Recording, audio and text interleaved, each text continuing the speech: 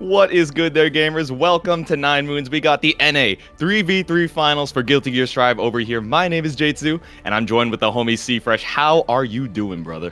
I gotta say, I'm having a real great day. We were just talking, like, this event is quite literally years in the making at this point. Really fascinating format. I'm so happy that, Hazard and the people at 9Moons were able to get this thing together.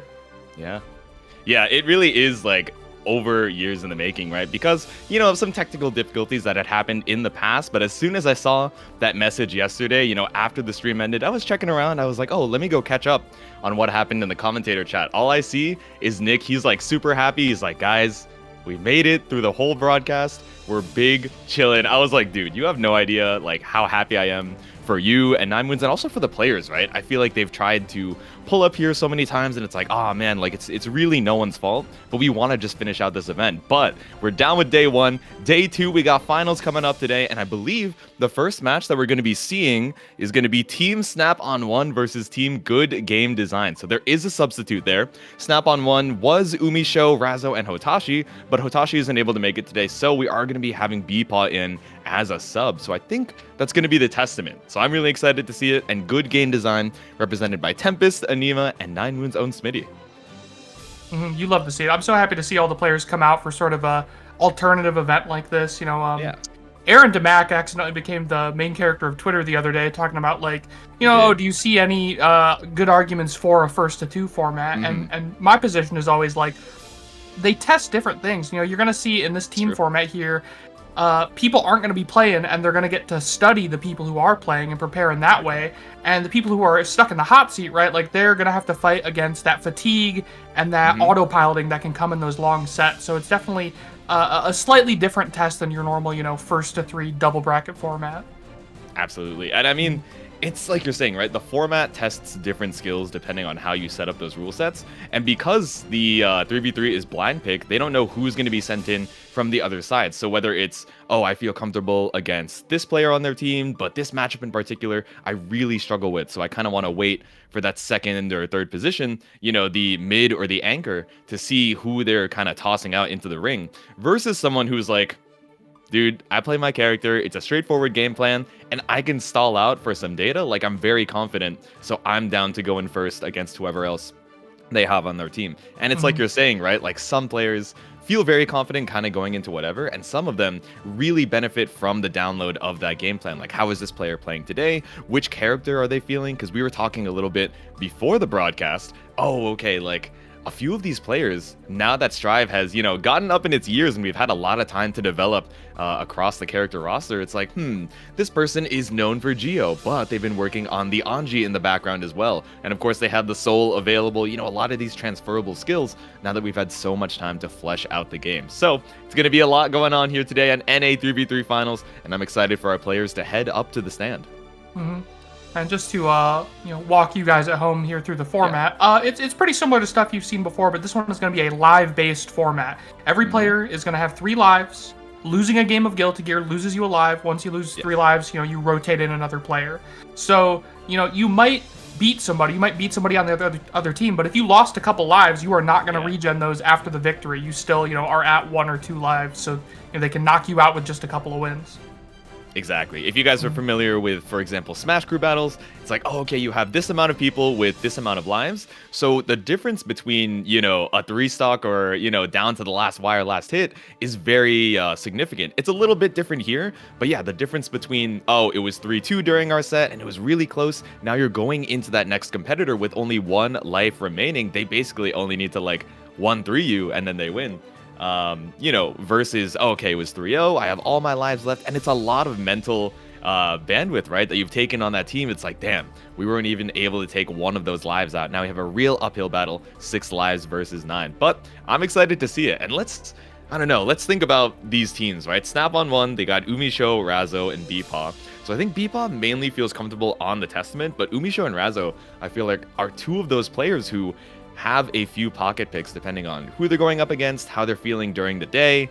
Of course, Umi has the Happy Chaos, has the Soul available as well. But especially in this most recent patch, I feel like Soul has kind of emerged for a lot of these top players as, yeah, he has high execution, situations, specific confirms off of particular hits or interactions, but otherwise, compared to some of the other characters in the cast, he is a little easier to pilot as far as APM in general. So I wonder if we're going to be seeing a lot of the soul from this team as well. And versus good game design, we were talking about Tempest, pulling out Sin for CEO Otaku. Yeah, I'm curious. I feel like he's been a Leo believer for so long, but not a stranger to testing out a lot of these different matchups. Well, you talk about testing, right? And I think that's the key word right there. Some of these players have real deep knowledge bases, especially against the popular characters. So if you're not getting anything done with Leo, you're like, oh my god, this guy's reacting to every overhead, he's grabbing every dasher, I can't get a thing done. Those same people might not have that depth of experience against, say, Sin, or anybody who Tempest might bring out. That guy's a fiend. Yeah, exactly. And Aneema, I think, has tried a few other characters, but I think constantly we see them coming back to the Rail Mythol. Definitely a very solid character, especially in the Season 3 patch, right? You get Wild Assault, you get Rock, and I think there were some nerfs, to Orange Wild Assault as well, that make those checkmates a little bit easier to escape, but still, there are a lot of really burst save situations that can feel like, oh man, once Aneema is able to get a good hit off of the round start here, like I'm already fighting an uphill battle. And Smitty, if I'm not mistaken, I didn't get a chance to watch this one live, but I heard that Smitty, they brought out the Happy Chaos after saying, oh, okay, I think I'm going to switch to Soul Dispatch. I feel a lot, similar power level as far as those two characters, and then the execution, I think is rough. But we are going to be heading into this first match. We got BEPaw on the Testament versus Aneema on the Elfelt, actually. Honestly, this is fascinating to me. This is probably a matchup nobody on Earth has seen except for the real Testament heads out there. My commentary, Sin, is that I don't know much about Elfelt because so many people wrote her off in like a week. Yeah, I mean, that's the thing, right? Elfelt has a very scary on-block offense situation, right? We're seeing a lot of the Rekkas coming out from Aneema, so just run up. You don't even want to have to worry about, safe jump and then jail into the Rekka. Off of the hard knockdown, we just pull up with 214S, and now you have to eat this double-layered high-low with meter behind it, even if you're right on the guess. We're definitely seeing some of the classic Testament downfall there. You do not want to get, back down in the corner. Not an incredible defensive character. BEPaw playing this well right here. You want to stay at the mid-range, back them down in the corner. You do not want to be holding this. Yeah, there we go. Oh, 2H into the Pineberry. That's so scary to try and challenge on, right? Because 5H, 6H are the moves that really jail into Pineberry and the Rekka. But when you're looking for these other, options, these other cancels, just switching up the timing, it's so difficult to find your opportunity to challenge. I think that's going to be the Death Grips. That's the Metal Scream to take the first life off of BEPaw. Yeah, BEPaw definitely looking a little squirrely on defense here, possibly as unfamiliar with the Elfelt offense as me. And also, yeah, I think you got to play more to try to keep her out. I know it's hard, especially as Testament. A lot of your stuff can be pretty interactable, but, that's where you have to start getting psychological, get in their head, keep them at that mid-range, that long range where Testament can really shine. Yeah, absolutely. And I think Elfelt Rekka is one of those situations where you don't want to let them get into it in the first place. If you're blocking that first Rekka, you haven't lost, right? Because of the Rekkas in and of themselves, even if you guess wrong, they're not going to do a lot of damage individually, but just being stuck in that mixed situation, especially when Aneema has meter behind it, it is terrifying. So now we're seeing BEPaw, I think, be a little bit more active. Yep, pull up with a TP6B, just says, nah, Aneema, I'm taking the fight to you. This whole keep away thing isn't really working out, so let me run my own offense. This, man, I think, Guilty Gear Strive is a game you lose by giving your opponents chances. So running this kind of smothering offense, no space, spending all your resources is the type of thing that you want to do in a competitive situation. Damn, and oh my god, so this is kind of the opposite of what we saw last round, right? So BEPaw, definitely very strong in a lot of different fighting game titles, but it's been playing a lot of, Granblue recently. We know them for BB Tag as well, so just balancing all these different games. Elfelt is the newest DLC, so how much time have you really had learning how to, deal with her and fight against her? But then same thing for Aneema, right? How many Testaments have you really run into, especially with this new patch? I would guess 0, but the thing a lot of people say about Testament that's kind of unfortunate is you might not need that much character knowledge to beat them. Testament is a hereditary struggler in Strive. Oh my god, I can't believe that connected from downtown. Yo, counter hit 2D brings us all the way over to the other side. That's a counter hit on the JH2. A little drop, but it's all good. We got the Rekka behind it. Break the wall with the super. Yeah, unfortunately, I think that looked like a reset. You know, the drop into the wall break there. Yeah, we call it the reset. Okay, super jump back into the projectile PRC. You might as well, right? You have the meter for it, but oh man, it really didn't get you too much. But it doesn't matter when 2H from downtown once again seals out that counter hit. Frankly, I love seeing that type of greed from the players. I think both of them are they do not want to leave any resources on the board, which I like a lot. You know, some people, I think they maybe like to keep a bar in the pocket even on one hit, but you know, use it or lose it, right? Exactly. As far as characters or players who like to keep that tension up instead of, you know, full cashing out every time they have it, we think of Hotachi, right? We think of MFCR. It's like, oh, maybe you could have wall broken off of this into the Wild Assault, but then after you wall break, you know, you're so low on the resources afterwards, you just want to have it on the off chance because you're so confident in your own offense. But all right, BEPaw maybe losing a little bit of confidence here. 1 life left, and off of the Pineberry, we're just resetting with the throw. That is so brutal. You know, something I'm really noticing about Elfelt here is that corner carry, even on block, is so nutty. You are already in the corner, which you hate to fight out of as Testament. There we go. Again, break the wall with the super. Full burst on either side, but I don't know, BEPaw. It's such a big life lead. I feel like you just try and fight your way out with the resources you got and save the burst for this potential last round. You know, speaking of burst, I do wonder what that Wild Assault is offering for Testament. We haven't seen it too many times. You know, it's got to offer you that hard knockdown if you don't have the meter for super. Something I would be more interested in seeing is possibly using it for a frame trap off of those classic long normals. But oh no, that back throw problem. Damn, 2K 6P keeps you right up against the wall. Keeps the corner situation. BEPaw opts to spend a VRC for 50%. Just crosses up on the other side. Okay. We're living. There we go. We see the Wild Assault with the hard knockdown here. What can you do with positive bonus? End the game, no doubt. Yep. JHJD into the Reaper. That is a terrifying situation there. And also go for the NT low, but not using it simple. That's the first off from Aneema. You do not want to lose this life. You've been so far ahead the entire set. I don't mind when you're really constantly, you know, last round, you're going to get time to breathe down. Don't worry, guys. We're working over there in the background. Get production. Keeping it held down here. BEPaw trying to hold it down for their team and not lose this third life. All right. Oh, yeah, it's a pick up on the 2H, but I feel like you're not believing in the hit there, right? Not expecting Aneema to get opened up by it, but still has this corner situation. And 100 meter behind it, BEPaw brings it back to put a game on the board.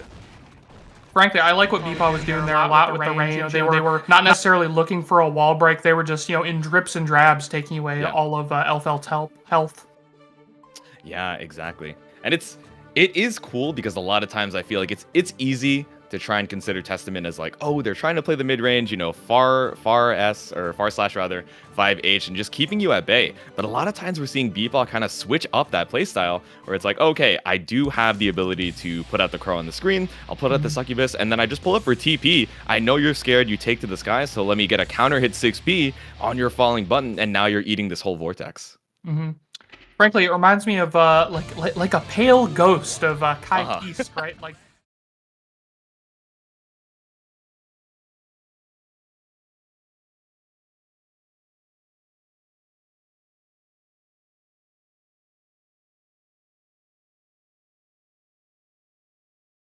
Burst out of Aneema, trying to keep the corner situation, but instead they take to the skies and BEPaw says, nah, let me just run right under.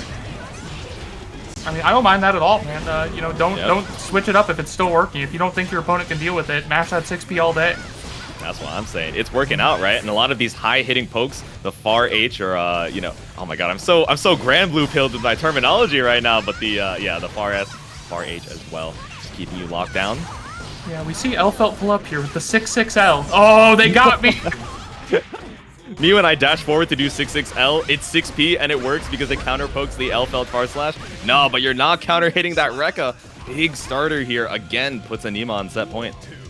Yeah, the way I think about Rekkas, it's the way I think about Anji Rekka as well, is they're kind of mind blanks, right? Because even if everything is in theory reactable, it blows everything else out of your brain if you're not used to it, and you're like demanding yourself to respond to this pop quiz. It can be really effective at disrupting your game plan and your confidence in your play. Yeah, confidence disrupted here. Off of the OTG throw, Aneema just keeps the pressure on BEPaw. How are you going to make your way out? I like the use of the deflect shield, though. Again, that 50 meter, and I mean, Wild Assault isn't going to get you out of the corner, and with Deflect Shield being so buffed in this most recent patch, might be one of the only answers you have without a DP against Elfelt, but it could be last touch here. Ooh. And 2K2D seals it out, Aneema. All right, taking out BEPaw, but you did lose a life in the process, though. So definitely some adaptations between those games, but not enough to take out Aneema just yet. The Elfelt lives on for one more set. Mm-hmm. Yeah, I think you saw both players developing to be a little more conservative with their resources there too. They did not want to blow it all on offense. They left it for some PRC cancels for some safety after the hit. Yeah, exactly. We were seeing a lot of times where BEPaw would just like have 100 meter in the bank and then wait for it to cash out. Once you're at 50%, okay, let me run this pressure sequence that really puts your back up against the wall. But still, unfortunately, not enough. But you did take the one life. So at least not going into it saying, all right, team, I tried my best. You got it. 8 more lives to work through. Yeah, it was unfortunate Hotashi couldn't make it today. That's a player we're talking about with pretty fascinating meter habits. That a lot of players they have the sword meter and the shield meter. They'll keep 50 tension for murdering you, and then 50 tension for PRC or YRC, make things a little safe. Let's see if UMISHO can make things a little unsafe with the soul bad guy. Exactly, jumping on over. No, but the counter hit, anti-air. Yeah, UMISHO says, I am not trying to hold that damage. Even if it's Elfelt, nah, we're fighting for this mid-screen presence. Sorry, Soul 2D just hit me in the gut in real life. Good God, that is a button in the video game. That's what I'm saying.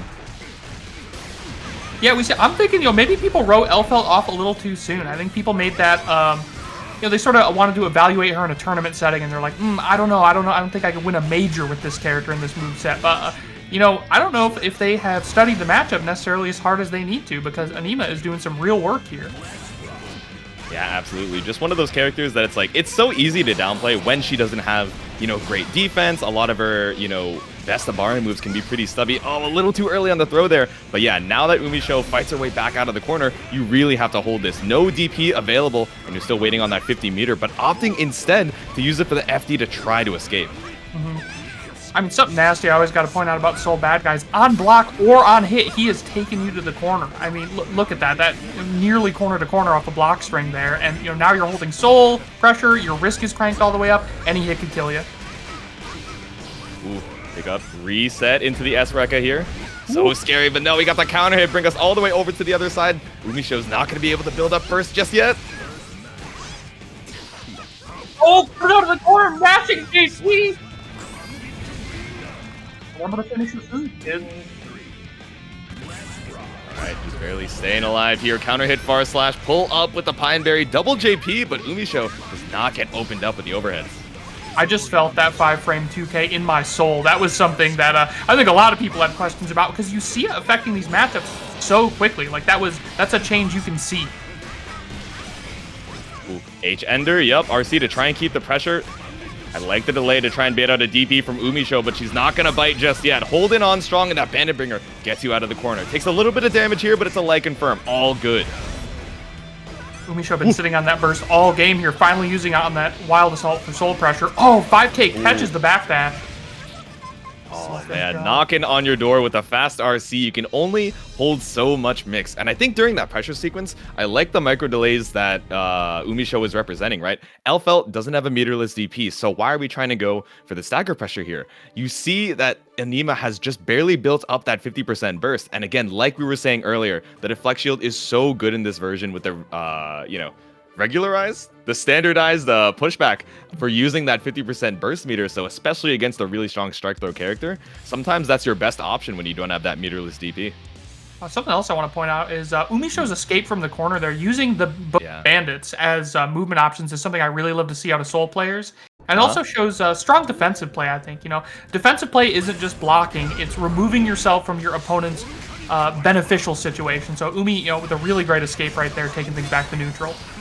Absolutely, great escape, boys like girls. Pulling up into game number 2 here. Aneema down to their last life. This can be very scary, especially if you get caught out with Viper into the 5K. Yeah, Vortex I think is terminally underrated. Great confirm there with the Wild Assault. That's another nasty thing that I think Soul players underrate, right? Like the ability to take some of his really good farther buttons and convert off those in different ways. Strong stuff. But who needs Wild Assault? Umi converting off of that 2D with a nasty combo, keeping you in the corner. Yeah, UMISHO is wild enough without spending the 50 burst, right? Sometimes you really just gotta pull up for a full counter hit, bait out the throw. No, DPRC once again, still gonna try and get a little damage out of it, but opting to keep the corner until you have a little bit more resources. I agree. Ooh, speaking of resources, that positive one's about to work out here for Aneema. Let's see if they can make use of that meter. Yup. All right, spend the full 100, but you're going to get positive bonus after here. You really just want to slow down the momentum from UMISHO, so I agree with the 100-meter spend, but man, you're going to be waiting a little bit. Tries to delay to bait out the instant DP, but the delay wake-up reversal from UMISHO puts you on your potential last legs. No Tyrant Rave, though. Hanging on to life even through the wall break. Oh, you're trying to bait out the YRC, trying to bait out the burst, but finally, one last touch could be it for Aneema here, but we pull up with our Bridal Express. Does Aneema have the meter? We'll super end this. Yep, Ezreka Kara into the super. That's going to be around, keeping you alive for at least one more battle. Great look there, knocking on Heaven's Door. UMISHO with a lot of resources coming in with a nearly full burst meter at the start of the round. Gets that convert. Ooh. I think they could have headed through the wall. I don't know if UMISHO opted to abbreviate that combo or just did not quite have it. Yeah, maybe just trying to keep it consistent, right? Some of these wall break combos can be a little particular depending on the hit, and Umi says, nah, I'm not going to risk it. It's all good. I got all the meter to keep you locked down in the corner. And again, last legs for Aneema as you get caught out. Maybe looking for a fuzzy jump, but the run up close slash sends Aneema home. Yeah, shouts out to Aneema. Did great for their team. Definitely took a lot of resources from Snap on one, but many people have crumbled in the face of UMISHO, and I'm interested to see who they send up next. Yeah, and I did say go home, but that is a little bit of a misspeak, right? Because we're in the winner's side of the 3v3. Of course, the team, now that it's even 6 lives against 6 lives, maybe they can still stay in the winner's side. But UMISHO and Razzo, you know, some of the greatest that we got over here. Of course, some Titans pulling up to try and take them down and send them to the loser's side, but I don't know, it's going to be scary. And I see you guys chatting over there on the side. How exactly does this work? So again, it's kind of like the crew battles over there in Melee where it's like, okay, how many stocks you lose during a particular set carries over to the next set. So in this case, the stocks are the games. If you lose a game, you know, instead of it just being first to threes each and every time, it depends on how many games you lose in that first to three. So a 3-2, very different functionally than a 3-0, right? As you move on to that next competitor. Speaking of 3-2 versus 3-0, right? I was considering, you know, I was doing a little bit of historical research. I think Tempest might be the play here because just recently, Tempest 3-2'd Umi twice in the Cold Shoulder class. So that could be a great way to, you know, drain some of, you know, Umi's team resources, even if Tempest doesn't quite make it, because those are two players that across the years have been neck and neck, constantly trading sets with each other. So, but, you know, maybe this an anchor type team. They might be saving Tempest for last with the expectation that he is a real mean competitor and might hold on to things for him. Yeah, I wonder, right? Because you're also thinking in the long term, right? This isn't just team against team. It's battles back and forth as you try and make your way through the 3v3 bracket. But it turns out you did have the right read, C-Fresh. We're sending in Tempest to try and take out UMISHO here for the third battle of this 3v3. Tempest on the Leo, which is, I think, a solid choice. You know, Umi looked slightly unprepared for that Sin matchup we were talking about back at CEO Taku, I believe. But I have no doubt that she has probably studied the Akashic records and will not be losing to Sin anytime soon again. Exactly. You know, after that, you're like, all right, this Sin champion probably a little strong, but you got to bring it back to the Leo, right? One of those comfort picks for Tempest, a big believer, and again, holding on to the 100 meter. Never mind, it's 50 out of the bank for that immediate wake up 2 DRC. Yep, I think, you know, Leo, just off his game plan, much like Soul, is probably always going to be strong in a game like Strive. Yeah. You have the tools to succeed, so until they, you know, nerf them at a base level, it's hard not to be solid with the tools that you're given. Of course, we lost the hard knockdown on, you know, HGP, but it's still all good. We got HGPRC. Yeah, you still got a DP. That's good stuff, especially in Strive. Oh, crosses through. right there, you see the benefits of having a flash kick versus a standard DP. Umi possibly trying to DP out of that pressure, but Tempest ready with the step through. Yeah, exactly. I believe there is a way to try and OS it, you know, FD or DP, but again, there are ways to blow up the OSs. That's why they're not perfect, and a perfect counter hit coming through on the other side. Tempest should be able to break the wall, but opting not to use the Wild Assault there. Okay, just saving the resources. No! Pulled shoulder. Honestly, I don't mind trying to save the burst here. Against Soul bad guys, sometimes you get hit with a counter hit and you're like, oh, that's going to be 70%. Like, I need the burst now. Makes sense, makes sense. Oh, and that's a big drop off of the Fafnir from UMISHO. You had the right timing, but unfortunately just a little too high on the wall splat. Brutal. I know all the Soul players just felt that so bad, getting a counter hit off trying to use Gunflame. The big extended hurt box of that move making it difficult to use in the neutral against a character like Leo. Ooh. Wait, Vortex so we saw the scouted. instant burst on the run-up. 2K says, no, I don't want to hold any strike throw when you have the meter behind it, because we were probably going to see 2K Bandit Revolver into high-low off of the RC, right? So the immediate burst, put out the H projectile on the screen, and then you have 50% more meter off of the positive bonus to just see exactly what UMISHO is looking for, and then close it out with the throw. That was insane. Tempest is a nut, man. Like, I'll say Vortex, I think, is a pretty underrated move. I think, you know, because Soul players are like, oh, it's interactable, it's pretty dangerous, which is true. Yeah.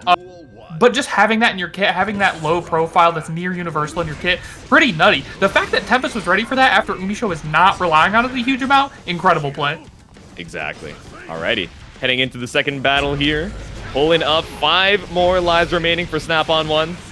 Tempest gradually trying to make his way through here, and with 50% already down, confirm into the far super. They're looking pretty good. Remarkable use of the Wild Assault there to get the distance needed to break the wall. Now, I do not think that would have happened normally. Yeah, exactly. 50 burst and 50 meter, especially when you're going to get positive up anyway, you might as well, clearing a quick round 1 here. Yeah, you mentioned using your resources equally. Incredibly smart use of them, right? To you know, not diminish either of them entirely. It's a great combo to have in the pocket. I like that. Tempest just threatening the armor stance just a little bit to get, you know, stuff done like this. That's going to change how Umi's going to want to play the neutral. Maybe make her think about approaching from the air or from the ground with Vortex more, which of course are exploitable habits. There we go, link into the pillar. Again, the Wild Assault, but all good. It puts you back into the back turn, and it actually baits out the DP as well. Nah, bro, I also would have matched DP and gotten hit there. I gotta be real. It's interesting. Wild Assault, not quite stable in some situations, but you see it sort of, you know, broadens the situations you'll experience in a game, puts you in places you might not have expected. Yep. Ooh. All right, that's the second life down for UMISHO. Tempest just running through right now. I think sending in the Leo was definitely a good choice here, right? Especially bringing up the previous match records that they've had. As close as they might be, it's just so difficult. For sure. I mean, they always go back and forth. I think they're two players whose, you know, skill levels, you know, one of them will suddenly make a big jump. They'll study the tapes and finally get a lead on them. And then the next month, you see they completely turn it around. They're very neck and neck in that way. It's just one of those matchups, right? That it's the classic like Goku Vegeta kind of rivalry, but they swap places on who's who, right? They're just leveling up to make sure they can keep up with each other's skill every single time. They're running up for the throw, baiting out the DP. I like that. Good fight out of the corner there, pushing things back to mid-screen. You do not want to be blocking the cold shoulder in the corner. Okay, nice little whiff punish on the 6H there. Pull up for the 5K, and now Tempest just running the offense. You got 50 meter behind it, but so does UMISHO for the DPRC. I love, even with 1 life left, you know, Umi not afraid to toss that DP out, and I think you gotta be. If you have that tool, you gotta use it. From there, we'll try Tyrant Wraith kill. Yeah, that's, I mean, it's Tyrant Wraith. That is Tirano Arriba. You gotta let that. No? Oh, man. No, but Tempest is ranting and raving. He said, nah, you think you could kill me that easily? You're gonna have to catch my walk up with 1 more 5K. Then I'll allow you to kill me and take that first round. You gotta earn it. Yeah, exactly. You gotta work for it. Good God, can we talk about that counter poke right there? Can't believe they punished the, you know, getting out of the armor stance. Yeah, right? All right, now we're just throwing out the little leggy, but no parry on the minus frames. You thought that you could try and interrupt. That 5-frame 2K is such a strong tool for UMISHO on the Soul, but still not perfect. But damn, that's the pickup into the super to break the wall for a hard knockdown again. That was so vile, I'm fuming. I think too many Leo players stay in back turn too long and kill themselves, but Tempest just walking around in it, utterly fine. Yeah. It's like, it's the bell curve, right? Like, oh, only be in back turn for so long, and then you're like, oh, actually, I think I'm gonna just let it rock. And rocking straight through the wall. This could be the last round UMISHO plays in this set. Yeah, Tempest just appearing to be in Umi's head at this point. You know, calling out the DP, calling out the backdash, is very ready for the counterplay at every point of that round. Yeah, exactly. And UMISHO does a really good job of rotating those defensive options, but that just goes to show like how locked in Tempest is, right? Just rotating one layer above every time. I do like what Umi's up to here. Been winning neutral a lot, you know, with that Soul Far Slash and 2S, trying to beat some of those long Leo buttons. But you see, when Leo gets on a tear, there is just no escape for going through the wall. Exactly. The windshield wipers once again putting you on guess for game. Tempest about to build up the 50 behind it. No burst, but doesn't matter. All right, that's the throw to take out Umi's last life. And Snap on one, they have their last competitor headed up to the stand. Razzo, the final hope, the last 3 lives here. Yeah, that was tough to see. I mean, Umi just had a real resource deficit in that last round. You know, only half a burst bar, not quite 1 bar attention. You know, not a whole lot you can do after that hard knockdown. It is what it is. Definitely an advantageous situation for Tempest.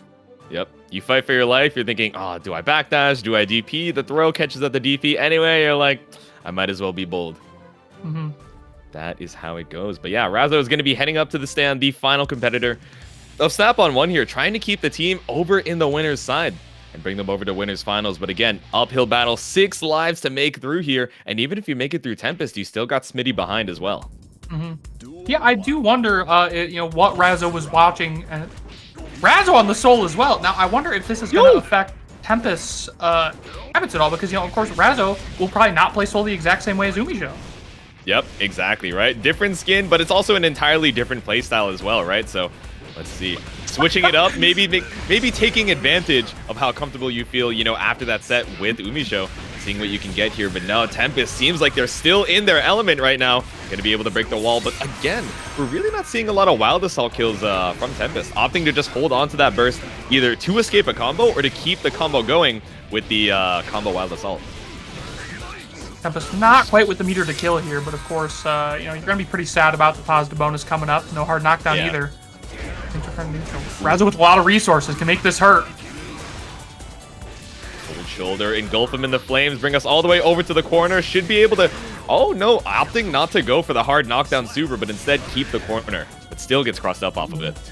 I saw Razzo with the double 2K at the end of the combo there. I wonder what the thought was. Like if that was a burst bait, or if they were like, not quite close enough to the wall for the HVV. Soul players, help me out. Interesting routing there. If anybody happens to know, I am quite curious, but now we're going to spend the 50 for the Wild Assault, bring us all the way over to the side, and the double Wild Assault. Spend all the meter, right? Very opposite to how Tempest is kind of considering the Wild Assault decision-making. Run up blue RC is so nutty off of the hard knockdown. Right? I kind of love that. Just like sit and wait and watch your opponent. Yep. Ooh, Gunflame just barely catches out the little leggy on the 2K. RC should be able to kill. I think Tempest holds on to the burst for the next round. Honestly, I love that spacing from Razzo too. We've seen some souls get punished for trying to use that Gunflame today, but Razzo knowing exactly where to stand to not get counter hit by Leo for her troubles. Exactly. All right, 5K, 6K, just barely does not break the wall, but opting to keep the corner there, puts you into the back turn. Razzo finds the escape, but still, even on the other side, the opposite coast, the OTG super sends you straight through the glass. That is so tough, man. I mean, you see a lot of souls want to escape in the air, but Leo back turn P, one of the best 6Ps in the game, going to make that very difficult. Oh, no, that didn't actually break the wall. I was wondering. I assume that off of the throw there, you're actually just not able to break the wall off OTG, thinking that it would kill, but you're like, all right, worst case scenario, they burst me, and I'm just all the way over here with 50 more meter. NBD, that is the first life off of Razzo here. You know, something I think we've seen be a big factor in all of Tempest games here is that there are not that many good fireballs in Strive. Traditionally not a super fireball-heavy game. You know, they emphasize aggression, but Leo... I think has a very decent one for Strive. I think, you know, you could argue about him and Kai maybe, but Leo's Fireball has been a huge tool for Tempest, you know, to get in, to lock his opponent down, to force a reaction from his opponent as well. You know, all huge benefits to using that tool. Yeah, absolutely. And there are definitely ways to get around it, like you've been mentioning, right? Vortex, one of those tools that you can't just toss out in neutral for whatever reason, but it is something that you really have to, you know, find your place to use, especially against that H projectile as well. But now we're just going to be sent through the wall again with the super. Yeah, the thing about Vortex is you're probably going to want some meter to use that thing, and Razzo is not sitting on a whole lot. Yeah. Have to use it for the FD to try and get out. Have to use it for the YRC, but no. Ready. The round on the side of Tempest here. How are you going to adapt? This is so difficult. A big counter hit again. Going to bring you all the way to the corner unless you opt to use the burst. It's so hard to escape the Leo labyrinth against this guy. You know, you're just trying to get out of Leo pressure. You know, much less just get to your own offense. You see Tempest, you know, sitting on full life right now, just absolutely dominating these sets. Alright, little trade keeps you alive for just 1 sec, but DPRC opts to go for the empty low off of it, and Tempest, oh, just barely not able to kill. Soul's got a little more health than that. I got one more in me. No! Oh! So ready with PRC DP, you were ready for the attempt there. Tempest now finally back up against the wall. Razzo cashes out on the Wild Assault here to try and bring this round back. Very risky play, losing out on your burst here, but positive bonus taking up no shot. Oh, I like the delay on the you know, close slash, which came out as a far slash, to try and catch out that fuzzy jump there, but maybe just a little bit too late from Razzo. And unfortunately, that's going to be another game lost. Razzo on her final life here. Honestly, it's hard to say what to do. I mean, Tempest just seems so well prepared for this Soul matchup. Absolutely, you know, standing at the right range to take advantage of you know, even tools as strong as Soul has, right? Tempest well aware of them, well practiced in this matchup, knows where to stand to make Soul the least threatening character he can be. Exactly. All right, slash on through with the far slash. Doesn't quite get you much, but off the little leggy Wild Assault. Again, Tempest really just wants to hold on to that burst to make sure every single hit, they're able to keep looping that positive bonus. I love the way Tempest is threatening options too, because, you know, a lot of people would say, like, oh, you know, Leo's armor stance makes this matchup truly difficult for Soul, incredibly difficult to play. And you see Tempest threatening it a lot, but not necessarily actually getting to use the armor from it, just keeping it in Razzo's head. Yeah, exactly. Sometimes just representing the threat of it is more important than just keeping it out for, you know, as long active frames as possible and actually making them swing into it. Just put it on the brain here. No! Oh. God, you tried to swing for the brain with the Bandit Revolver RC, but no, the armor stance, like you said, brings us to potential last round. Razzo with full burst here, and they might need to use it if they take another big hit from Tempest. That's scary, the little shimmy there, but Razzo not gonna panic just yet. This is the burst here. You don't want to get knocked through the wall and put Tempest into positive bonus again. Ooh! The same way, like I said. Yeah, that fireball right there, it forces a reaction, you know, forces your opponent to either sit there and block it, which they don't want to do, or go under or over, and Tempest had the meter to be ready for any of those options. Knocking on the door, 5P, wait for any reaction there. Razzo was committed to the down back, but dying on the defense. That is going to be good game design, moving on to winners finals. Yeah, Tempest showing, you know, why he can be the GOAT in a lot of people's eyes. I think a lot of Leos are probably watching this like, you can't do that. You can't stay in back turn that long. You know, you can't do this and that because the Soul will kill you. And it's like, well, maybe they'll kill you. But Tempest is playing in a way, like we said, that represents these options, trying to constrict what these Soul players are up to. And then when he finally has you in the box, you know, if you know what your opponent's going to do, you can punish it, right? So if you're sure they're going to go for this option, you can stop them from doing anything. Tempest, your parry too active, your back turn too brave, they'll kill you. You have to stop. You have to stop, Tempest. You have to stop. But no stops on this train. Didn't even lose a life heading into the winners finals. And we are going to be heading into our next set. Another group of 2 teams. Dude, I don't even know how to read this name. We got NBNHMR, Trevor, Sue, and Kazam headed up against better game design. Not to be confused with good game design. We're one step up here. So we got Trees, RedIAmNot, New Heads, Aboii, and Tatsuo headed up to the stand. I love to. I'm so excited to see a Potemkin perform at this level in Aboii, and you know, RedIAmNot, a part of the Gold Lewis Grinder crew. Red has been putting up really nutty performances lately. You know, I know a lot of people are gonna be like, "Oh, Gold Lewis, of course he's doing well," but no, Red has really leveled up over the you know, last couple of months, and is looking really mean and is well competitive with these world-class tier players. Absolutely, yeah. And I mean, it's easy to say like, oh, Gold Lewis is stronger now with stronger White Wild Assault, so that's why they're putting up so many results. But if it were that easy, there would be, 8 out of 8 Gold Lewises, right? So while a strong character can definitely make things a little bit easier in certain matchups, it's being able to perform under that pressure against these Titans that makes it, make or break heading into top 8. But yeah, I feel like, I don't know, maybe I can just drive up like chat engagement real quick and just be like, oh, Gold Lewis is a little very powerful, and then just have the brigade. We got Cherio, we got RedIAmNot, instead just pulling up to the chat immediately. Well, actually, the thing is, the counterplay in question. And then we see the counter discoursers. It's easy, bro. Easiest 100 chat messages I've ever seen in my life. We saw Aboii yesterday doing insane side switch wall breaks yesterday. Dude, I want to see more of the heat tackle. I feel like since the new move dropped, I haven't really had a lot of chances to see Potemkin's on stream really tear it up. So I'm excited once Aboii heads up to the stand. I know after every loss, after every 9th place at TNS, he's like, man, this might be the patch that I drop Potemkin, guys. I don't know. I don't believe it. And then we see him pull up again with Potemkin. I'm like, all right, buddy, you got it. It's hard, man. It's an addiction, right? Like, you go to try another character and you're like, oh, maybe I learned some stuff, but it's a feeling, right? Like, it doesn't feel the same. And even if I need to win, I also need to feel the rush of playing a grappler. Oh, yeah. Alrighty, so hopefully the players are not listening to the commentary right now, because we do have a spoiler on who's going to be headed. Oh, okay, they're loading in anyway. We got Kazam versus Aboii headed up to the stand. So Kazam has a few characters available to try and keep Aboii at bay, right? So they have the Testament, they have the Millie, and of course the Johnny that they've been tearing it up with as well. So it looks like they're pulling up with the Johnny, full committing here for game number 1. Talking about the heat tackle, I think it could be really interesting in... oh my god, just swinging with that gold burst early. Dude, man, don't you wish you had some sort of defensive resource to escape this combo? Don't you wish you could escape? Aboii is still waiting for that 50 meter to come back, even just to try and fight out with Deflect Shield, but no, gets caught up with the low misspiner. And again, the overhead, dude, he's just dancing on you. That is tough. I mean, Aboii took a gamble very early, and it didn't quite work out. Kazam just able to absolutely smother them with the abundance of resources they have. Gotta hit it with the what's my name. Every time I see the J on screen, I feel like they're representing me. I know it's for Johnny, but I'm like, hey, that's me. And oh my god, that's a quick first round for Kazam. Honestly, I always hear Ja Rule's voice in my head. What's my motherfucking name? I'm always there when you call.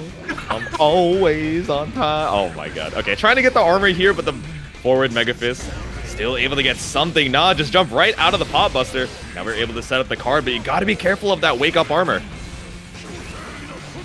Oh man, another big gamble from Aboii here. I like it, honestly. I think as a pot, you need those resources if you really want to go nuts. And Aboii examining the matchup here, saying, "Ooh, I don't know, it's Johnny. I don't know if I'm gonna get that wall break or get the chance to build all that meter. I just gotta swing with it." Exactly. And when you're Potemkin, right, you have a lot of health, you have a lot of defense to, be wrong in a few situations. So even if you have a relatively high-risk gambler, kind of play style, you have the character with resources in terms of health to try and, support that.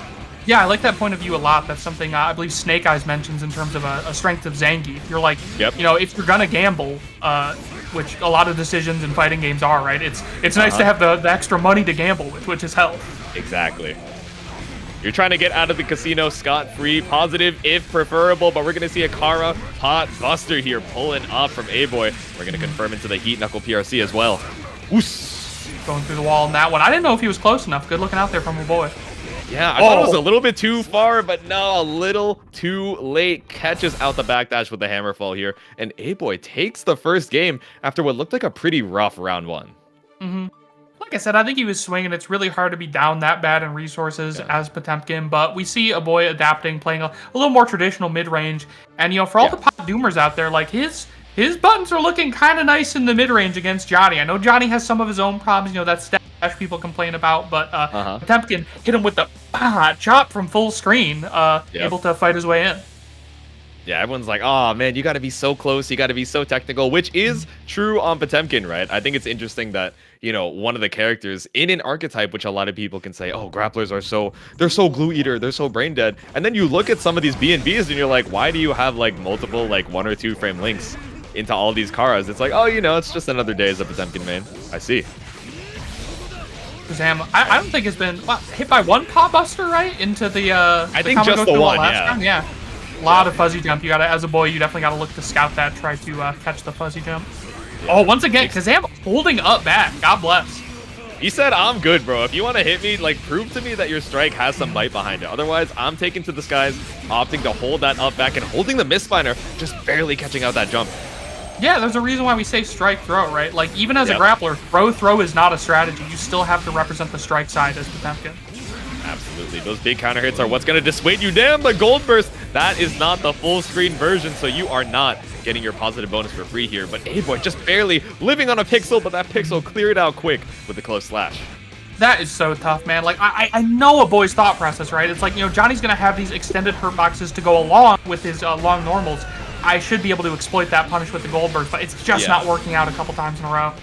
Yeah, not quite. Just enough disjoint to keep you alive here. We saw the counter hit heat tackle just high rolling from the round start, but again, like you were saying earlier, unless you have the resources behind it to get a full confirm or that hard knockdown, man, Aboii is still going to be struggling even after these stray reads.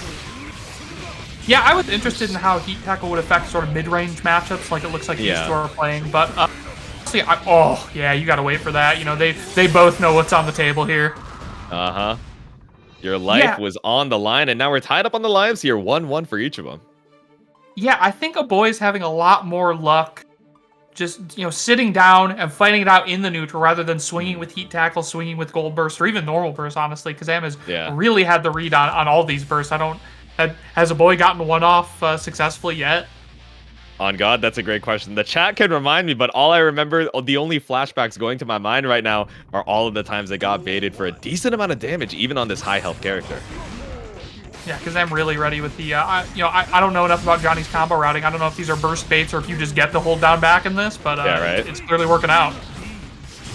Yep, trying to stay safe here. Set up the card. Gives you enough time to pull up for the 2K after the dash. I'm interested in that burst. I think you gotta send it. You're probably gonna die without it, but it is awfully early to be doing something like that. That is probably not gonna be back by next round. Damn, and that wild assault confirm off of the far slash there just got you so much distance across the sky, and now you have all the positive bonus in the world. Didn't even need to use the RC behind it, but just on the off chance it was too scaled, you're all good. Was that off a counter hit 2P? Was Kazam ready with the counter hit P combos? That's what I'm saying, bro. Sometimes you gotta throw out the gut punch, the down forward one. And all of a sudden, Kazam running away with it. What's his name? All right, no, never mind. Is that the other one? No, this is what's his name. All right. Yeah. G-Log got me confused in the chat. Actually, that's my name. The J on the screen is a little bit different when you introduce it in a different way, but it's all good. We got 50 meter, forcing out the burst from Aboii, just trying to hold on in this third game. Once again, Kazam way up in resources. You see with the half burst and the and the RC to make things safe, but that did not look quite safe. Aboii finally on the man. Kazam just jumping out of all the pressure here. Aboii on the warpath, though, willing to trade a lot of health to walk Kazam down to the corner. RedDitto all the way from across the sky. Just goes into the wild assault to try and keep the block string up, but Aboii trying to stay patient, right? We see a lot of high rolls when he has that, you know, big HP in the bank, but nah, this is gonna be the... Oh my god, it's the Joker trick this time. I can't believe it. I'm getting mixed on the commentary desk, and so is Aboii, stuck in the corner, unable to escape, and now down to his last life. Interesting. Another two fairly rare characters. I wonder what the... I don't know what the community perception is regarding this matchup. I think a lot of people will say, you know, oh, a character like Johnny, right? He can really lock Pot down in terms of having long normals, being able to make Pot really feel his big body weaknesses. But I think when Aboii has a handle on the neutral, it's just the rhythm is so difficult, right? Because we've seen Aboii try to swing things in the neutral and just get counter hit for his troubles because Johnny's just that little bit faster than Potemkin, right? Ooh. Damn, swung on right through. Yeah, I can imagine this matchup is a little bit more difficult for Johnny than one might believe. With pretty limited mobility, yeah, you have the misstep to go back and forward and try and stay out of Potemkin's effective range. But when you consider the Hammerfall armor and just all of these ways that you're able to make your way through these big mid-range buttons from Johnny, you're forcing him to commit to Misspiner to try and break that armor and otherwise just, you know, be a little bit more predictable. And, you know, speak of the devil, right? We saw the Hammerfall armor come into play right there. I think something you also got to consider is slide head's going to come up a lot. You know, you have to react to that every time. You know, it's a thing that has counterplay, right? Like really trivial counterplay, but you have to be ready every single time. That's his name, the J to break the wall. Not a lot of health left on Aboii's side. Dostro letting us know, yeah, he can't always force pot to stay far away, and I think we've seen some of that. Like, once Aboii finally closes into, like, 2K range, the neutral has started to look a little better for Potemkin, but Kazam really on top of things here, staying just outside that. Woo! Damn, the Joker trick to keep you locked down. If it hits, it's all good. Otherwise, you know, we're at mid-range, and you blocked my super. What is a man supposed to do? It pulls up with a 6K. This could be the last round for Aboii here, over here in losers quarters. Finger looking good, letting us know, yeah, you got to heat knuckle the jump. That's true, Kazam has really been getting away with murder with these fuzzy jumps. Yeah, gotta take to the skies. You're afraid of the Garuda, afraid of the Pot Buster. We're seeing Aboii catch it out occasionally, but it's still not enough to seal out the round. And again, down to 50%. 50 meter in the bank. What are we looking for? I saw the reversal attempt here and tried to get the burst, but no, that's going to be Aboii out of here. That's your third life, buddy. Yeah, that was a tough one. I mean, Kazam always, like we just said about Tempest, always seem to be one step ahead in the neutral. You know, Aboii definitely representing different offensive options, trying to get out of these bad situations. But, you know, Kazam ready, blocking a lot of bursts, converting from a lot of these far-reaching pokes, and, you know, just draining health away from the big man, you know, bit by bit. Siphon it away. Yeah, you have a lot of health to work with. You have a lot of resources to be able to try and gamble, try and high roll, and go for, you know, these things that look pretty risky. But even if the reward for your opponent is a lot of damage, you have a big health bar to work through. But still, Kazam able to keep it solid, even through the armor and all the Mega Fists just being a little squirrely on how you structure your offense, still able to seal it out. Mm-hmm. And that's what I mean. We were talking about. it's a true combo. True. We were talking about you know, trying to stop Kazam from jumping, right? And one of the things you got to consider right there is like the risk reward of stopping them, because it's like you can stop their behavior, but if you didn't do enough damage doing so, or didn't put yourself in an advantageous enough situation doing so, it's like, did you really stop them? Like, they'll keep holding up back unless you kill them for doing it, you know? Exactly. And I feel like we were seeing Aboii try and get away with the throw, with the Garuda, you know, assuming that Kazam would be a little bit more respectful. Johnny, not one of the tankier characters in the cast, but again, it's something you got to put on the brain multiple times. But speaking of strike throw, now we're pulling up with Tatsuo representing the Nago, someone who is infamous for his reward on both of those options. Gonna see a real samurai duel here. Both players, both characters, very competitive in terms of buttons. Both of them able to reach all the way across the screen to hurt you. Yep. I like the wait after the RC from Tatsuo, trying to bait out the jump and catching it out with a slowed down close slash, but no, instead Kazam just opting to hold down back in this corner, just barely taking chip by chip. Oops. This is tough. I mean, the other thing about holding down back there is it's letting Tatsuo manage his blood exactly how he wants, you know? Close it out with the 6H. Tatsuo really just in the driver's seat right now. Again, hasn't been able to escape this corner because Kazam, right? A lot of these buttons where you're trying to contest in the mid-range, whether that's far slash, 5H, or even the misbinders, they're pretty committal. The duration on a lot of them is scary, and if Tatsuo goes for Fukio back, Fukio forward into a special, you're going to be eating so much damage, but eating just enough to send you straight through the wall. And a quick game one perfect for Tatsuo. I definitely understand what Kazam's going through here because, you know, any hit from Nago can kill you. He is the one-shot character. And then, you know, B, if you're thinking of everything Nago can do and you're like, I don't really have any move that beats anything. Like you were saying, I don't have any move that's really riskless. Suddenly you end up in the situation of feeling like you can't hit anything. You know, you end up locked up. Yep. Exactly. It's kind of what we usually talk about when we see Axel on the screen, right? Johnny has a lot of these buttons that can cover, you know, angles strongly on the screen from pretty good ranges. But the thing is, they're so committal because of the high duration on them that it can be so scary. And if Tatsuo gets a good guess here, 6P into the Beyblade, you're already missing a decent chunk of your health. And even with the blood spend, you're at level 2, so you're consistently outranging Johnny. Yeah, so the other thing is Kazam has really not gotten to stand anywhere he wants to. These classic, you know, Nago puts you in the corner off of a lot of stuff, and you know, on a hit or block, he's going to give you a lot of pushback, and so you probably don't get to stand exactly where you want to. Oh man, and Tatsuo wasn't exactly where Kazam wanted, right? Off of the pickup with the card, you pushed him just a little bit too far off of the dash, but you'll take the corner carry here. Finally, we're seeing this East Coast side of the map. Ooh. Do we burst to beat the round? No, Tatsuo was wondering as well, trying to bait it out, but no, instead closes it out with a far slash. I do like to see Kazam trying to, you know, send it in the air. Wants to make Tatsuo represent some of those Nago anti-airs in 2H and 6P that can be exploited, but this is a real uphill. This is a real man pushing rock uphill matchup, it appears. Yeah, looking a little Sisyphean right now, but still, you know, for the rock to go back down, it has to go up a little bit. Tatsuo taking to the skies off of this combo, the 2P, 2P, 5P, knocking on the doors of this glass and sending you straight through for the Wild Assault. Now ready to see Kazam shine, finally getting a hold of these resources that are going to let him play a little more neutral, you know, their way, not necessarily Nago's way. Yep, right there, get a nice confirm using that meter. Yeah, I like these micro delays on the missed finals from Kazam, right? Because obviously, if you're just waiting them out and sending them as soon as you have the opportunity every time, the mid-range zoning pattern, that neutral, really becomes a little bit more predictable. So adding in these delays where Tatsuo is trying to take the space can make it a little more scary to move forward in neutral. I say, as again, Kazam is just stuck against the wall. Something I just noticed off that little exchanges, Tatsuo does not use special moves a whole lot. Tatsuo is a pretty, you know, even-keeled Nago player, and finally just sent it a little bit to crank the blood because they were at level 0. Uh-huh. Yeah, I think it's a very interesting playstyle choice there, right? Tatsuo, you know, playing Nagoriyuki, a lot of times we'll see the playstyle where it's like, okay, I want to round start RPS. I immediately want to bring myself to level 2 blood. If you get hit, I'm gonna do so much damage. And if not, I'm at level 2 blood spaced out and I'm all good, right?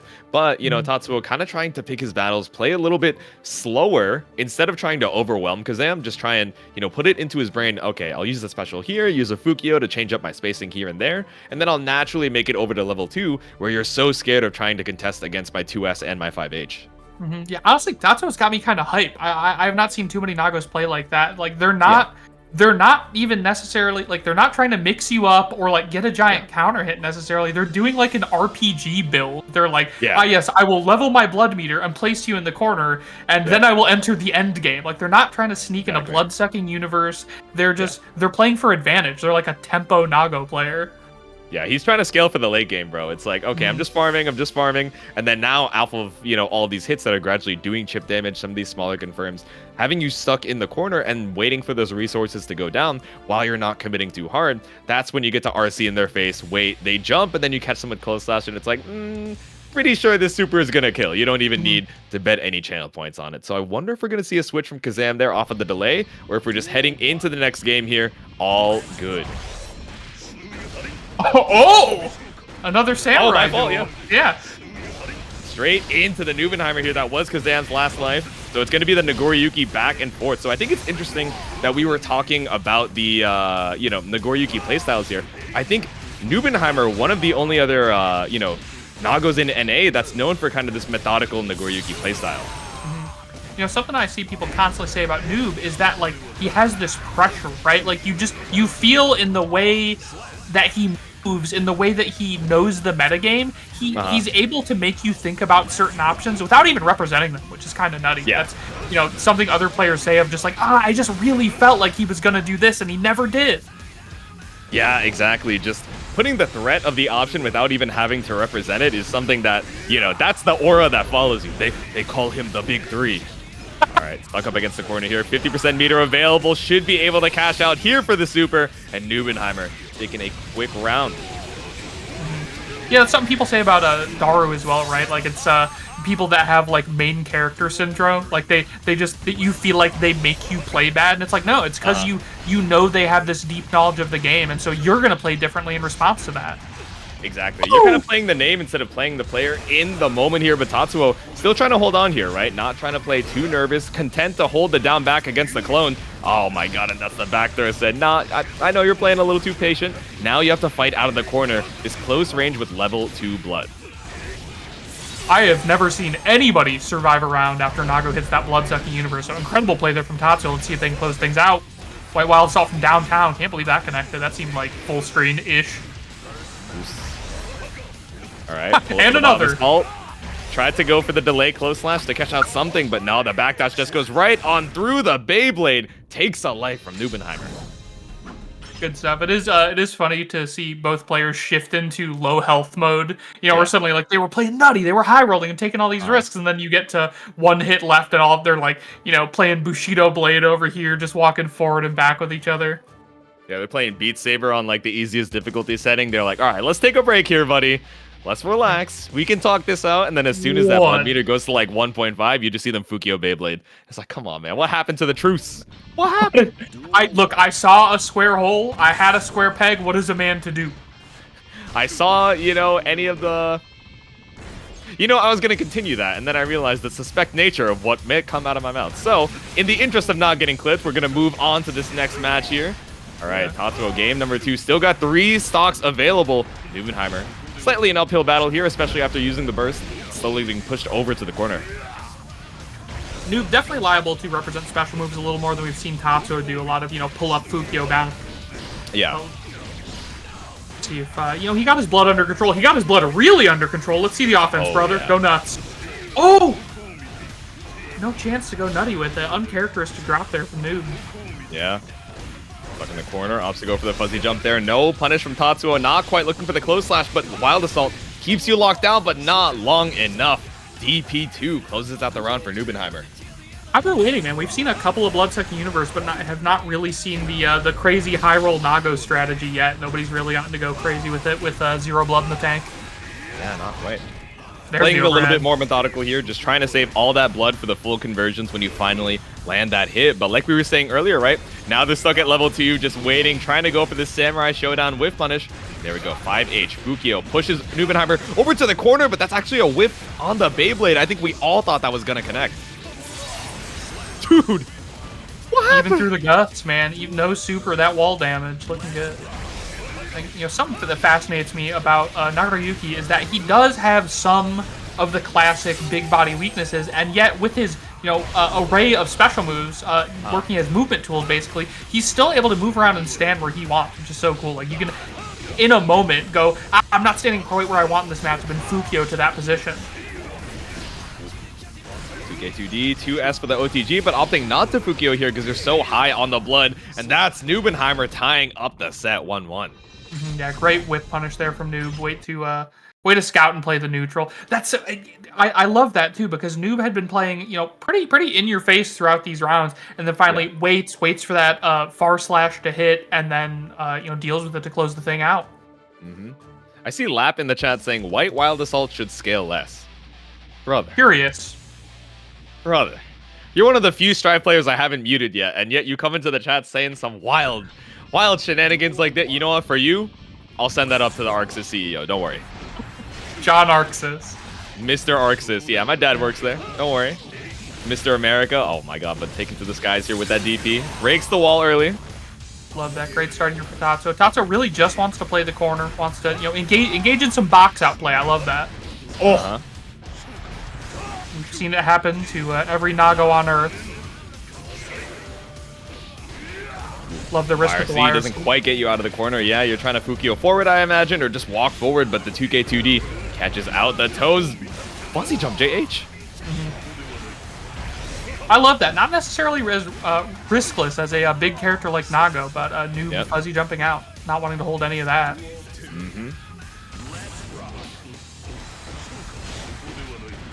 Once again, Tatsuo playing the corner here, getting Noob all the way back in there, and just chilling out, man. No Fukio forward, yup. Oh no, that's not special cancelable anymore. I take it all back. Yeah, I know. I'm so used to 6H being like, oh, Fukio forward into the super, blah, blah, blah. But yeah, you have to play it a little bit different here. Letting it rock immediately off of that blood spend. Post wall break Beyblade. Alrighty. This is fun. Like, Tatsuo almost plays honest mids Nagaruyuki. It's so funny. Like, not even really playing strike throw, playing strike, and honestly having it work out in his favor due to, you know, worries about chip damage and worries about a resource deficit. Alright, slash on through the wall here. There we go. That's going to put a lot of blood back into the tank here, and with positive bonus. I feel like we're going to see some party rocking coming out from Nubenheimer. Immediately to DP2 overhead. I like that really aggressive burst too, not wanting to let Tatsuo out of the corner. Smart play. Oh my god, so scrambly with the offensive structure here. So many of these tiny little resets in the corner. 6K, you know, DP2, just keeping you on your toes. You don't even know when the next mix is going to come up, right? But you know that Nubenheimer has all the blood in the world, and Tatsuo is just fighting for his life. He's like, dude, help me.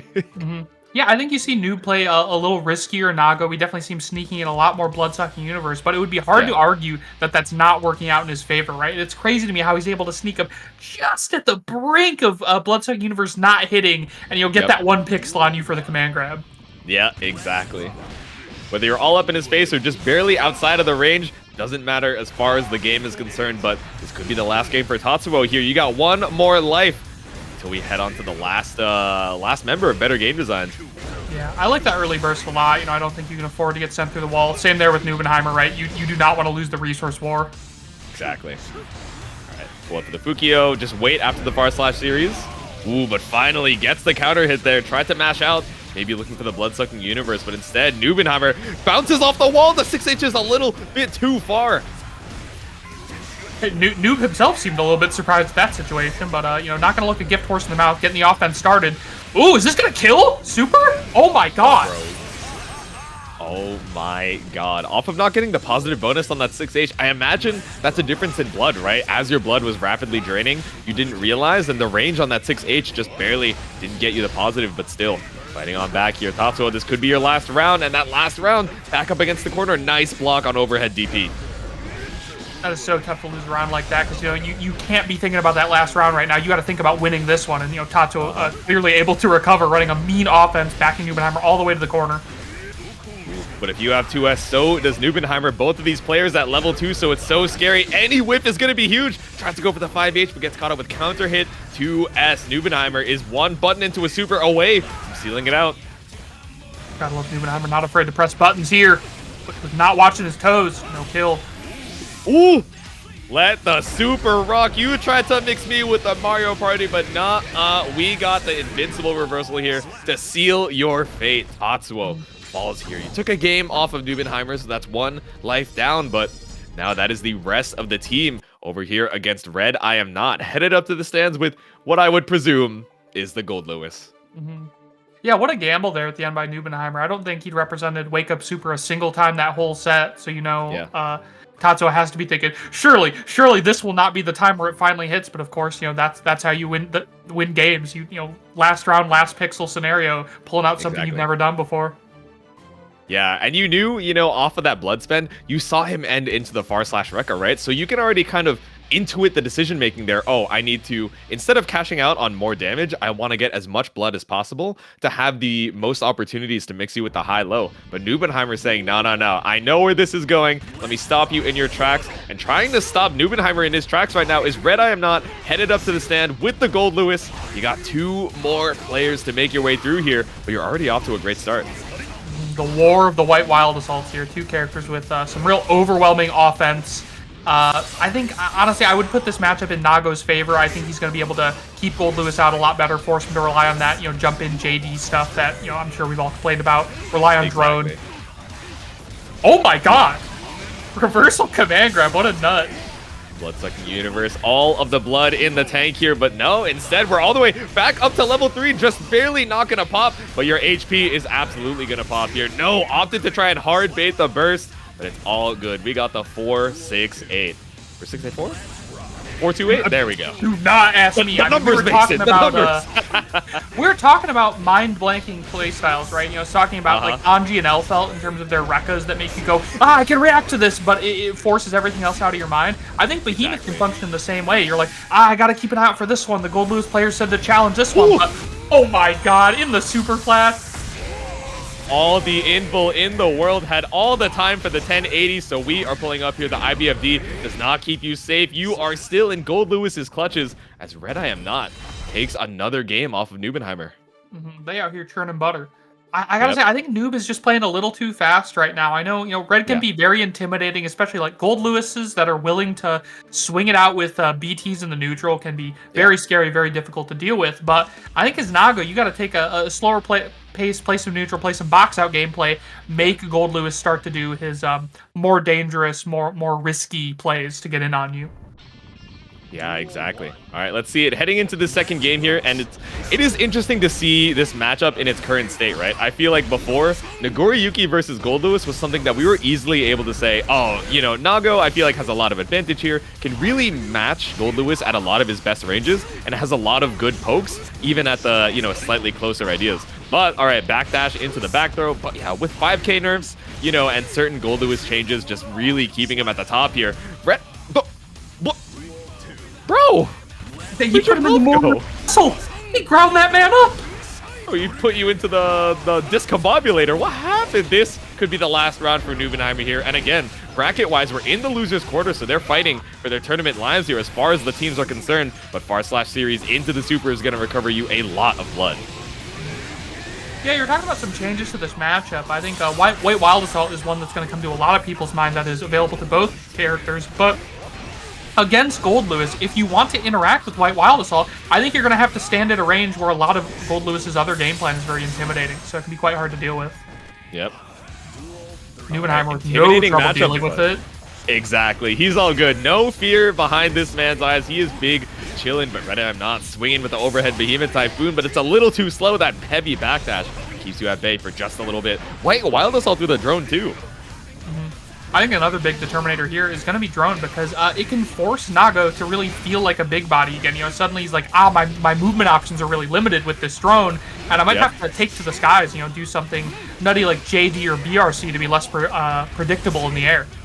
Exactly. Okay, I like the use of the deflect shield there. It's something that you really have to represent against Gold Lewis. Otherwise, especially, you know, if you don't have a lot of meter for the FD, or if you're trying to save that meter to be safe on your approach afterwards and run some offense, deflect shield can be a great way of not having to spend your entire burst meter, but still getting a lot of that pushback to interrupt the Gold Lewis pressure. That's a tough tool, right? Yeah. I'm not quite sure how I feel about that because so many Gold Lewis connects are going to be preposterously damaging and are going to end in a hard knockdown. Do you want to save burst for that versus, you know, using the deflect shield to get him off you in the heat of the moment? That's hard. Like I said, it's, you know, these BTs, they force you to think about them so directly that it can be hard to think about the rest of the game. Absolutely, and that's the question, right? We're seeing the burst immediately come out and the double White Wild Assault, so no deflect shield going to be up for a little bit, right? But especially because it leaves you in the counter hit recovery as well. Both of these characters have incredible access to, you know, big counter hit conversions, so even baiting out one deflect shield could be the difference between winning and losing the set. Yeah, and honestly, like, that double White Wild Assault, I'm not so sure about because it left Gold Lewis with not a whole lot of tools in the corner. You know. Agreed. Oh. Yeah, and speaking of the corner, right, you tried to jump over to mix up Neubenheimer, but instead, back against the wall, the YRC lets Neubenheimer fight back. Yeah, I mean, as good as Gold Lewis 2P is, it is not the nicest on defense, and Noob really getting a lot of work done putting Red in the corner like this. Oh, 2H whiff! I can't believe it. Yeah, some of the nerfs on the grounded range of 2H, I think were definitely really big in shifting the advantage in this matchup, right? A lot of times 2H, we talk a lot about JD from Gold Lewis, right, as one of these god buttons that really controls the air. A lot of times, you know, just with the lack of mobility, 2H was able to keep you down, but instead, it's not quite as strong in the matchup as it used to be, and RedIAmNot gradually pushing you over to the corner, baits out a mash or a back throw attempt.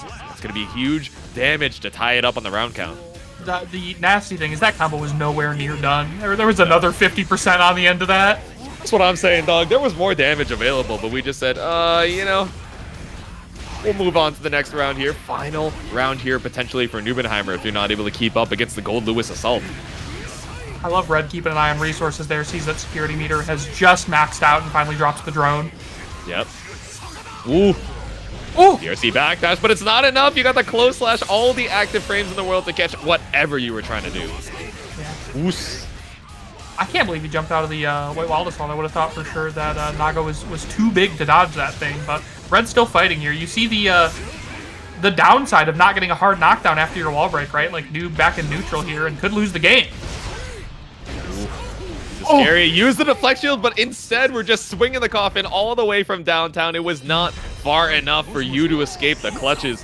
That's Neubenheimer out here. We are down to our final competitors on both sides. Trevor Sue looking to seal it out for the team. Mm-hmm. You know, what was I saying, man? Like those, as terrifying that BT can be as a pressure tool, those Gold Lewises who are willing to throw that thing around in neutral are a true menace. You see Red finishing up the round right there with just such a situation.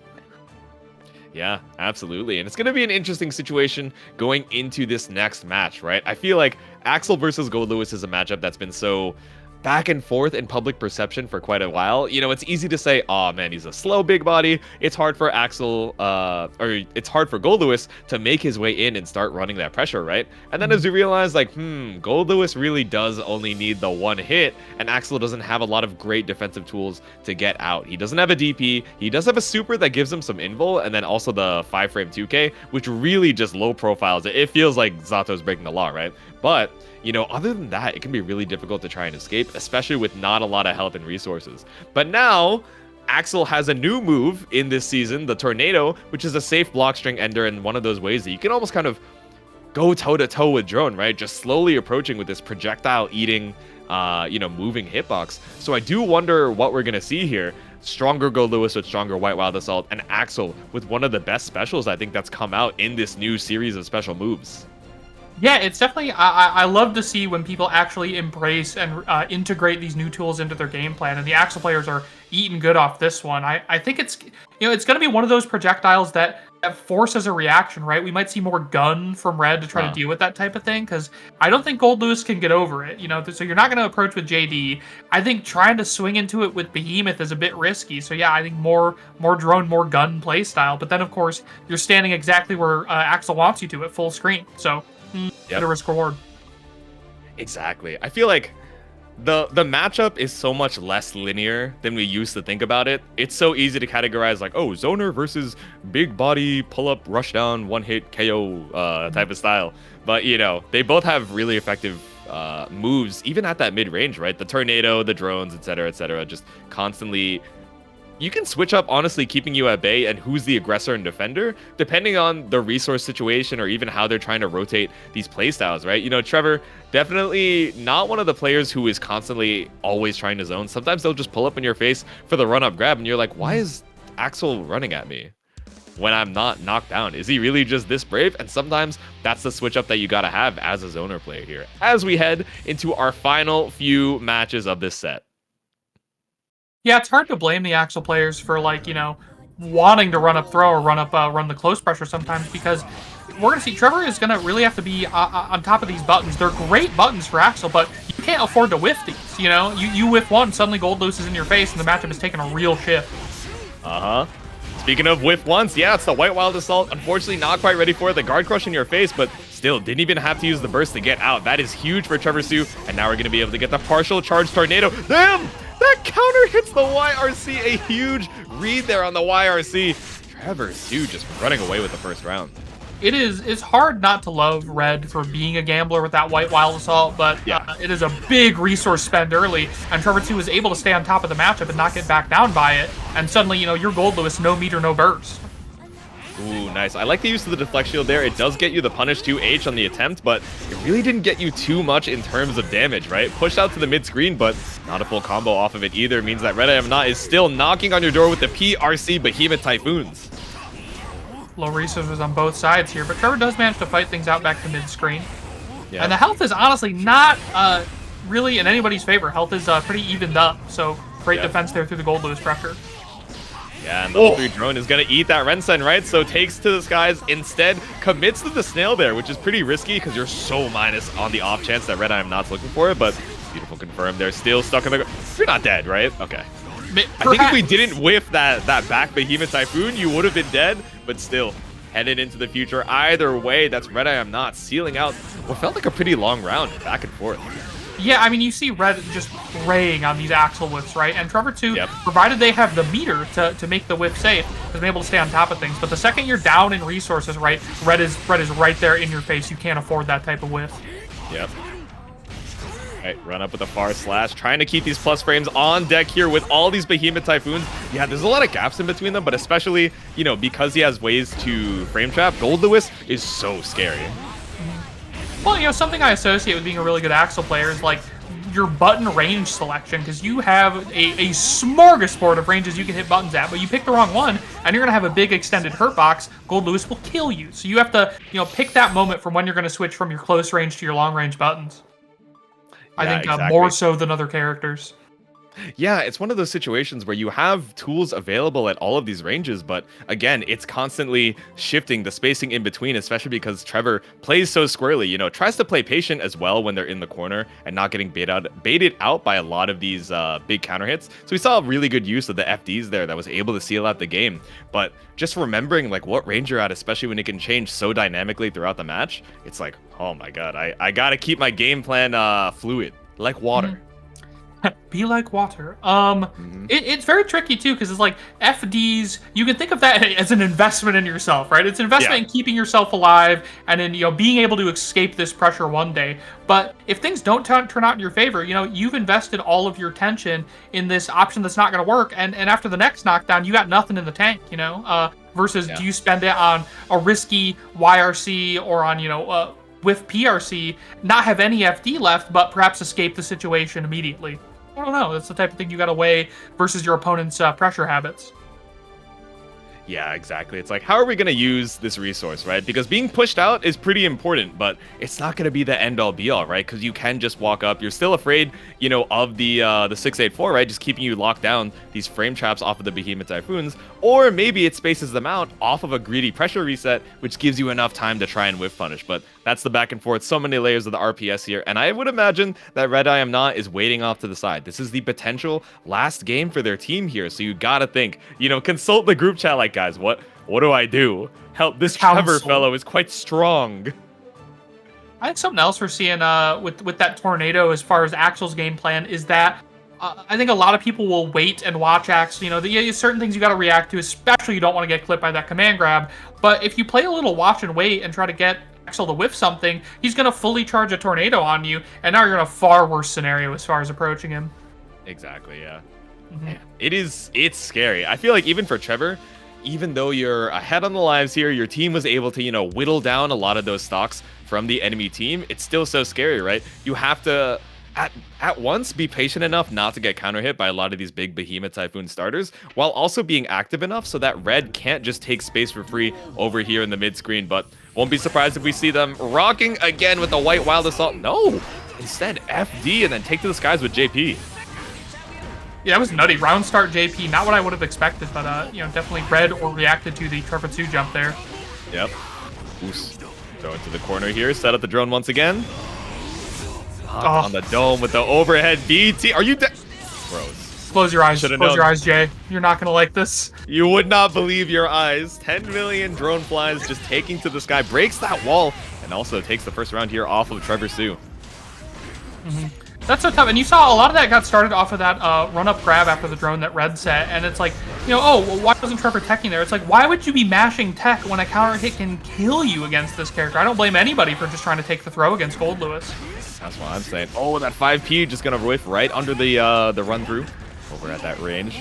I like the neutral jump, JD. Just try and hold your space without being a little too greedy. Nice pickup into the 5P Behemoth. This puts Trevor into such a rough spot. That's a big counter hit off of the 2D. A quick game for Red. Yeah, drone has been such a determiner in this matchup, right? In terms of like stopping Axel from running up and starting pressure, allowing Red to run up behind the drone and get things started, as you saw with that grab.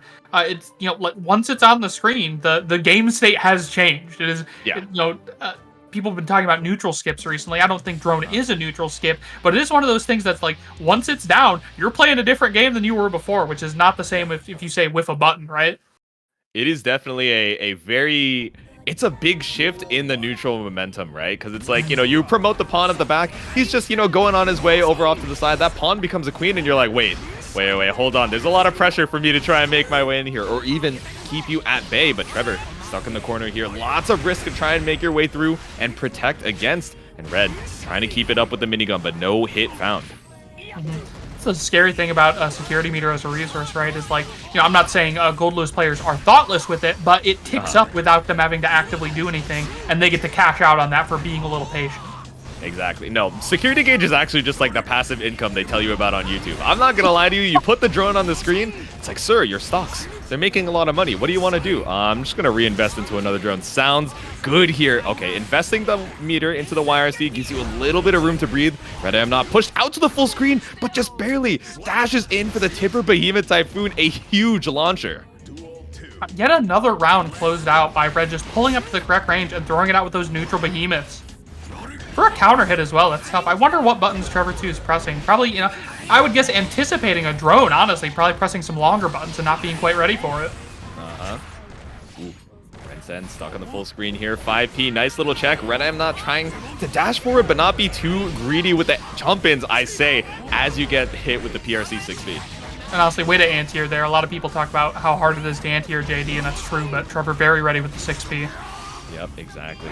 Gotta be ready for it with the slowdown here. No, tried to bait out the deflect shield, which again is something that RedIAmNot is going to be looking for throughout this entire set. You are cranking the wrist, finally finds the opportunity for it, but it's just a knockdown in the corner. It's not a full confirm just yet. I can't tear my eyes away from the risk bar. Woos! Knocked on the dome. Who's home? You're afraid of the overhead. The stand block opened up by the throw. Quickly, we were 3 lives to 1, and now it's down to the final game here between these two teams. Again, we're in losers quarters, so this last match determines the fate of both of these teams. Yeah, you were talking about like just trying to escape, and I could not tear my eyes away from that risk meter and thinking like, oh, if Trevor can just hang on, right? Like that risk meter gain could really turn things around. Trevor can get things going. But the unfortunate thing is that Arxis is, chooses to balance a lot of mid-range and long-range moves by giving them a big old hurt box, which is, fair enough. I think that makes a lot of sense. Trevor trying to press a button once this pressure ends, but Red's so ready to counter hit it with those Behemoth Typhoons, which are disjoint enough. Yep. These spacing traps in the corner against the Behemoth Typhoon pressure is so difficult to deal with. I agree. Off of the 268 there, you are not trying to eat that damage. So instead, we burst to make our way out of the corner. And now we're seeing Trevor Sue, try and move up in between some of these zoning buttons, right? You're trying to push Red over to the corner so that, if he has a good read or if they have a good read on what you're trying to do, at least they still have to make their way out of the corner, I say, as they just jump over the laser for the side swap.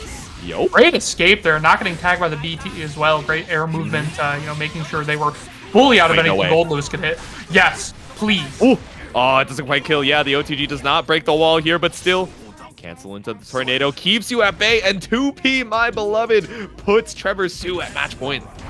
Incredible work there from Trevor, especially because Red has done a very decent job protecting their ankles. They run up and duck a whole lot, but that 2P connecting was, the will of the gods. That's what I'm saying. Sometimes it just works, but oh my god, these behemoths are doing work. Look at all the health that Trevor's lost without even being hit yet, right? That was the first hit of the game. Now you're already down to 30% HP with the PRC. Red keeps the pressure on in the corner, but no more resources to keep it up. Okay, never mind. You got drone. My fault. I forgot about the passive income. This is what I got in my garage, but the most important thing I got is these bookshelves. This is the final game, final round here for both of these players. I mean, talking about the passive income, you gotta consider the passive income of that chip damage as well. Like, Trevor just not able to get a whole lot done, and even on bad hits from Gold Lewis, if your risk is cranked high enough, that counter hit will take like 10% for nothing. Oh man, yeah, both of them trying to put out these mid-screen projectiles to make their way through, but I did not think that the drone was actually just going to consume the tornado, and now you're stuck against the wall. Finally gets the huge deflect shield bait that you were looking for the entire set, and when it matters the most, RedIAmNot clutches it out for better game design to move on to losers semis. Indeed, I think we saw the better game design in question right there. That looked so tough. Like, yeah. People say a lot of they malign Gold Lewis players in various ways, but I think you have to respect Red for a lot of their smart risk taking and smart resource use throughout those sets. They know what Axel's going to hit that is going to give Axel a lot of reward, and so they're not afraid to hit buttons into things where it's like, oh, he's going to do a little bit of damage to me, but I'm Gold Lewis, whatever. I'm willing to take that risk. Yeah, exactly. I mean, sometimes you got to bait it out, even in the heat of the moment. It's like, okay, if I can cash out on this deflect shield, it is all good. The worst thing that happens is I get caught out with 2H, or you try and make a little bit of room out of that corner, but this micro delay, the reward that you get off of baiting that deflect shield, incredible. So yeah, it's gonna be better. When you said better game design in question, showcase to close out the set, I feel like it's thematically appropriate. But speaking of closing things out, this is not going to be the end of 3v3 finals, but it is going to be the end of my block over here. I gotta head out, so Don't Care Bear is going to be swapping over for me, and then I think King Jobber is also going to be on the mic a little bit later on. But you guys are going to be seeing the Bear and C-Fresh show in a little bit. Again, it's been a joy being back here on the 9Moons broadcast once again, so hopefully you guys stay tuned. We got some more matches for you in the NA 3v3 finals. Send some love to TNS's own J2, and we will be right back with you after a short intermission.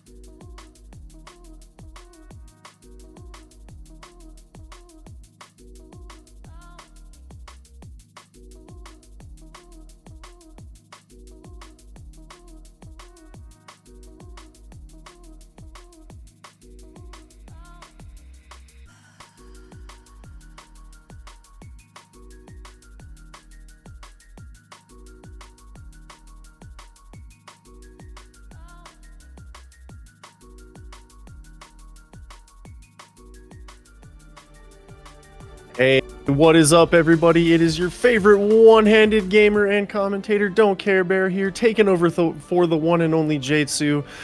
Big shoes to fill, I know, but hey, here we go. And I am, still joined here by the one and only C-Fresh. And man, I am so excited to finish out this 3v3 team bracket today.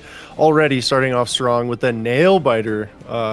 And we can't wait to get into it. We are actually going to move into our second set here. Going to move into Snap on 1 versus Netplay Birthday Party. Snap on 1 going to consist of UMISHO, Razzo, and BEPaw versus Netplay Birthday Party, RedDitto, Eddventure, and Stealthy. So that's going to be a lot of fun, and I can't wait to get into it, guys. Man, had a lot of fun yesterday. Great to be back. And how you feeling, C-Fresh? I'm feeling good. I'm happy to see you, man. I know you've been here for a lot of this. If I'm not mistaken, did you get some new ink this week? I did. It's under the sleeve here. It's all gooped up and medicated right now. But yeah, actually, just Friday, just Friday. So yeah, I'm really excited. I'll show it off here one of these days, and we'll get into it. And let's see. I think we're just waiting on the players to pull up and decide on the set order here, because I believe the first match is going to be blind picked by both of the teams, so there's no counter picking opportunity, which I think is a really neat layer to this, because you really truly got to go in blind. Like we saw yesterday, some power plays made. We saw the anchor come in on the second position, stuff like that. So I'm really excited to see how the strategy breaks down today, especially when we're putting it all on the line, because we're going the distance here. And it looks to me like we've got UMISHO up first here against Stealthy. And what a way to start things off. Yeah, it's interesting. But if Snap on 1's playing the same team, basically, that's a two-soul team right there. So even if you get through one, there's a lot to get used to in terms of the matchup and in terms of how both UMISHO and Razzo are going to play that character differently. Yeah, absolutely. And how are you going to deal with all the cold shoulder that you're facing down, man? That's just too scary. Ice cold in this Guilty Gear session, and a big counter hit for UMISHO. Oh man, Stealthy is going to explode here. Yeah, that is so tough. I mean, you saw Stealthy stacking the meter, but just not getting the opportunity to use it after that counter hit there. Ooh, nice counter hit 5P. Ooh, you'd love to see that. Love that. Love Stealthy playing that crossover stuff too, trying to deal with Soul's strong defensive kit. Does not want them to DP out of this.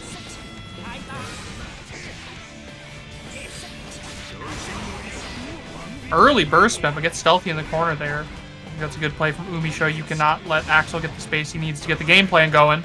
Umi also with the bar here, able to send Stealthy to the wall of the touch. Woo!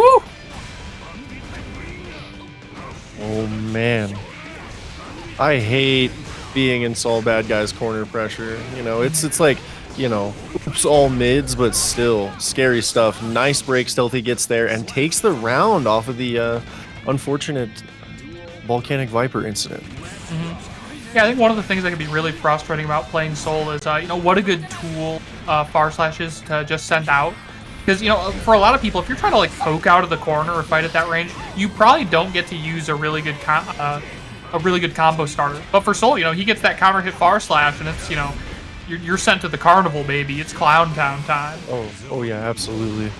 And okay, here we go. Seeing some nice corner pressure going. UMISHO with the Bandit Bringer getting tapped though by the classic 2K2D. Stealthy trying to get the Axel long range pressure going, but UMISHO with the nice jump in, unfortunately gets stuffed by a back throw incident. I love that great brain on Stealthy there. Yeah, you can't afford to whiff a whole lot of buttons as Axel. You have really good buttons, but unfortunately you cannot miss. Yeah, they're all pretty high commit options. And burst in the bag, please. I'd like that. Looks really nice. Take it home to my wife. She's gonna really enjoy that burst. And oh my goodness, UMISHO looking real good there with the Sol Bad Guy. I love how many Sol arcs we're seeing. UMISHO kind of started a little bit before the current trend of Sol Bad Guys, but it's still really great to see the pro tag still represented, and particularly powerful in this patch. Like, he is cooking up absolute pain for everyone else on this roster right now. I think a lot of people complain about how strong Soul's basic game plan is, right? They're like, oh, one button offense. And, fair enough, it is very good, but you got to do the work to try to keep Soul Bad Guy out, and I think that's going to be the real struggle here. Stealthy just not able to keep UMISHO at bay for any amount of time. Indeed. Oh my goodness. Blink and you wow, just 7 golden letters with the 6H for the sauce. Oh my goodness. I don't even want to count the throws, frankly. I'm scared. I think, yeah, it's stealthy. It's like you got to start looking for the fuzzy jump out of that. I know UMISHO wants to take advantage of that, but they're also going to take advantage of you grabbing you over. Oh, we're going to see again and again. You can't hold FD here. Yeah, definitely. Nice jump out. There we go, indeed. Great adaptation, and we're right back in there. But so is UMISHO with the Night Raid Vortex getting a burst off of Stealthy. Full screen Vortex.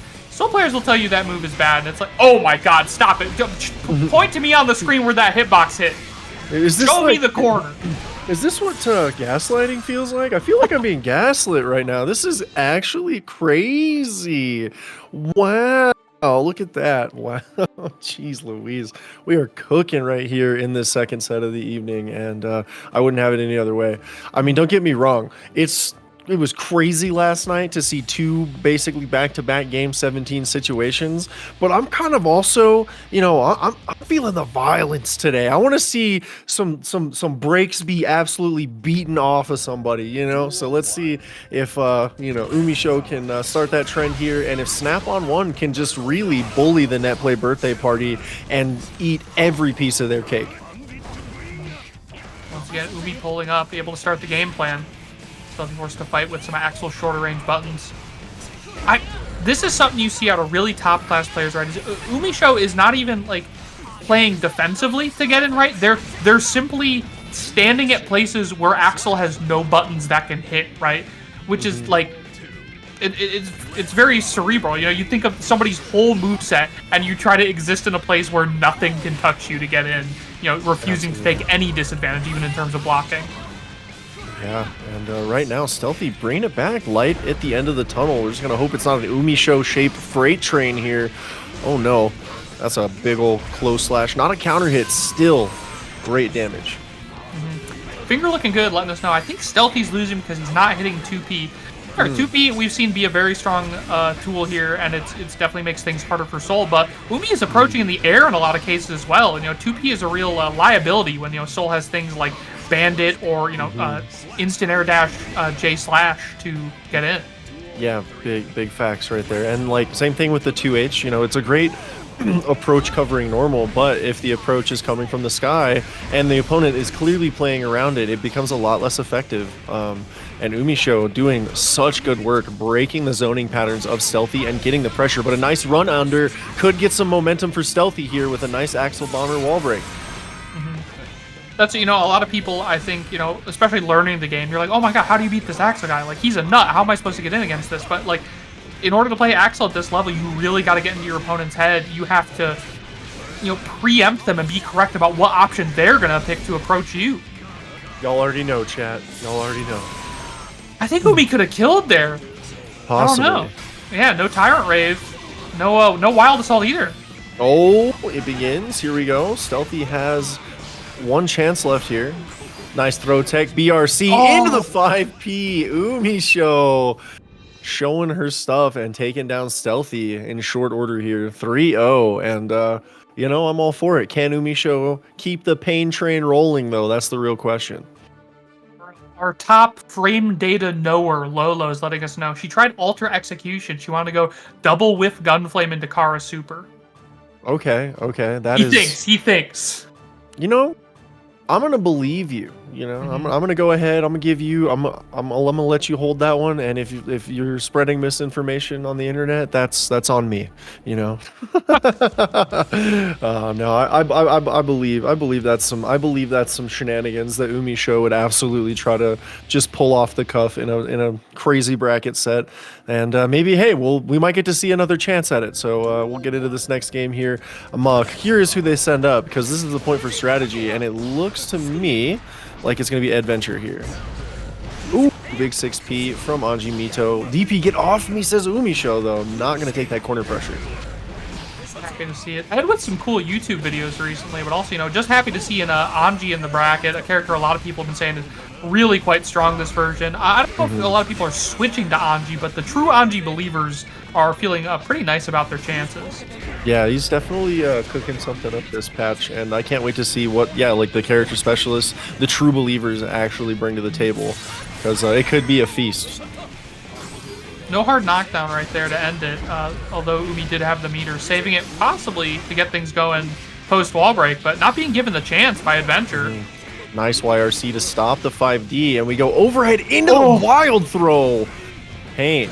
It hit me. No shot was I reacting to that. Yeah, there's absolutely no shot. And beautiful counterplay to the spin to win from Eddventure. UMISHO is ready for that option.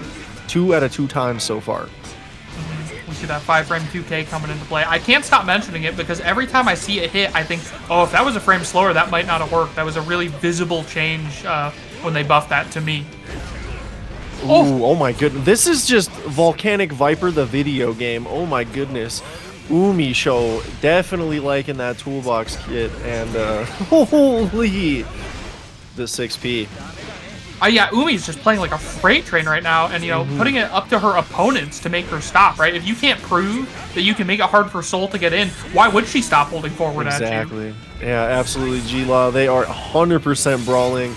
It's that energy of like, I'm just gonna swing my fists in front of me and walk forward, and if you get hit, it's not my fault. UMISHO with the throw. This is big damage. Apologies, Japanese guts. This would never kill. Yeah. Not Anji. Look at that, man. Oh, no. You have to believe that was a 6P trying to interact with Bandit, but a notoriously hard move to try an anti-air. Yeah, that move is incredibly difficult to interact with because they can stall their air momentum, they can charge it, they can really throw off your timing. They can straight up bait 6Ps with that if they're actually built different, and it's a move of all time for sure. So definitely a brave choice, and unfortunately it didn't work out there. And UMISHO cooking up another victory there, and looking to move into potentially just, you know, 2 KOs here. Who knows? But Eddventure already down a life here. 9-5 snap on 1 versus Netplay birthday party. They are not getting any presents right now. Haven't seen a single slice of cake. It is just, you know, nobody showed up on the invite list. It's just not looking good. Eddventure though really trying to make this a party though in the player 1 corner. You know, the other interesting thing is in the other Snap on 1 set we saw tonight, they decided to leave with BEPaw, not UMISHO. UMISHO was in their second slot. So I wonder, you know, what the thought was there, if Umi's just feeling hot, if they feel like this team is uniquely bad against Soul or something. Yeah, maybe. Oh my god, hanging on by a pixel. Japanese Guts meets Pro Tag Privilege. Night Raid Vortex under the butterfly. That was great awareness by UMISHO. It's a great move, and suddenly you're in the corner. Opened up again, you gotta believe you're going through the wall here.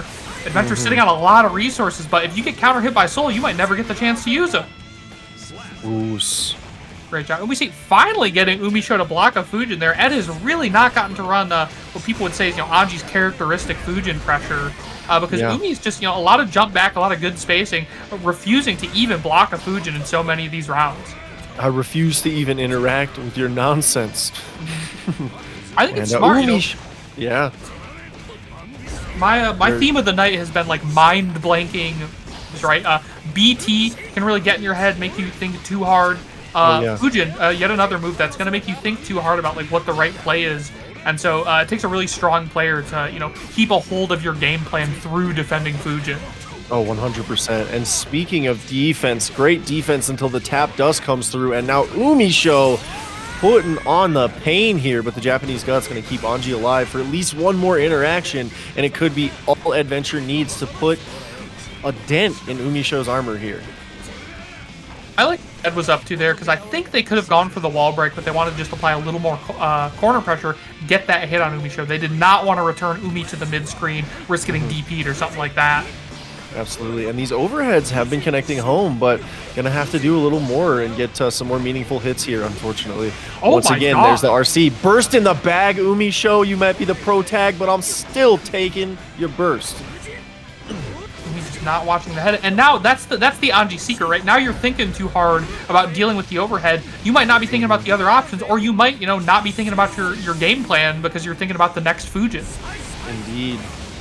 And the Pro Tag Privilege has UMISHO with 1 chance left, staring down the barrel of a lot of life on the Anji. Great gunflame, though, stopping the approach.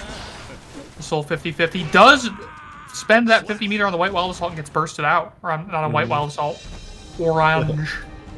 Yeah, and great 6P to just kind of say, hey, get away from me. You know, that might be oops all mids, but 6P can kind of still stuff a mid. Good stuff. And that is UMISHO showing that she can, in fact, bleed here in this set and dropping down 1 life and tying the count up, you know, 1-1 here. So. I gotta say, like, I wouldn't say, you know, Ed has complete control of this matchup, but I think they're doing a lot of good work preventing Umi from just holding forward with them. It's so scary because it's like we've seen time and time again. You try to throw a button out to stop Soul's approach, and you get hit with the disjoint in terms of, you know, 5H, 2S, right? Or just a run-up DP, which Umi has been nasty with these sets. Yeah, she's been letting that option rock, and it's been actually super successful. There it is. Just gotta let them know. Eddventure, you know, eventually might second guess the pressure, and then UMISHO's gonna just rip a hole in that offense. Down in chat asking where we're at. Yeah, we're down in loser side here. We saw Snap on 1 lose their winner's side match as our you know, first game today. Oh man. Anji players only want one thing. You know, sometimes you gotta lose a couple rounds to get there, but you gotta earn that parry, baby. Indeed. And the tap dust, once again connecting for UMISHO. 2 for 2 on him. It's a really hard thing to react to. Oh, beautiful jump in. Taking it to the corner. Going for the wall breaker. Nope. More pressure. No, I like that. What a shimmy! Oh my goodness. Shimmy Wow. Neutron looking good. Yeah, absolutely. Soul Bad Guy left sockless as they were shimmied off. Damn. Oh my goodness, these DPs from UMISHO. I mean, that's so hard. It's like Bandit's a little minus. It's not that minus. So you're going to press something. I think, is it the magic number -2, much like Gold Burst? I think so. Okay. Oh, what side was Anji on? DP, get off me. No. Denied the one pleasure of Anji players. Umi with Burst on deck here, and you gotta believe she's gonna use it. Yup. Yeah, for sure. Okay. Possibly a missed opportunity there. You know, you gotta think Ed maybe should have burst baited that, but I don't know. That combo is pretty high. Might not have been a good place to burst bait. Oh, we sneak underneath, and now we got the corner pressure. I like the patient strike throw. Here we go into the next round. Oh my god. And you can see UMISHO set that situation up earlier in the round, right? Ed was scared to press after that bandit because they believed that she was going to go for the DP. Yeah, that was ridiculously good. Okay. Ooh, getting caught by the fan throw. Corner to corner here. Oh, PRC. About to get shimmied again. UMISHO getting out of the corner there with the 6S. I love that, keeping the meter around for a little bit of defensive health. Into the butterfly Oki. Damn, Eddventure looking real strong right now. Umi definitely, perhaps a little worried about getting the DP baited at this point. I think they had, you know, before they had just been DPing casually through situations like those. Oh, deflect shield not quite helping out. That forward momentum getting them through. Oh, what a... Okay, short hop into the back throw incident. That was disgusting. Eddventure really looking good. Now putting UMISHO down in the count and left with 1 life here potentially. And again, yeah, like we've been saying, this is the less than fortunate side of the bracket. So both of these teams are fighting for their tournament live here. You know, no chances left means backs against the wall. And honestly, that could explain the absolute ferality we're seeing in UMISHO's play, because she's one of those players where she gets into the less than fortunate bracket and it's just like, you know what? It's danger time. I am not in danger. You are in danger. And so maybe we'll see if Eddventure can continue to, you know, hold off the tide that is UMISHO's wrath here, or if UMISHO's going to go ahead and, you know, break through. Frankly, I think Umi could be playing a little more dangerous right now. We definitely saw them making big bucks off of risking it all with DP earlier in the set. They seem a little more reluctant on defense to do that now, holding a lot of Anji pressure that maybe they could or should just be going nuts out of. Yeah, for sure. Yeah, definitely a little more respect in the play. Nice 2P from Eddventure to keep the turn there. Ed spending 100 meter on a big risk there, not quite working out in their favor. Can't believe that snuffed the bird out.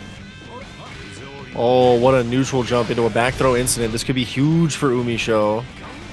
Yeah, Umi was already in the air. I wonder if Ed tried to jump up for the air throw and just didn't get the jump in time. That whip throw is unfortunate, but fortune can come out of misfortune. Indeed. I love this. Starting with the 5H. You know, last round you saw Ed really not giving Umi a chance, you know, keeping them in the corner all game, and you see because you cannot afford to give Umi a chance. I feel like we're not going to see Ed leave the corner all game. Oh my goodness, the backdash into back throw. DP get off me, but we keep it safe with the RC. UMISHO fighting out of the corner and putting Ed right in there with the 2P. I gotta say, Anji's 2P is so sassy, bro. It's a sassy normal. I just gotta throw it out there. Like, the sassy 2P. Yeah, it is so just snarky. Just hits you with the back of the fan. Doesn't even have, you know, enough respect for you to hit you with his hand. Just slaps you with the fan, bro. Like, damn. Ooh, fan toss. No fish. Ed probably hoping to punish with that close. Yeah, finally heading back to the fish. My old friend who would never do me wrong. Just needing one hit on either side here to finish this thing out. Oh, what a tap dust. UMISHO gets clipped, and that's going to be it. And what a turnaround. Eddventure pressed against the wall early on, but doing a great job weathering the storm, and then great adaptations to really shut down all that momentum UMISHO had built up.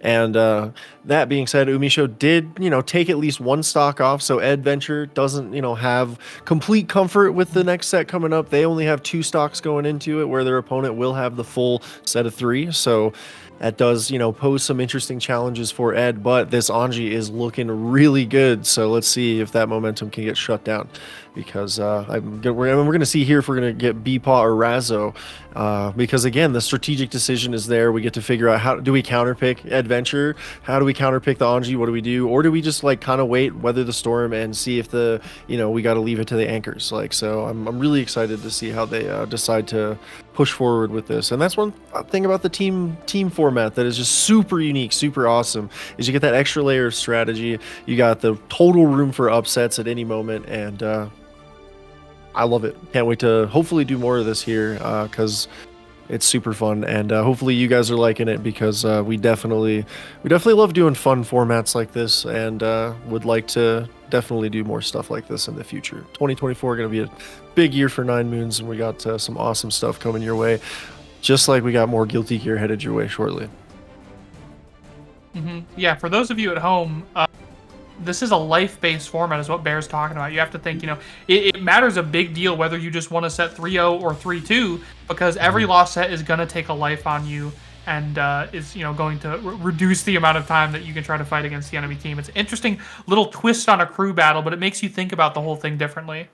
Yeah, for sure. It's really interesting, and I love to see it. Just like I see BEPaw coming up with the Testament, and this will be interesting. Already getting some spin to win action, forcing the burst off of BEPaw.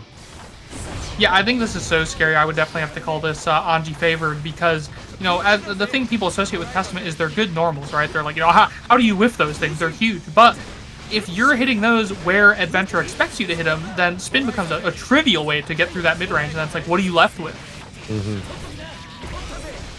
Yeah, definitely have to really change up the game plan. And Anji Mito with the damage. BEPaw just going to have to hold all of this in the positive bonus situation. Tries to mash out with the 2K, but gets clipped overhead, and that is the round. And that's a good 2K, too. You saw it did manage to recover in time not to get punished, but just not going to reach those Anji Mitos. Oh, the spin to win into the koi fish. That was the tough thing about fish to me. I'm glad that, you know, Anji players can really feel like they're cooking now, but if you're like, well, I can't hit my mid-range buttons because he'll kill me, and I can't hit my close-range buttons because fish will kill me, what are you supposed to hit? Granted, spin is a big risk for the Anji player. You know, you can't rely on it all the time, but you see it working out over and over again in this matchup. Oh yeah, absolutely. And Eddventure is poised to take the first life from BEPaw if something doesn't change. Nice 6H, but not going to get the Unholy Diver follow-up. Strike throw, here we go, and this is BEPaw with some momentum here. Love it, BEPaw spending a lot of resources, not wanting to leave anything on the table, not wanting to give Eddventure a single chance. See, once again, spin over and over and getting through Crow there, and Fish taking care of the follow-up. Okay, we got the stain state applied. Gonna get some extra pressure here. Spins through the Unholy Diver to avoid it, and really nice deflect shield. Arbiter's Sign taking a bite out of crime, and Eddventure dropping that round. I like BEPaw's habits a lot right there because, you know, they had run up and grab spin a couple times, and Ed continued to represent it. You got to think Ed is waiting for the grab as well, you know, waiting to exploit that behavior. BEPaw choosing just to keep pressure up, keep Anji away. It's like, yeah, it's fine if you spin through as long as I can keep my screen position. And, oh man, nice tech on the throw, but Eddventure right back in there. And through the wall, hard knockdown, tough place to be. But BEPaw's sitting on some resources here, whereas Ed is going to have to wait a little bit for that positive bonus. Anji parry angle? Oh, nice throw from BEPaw. This could be huge here. Nice tech on the throw. PRC to keep it safe, but the gold burst is there. 6P into the bite out of crime with Arbiter Sign into 6H for the win. And BEPaw taking a life off of Eddventure there. What a turnaround. And you know, we talked about it, and even chat's mentioning how, like, you know, Testament is not in favor here in the Anji matchup, especially with the recent, you know, love that Anji's gotten shown in the patch notes. So it's really good to see BEPaw just take that data that was given, adapt, and really make it count, especially in game 1. Yeah, what a gamble, man. I mean, I did not know much about BEPaw before today, but they might make me a fan. You know, playing Testament, gotta love somebody sticking with that character. I know they've definitely been through some struggles, and then, you know, B, just swinging with the gold burst in those clutch scenarios. It's stylish, I'll say.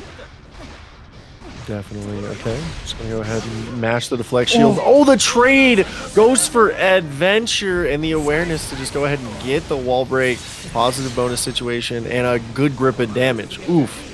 God, yeah, that risk had been cranked so severely off all those close slashes. You know, BEPaw felt that one.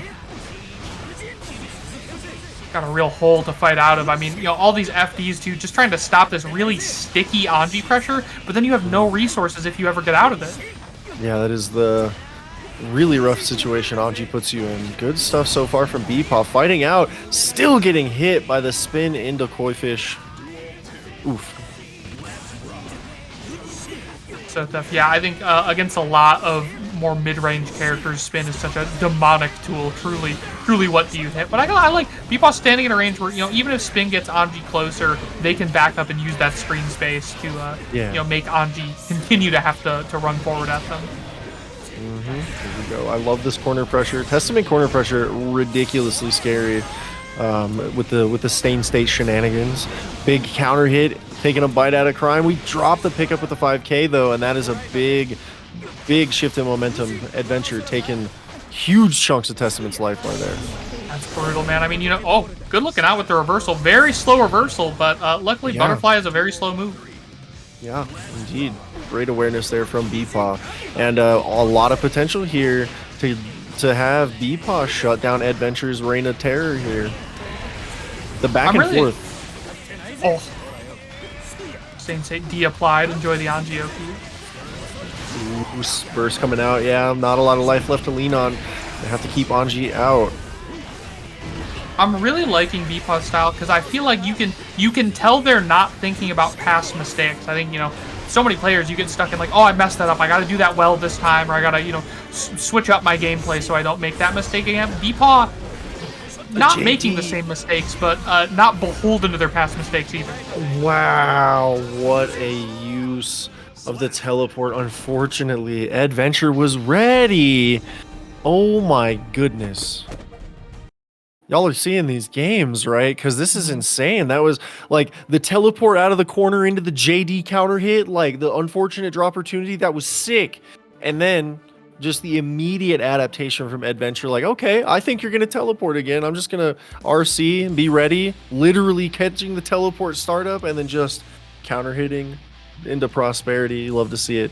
And Eddventure hanging on for another game here. Ooh, this is a bloody set so far. Yeah, I am so scared of how Ed is playing right now because it's like they want to get close to you, right? Like they want to get in your face, run some nasty Anji close slash pressure, but they're not necessarily going to do that just by running at you. They're willing to back up, let you whiff something so that they can then exploit it and get in. You know, they're not just in your face all the time. Yeah, indeed. Oh my goodness, the damage. Where did Testament's life bar go? Overhead. And that's Eddventure with the 7 golden letters. Yeah, Anji definitely a character that can do it, doing some very mean damage to you, especially, you know, you see that Anji counter hit, you know your day is about to get a whole lot worse. Oh my goodness, we're gonna go ahead and loop some Oki here. Nice little shimmy attempt, but BEPaw not gonna bite. Oh, finally ready with the tech there. No, I did not have that at all. And ready for the throw as well. Like, what did I say? Some players might see themselves get thrown a couple times and be like, oh my god, I gotta be ready with the tech. BEPaw just a slight layer beyond saying, I will be ready with the backdash because I know that Ed is gonna run up throw. Oh, big counter hit 2H. This is gonna be great damage, great wall break situation. Guaranteed stain state. BEPaw has a chance here to fight back into this. Let's get out of the Anji plus frames. Good stuff. And catches the toes! Nice. Nostrovia gonna come out, have the ladies handle the light work. Girls, finish my food. Finish my plate. I'm not hungry anymore. Alright, Stain State applied. Stain State de-applied very quickly there, and Ed with his mean corner combo going through the wall. Yep. And the hard knockdown. Good God. Yeah, it's going to be a struggle. You know, that positive bonus about to tick up and up and up for Ed. BEPaw unlikely to get any resources here. Great uses of deflect shield from BEPaw. Not getting a lot off that counter hit, but we're not in the corner anymore. Big block on the slow reversal, and Eddventure gonna probably look to finish this out here. Yeah, that's tough. I mean, we've seen BEPaw's defense is nothing to laugh at, but Testament, traditionally a character that struggles in the down back scenario. Not a whole lot of great buttons to hit, and you see that very slow reversal you can't rely on. Yeah, for sure, because you know, it's great, it's invulnerable, but yeah, if your opponents are ready for it, like the one time it worked, it was great, and then it's like now your opponent's like, okay, now I know you're willing to go there, so I'm gonna do a lot more safe stuff, and then sure enough, it ended up biting Testament instead of the opponent there, and yeah, Eddventure is looking strong right now. BEPaw started off great, but now it's even. Oh, once again, yeah, unable to keep Anji out with those mid-range buttons. Ed really running it down now, not willing to give BEPaw any space to get things going. And the offensive burst, yeah, Ed is hungry. Yep, burst in the bag, please. This is a robbery. I might be robbing you, but I'm still polite. Now, please hold this Oki. I don't mind that from BEPaw. You know, it is tough to lose that tension that you'd earn through defense, but you know, you cannot afford to get sent through the wall here. You have to escape this scenario. Nice call out on the spin with the throw. Huge corner pressure here. Ed holding this all day. The wrist bar creeping up and up and up. If they escape this, they're going to get a whole lot of meter, but the one hit could kill. Oh, man. Oh, no. They weathered the storm, and wow, that umbrella just finishing it off. And this could be BEPaw's last round here. I mean, honestly, I think they were saying, yeah, BEPaw had to earn it, right? Like, Ed was content to just down back and saying, like, hey, you gotta take a risk, you gotta run up and throw or something if you want to get all this damage on me. I'm not gonna let you have it. Oh, what a whiff throw, and Eddventure is just looking to close it out here with one or two more interactions. Yeah, one good hit could do it, and this hard knockdown might provide them the opportunity. There we go. Keep it simple, keep it smart. Let's just go ahead and go throw, because honestly, we've seen just the gamut, the gauntlet thrown down. Every single option Anji has, the overhead, the low, the fish. I'm going to save throw. I'm going to keep it right here in my back pocket, and then when it counts, hold that.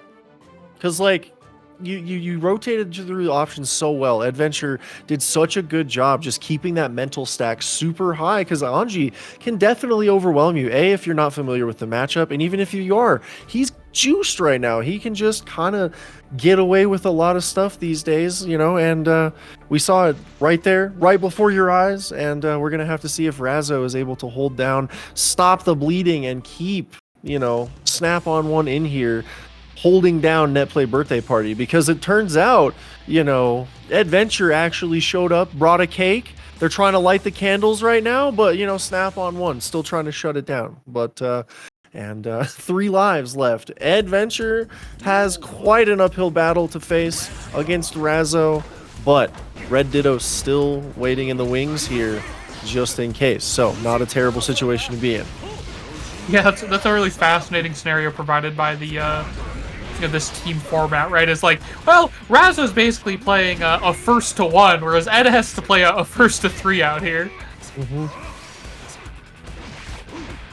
Good corner escape. Honestly, I didn't think they had it. I thought Razzo was going to have them there to death. And wow, that damage is crazy. You definitely don't really associate Anji with like high damage, but watching him cook is kind of crazy. Oh, absolutely. I mean, especially off a counter hit, you're almost certainly going through the wall at a pretty decent range. This ought to kill even the Flame of Corruption. Ooh. Yeah, and full burst here for Razzo, whereas Ed is not sitting so pretty. Yeah, for sure. And man, we Aboii our way out with a 2P, but we answer back with the DP. Man, this is just violence today. I do like, yeah, two players just mashing on each other. And, you know, to be fair, Ed let that Nagiha rock just a little too close. Razzo definitely knew about the punish there. Ooh, we're taking it all the way to the corner here. Draw opportunity, but we still get to keep our pressure. Oh, DP, get off me. Yeah, honestly, I think that's going to be the secret, is that you just cannot afford to respect any of this Anji pressure. And, you know, you might get a few DPs baited, and that's tough, but I think that's better than letting Ed really get things going. Yeah, absolutely. Because the more options Ed can represent, the more comfortable that offensive pressure sequence is, the more likely you are to get rocked. And that just is unfortunate. Just like that round start for Razzo here. Gonna get taken through the wall. I think we're about to see here is, you know, the other thing is if you just keep blocking Anji, he's going to get a lot of meter, and this positive bonus is going to give him a lot as well. God, he doesn't even need it. He's going to run the all-throw offense. Right into the super. Oops, all throws. Yeah. Strike, throw, who? Yeah. We run a throw offense. Exactly. We throw our problems either in front or behind us, but that is what we do, chat. We throw our problems. And damn, Eddventure taking a stock off of Razzo there. Looking pretty good. And Razzo fighting hard for those 2 life bars. Eddventure not making it easy at all. That birthday party trying to endure. The Netplay birthday party, they want their cake and they would like to eat it too here in the less than fortunate bracket. Ed is out here defending RedDitto's hand, saying, "No, no, do not risk the carpal tunnel. I will take it all upon me." Oh my god. Yeah, great counter hit there. Counter poking the Anji 6P, forcing the burst out pretty early from Eddventure, and you gotta imagine they wish they had it right about now. Oh my lord, that combo, but the parry. Honestly, that's a lot of damage as well, almost evening the health bars up. Razzo with some good meter, though. Yeah, I was gonna say, it was like all that combo, it was like all that for a drop of blood. Hold this parry. Like, it did basically the same damage. It's crazy. I love it. Well, you know, these are some pretty healthy characters. Decent amount of guts on both sides. Ooh. Oh, man. And now the interesting, dynamic of this team tournament setup shows itself too, because if you look at the top there, 2 lives versus 4 lives, Eddventure has actually put a nice advantage on their team and has put Razzo in a tough spot because every hit here counts even more because RedDitto waiting in the wings. Yeah, like let's say Razzo loses this one, you're going to be on the last life for your entire team. You've got a real uphill battle. Oh, going through the wall goodness. here. With super, that hard knockdown and that damage is going to count for a lot. Razzo, are you going to respect the hard knockdown? Are you going to believe the safe jump is safe, or are you going to reversal? Oh, we respect it. Not going to take advantage of the pro tag privilege. We're just going to block it out, spend half of our stick of butter with the beautiful JK. We get the confirm. Oh my goodness. I love BRC. Oh, snuck right under. And just fighting for some space here. The Gold Burst Thirst leaves Razzo parched here, and oh my goodness. Eddventure holding on to those last 2 life bars just with a death grip. Yeah, if you're Ed, you gotta pat yourself on the back right now. Absolutely insane run here. Yeah, indeed. And Iroha out there at the Goat Venture. Love to see it. Yeah, love to see it. We'll see if this momentum can be maintained or if Razzo is going to just roll it back to her side. Yeah, I wonder if we're going to make some Anji believers tonight. You know, he's definitely received some buffs. The Anji players are feeling pretty good, but, you know, not everybody believes he can do it in a full tournament setting yet. You know, not everybody believes he can take you to the podium, even if he is a pretty good character right now. That is fair. Okay, try to get the shimmy, and Razzo not going to bite. Beautiful corner escape. Unfortunate throw whiff.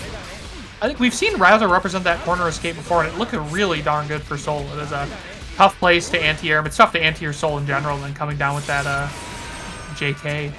Yeah, for sure.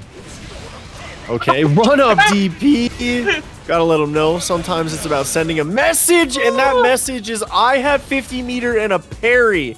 Stop it. I'm dead. Like, Razzo danced a little bit, played a little bit of neutral, and then pulling up with the run up DP. God bless Soul players. That was so good. Oh no. Oh. No chance to burst. That said, this does leave burst on the table for Razzo. Perhaps might try to sneak out a gold burst here. Last time she did, though, that was a very painful decision. Nice throw tag. Oh no. This could be it. Any one hit. That is it. What a tap dust. The umbrella. Snap on one. Tried to shut down the Netplay birthday party, but the party people endured. Yeah, absolutely remarkable play from Ed. Like, I always talk about Anji having this really sticky offense. Like, even FDing, even IBFDing, it is so hard to keep that player or to keep that character from tagging you, keeping the pressure going, and earning the meter to extend it even further with Fujin. And we saw right there at the end, Razzo just praying for a breath, a single inch of space, just to try to get something going as Soul, you know, try to be able to throw a button, and just was given no chance and no quarter. Yeah, absolutely. It is kind of crazy watching, honestly, a character that a lot of people for the longest time in this game's, you know, history is just kind of written off as a knowledge check character come in and give, you know, admittedly a newer, you know, Razzo hasn't played Soul for the longest period of time. She's known for a couple other characters like Leo and some Giovanna, but to just come in and give the pro tag with the pro tag privilege, the business, that's big, you know, and I think you're right. We may be seeing the Anji boys rise up. It might be the time for the Church of Anji to send out some missionaries to these brackets and start making these conversions, start finding some new true believers here. And it could be awesome because he's a cool ass character, you know, who doesn't like a dude that's you know, dripped out, you know, says it with his chest and then beats people to death with fans. Like, come on, bro, he's so cool. So it's good to see different characters cook. It's great to see kind of where the game is going. You know, love it or hate it, it's turning into an absolute crazy game, and I can't wait to see where it goes. It's like, you know, hold up a minute. Is that Chip Zanuff's secretary? What is he doing in grand finals? Yeah, exactly. We were talking about it earlier, man. Like, you know, Guilty Gear's getting up there in age. It's kind of old for a fighting game. Yeah. And so a lot of the ways the real competitive hardcore of the game approaches it has been, it's really shifted over the course, right? A lot of people have multiple characters that they can represent at like a grand finalist level. Like you were just talking about, you know, Razzo has a couple characters in the pocket, and you never really know. Even if you plan to counterpick somebody, they might just be on their alt that day, and they might be feeling really confident, and you know, you could get blown up because you were studying a different matchup. Indeed. And speaking of studying, we're going to be studying the art of the team kill here in this first set. Our first match of this next set here, looking at 9Moons Marvelo versus 9Moons Smitty. We'll see who Smitty's playing today, because I got bamboozled, absolutely schmixed. Yeah, we got the Smitty on the Chaos, because lately, if you've been tracking Smitty, they've been actually enjoying the Sol bad guy, another one of those Sol arcs. But Smitty sticking with the Chaos for the 3v3, and honestly, I respect it, because the character can still cook. Absolutely, you know, it's hard to blame, you know, the people for leaving Happy Chaos. I know they're just like, yeah, he got changed in a way where I don't like him as much anymore. And you're like, what do you mean? You have to play him now that he's worse. It's like, no, nobody ever does. Nobody has to play a character just because they used to. Yeah. Yeah, that's just literally not how this works, but that's also literally not how backdashing a bullet works. Marvelo finding out the hard way there. Snot Bubble is applied. Smitty's pulling up, getting some pressure, but Marvelo, king of the 5K, gotta say. Absolutely. You know, not a lot of people don't like playing against Chip. Fair enough. But not a lot of people can really make him work at a professional level, at a national level. Marvelo is one of those Chips, however. Yeah, and God forbid you get the Marvelo color palette swap, then you know you're in danger. Just that is looking it. like looking like Ralph from The Simpsons. I'm in danger. Like just like Smitty's in danger, but we Aboii out with the 2P. Yeah, speaking of the danger, man, Marvelo was really on top of resources there, building up the bar, had the 1 bar of tension, and the full burst right there at the end. Yeah, and wow, if my eyes don't deceive me either, this is actually, that was game 1 of winners finals here. So we have Kreeg's Marvelous Squad versus good game design here. They definitely 2 teams that don't need any real introduction, just absolute killers on either side of the field, no matter who is squaring up. And I can't wait to see how this breaks down and shakes down. I hate to see it. I know y'all see the 9Moons in front of the Don't Care Bear. I hate to see the team kill right off the rip, but hey, sometimes you just got to take that Band-Aid off and get it over with, So I respect the pick. I respect the choice to just get it out of the way, and we'll see who's going to come out on top. So far, Marvelo has been absolutely showing the results of the grind set and looking super clean. Something else I like to see is that I don't believe we got to see Smitty earlier. We got to see Tempest off a good game design, but not Smitty yet. And I think it's smart, headed into these final rounds here to get Smitty warmed up, especially if you plan on going to Grands. Definitely. And Smitty's one of those players too that can take a loss on game 1, turn it into downloaded data, and suddenly your stuff isn't working anymore. And just like that, Marvelo losing 50% and put into a positive bonus Happy Chaos mix situation. The God is in the machine, Deus Ex Machina, into another positive bonus situation for Smitty. Hard knockdown here as well. Marvelo, quite a few resources to work with, but Smitty might just not give him the chance. Locking on here. A lot of meter on Smitty's side. Yup, make that safe. Okay, I like Marvelo's pressure. Oh my goodness, not letting Smitty breathe at all. 5K forces the burst out. Smitty believes in the round. Gonna take some chip damage. We pull all the way up and back to mid-screen here. Yeah, Smitty definitely not getting as much off their positive bonus as you would hope for, but Marvelo willing to bet it all. I love it. I love the energy. Oh, we've been talking 2K. about. Yeah, we've been talking about mental stack all night, right? Marvelo took a chance because, you burst on that low HP and you win that round. What does that do to Smitty's mental stack potentially, right? And, we're not on that timeline, but unfortunately, Smitty taking early hits here and giving Marvelo momentum. I mean, yeah, it's like I was saying earlier. Some players, they can't get away from their mistakes. Those mistakes stay with them mentally, and they're like, "Oh, next time I gotta win that situation," and it'll affect their present gameplay. And Smitty, Smitty taking a lot of damage. Death by 1,000 cuts, but still. No hard knockdown there. Yeah, it was a pretty high wall stick, and Marvelo paying for that soft knockdown. Yeah, absolutely. Deus Ex Machina coming out for Smitty. Hard knockdown with the positive bonus. That might not look like a lot of life, but that's all you need in a game like Guilty Gear. What an answer! We call out the homies. Handle the light work, please. And we go to the next round. Like, so many supers in Strive are just for damage, and you just can't use them for anything else, maybe for a reversal. Chip is one of those characters where you can get some full screen punishes with his, which is sick. Indeed. Speaking of a punish, Smitty punishing that burst leanly all the way from mid-screen to the corner and going for the wall break here with the hard knockdown. Deus Ex Machina 11 mil. Ooh, look at the damage. I know it's not fair to be like, oh, look at Chip taking all that damage, because he just takes damage, but still. Oh, now show the damage on Chip. Yeah. Now show the damage on Potemkin. God, Marvelo cranking that risk and finally going to cash out on it. Yeah, that is huge. Oh my goodness. Smitty with the 6P. With the whiff throw, though, this is going to be it. And second life from Smitty right there. Marvelo gotta be feeling good about that pickup on the whiff throw. Man. That's Yes, tough. now show Couple the of- damage on full mana Asuka. Yeah, exactly. Exactly. Yeah, I both love to players, see they're it. taking risks that paid off, but we're not able to, fully finish their meal. We're not able to turn those over into advantageous situations. It's like you were right, but just you were 80% of the way there. I'm gonna need 100%. Exactly. Close but no cigar. And here we go into game 3. Smitty looking potentially at the last chance. And Kreeg's Marvelous Squad, led by Marvelo right now, looking clean.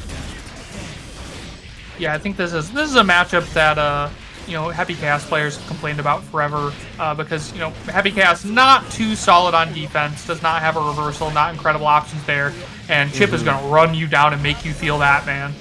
Yeah, and Smitty definitely feeling it all throughout this first round here in game 3. Forced the YRC to try to take the turn back, but a beautiful backdash into PRC from Marvelo. Oh man, that was death. That was an unfortunate cross under, I think, and Smitty got away with a second chance, but it's not going to be enough.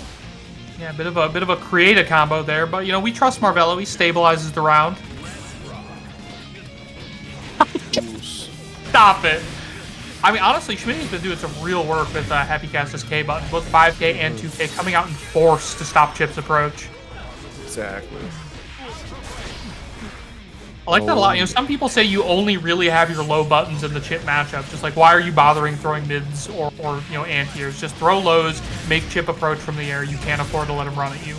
Yeah, that is fair. And Smitty, the nice combo, keeping the wall alive too, but it could cost them a lot here. Marvelo spending the meter, and we're going to go ahead and walk up the wall. Woo! Big draw opportunity. That could be it, man. Smitty's got the meter. Yeah. Oh, Okay. the president just healthy enough, and Smitty abbreviating that combo, trying to avoid burst, I believe. The Alpha Blade! Oh my lord. Nice burst from Smitty. One chance left. Calling out the clone. Making Marvelo deal with it. And there it is. It's dealt with. And good game design. God. Losing Smitty 3-0 to Marvelo.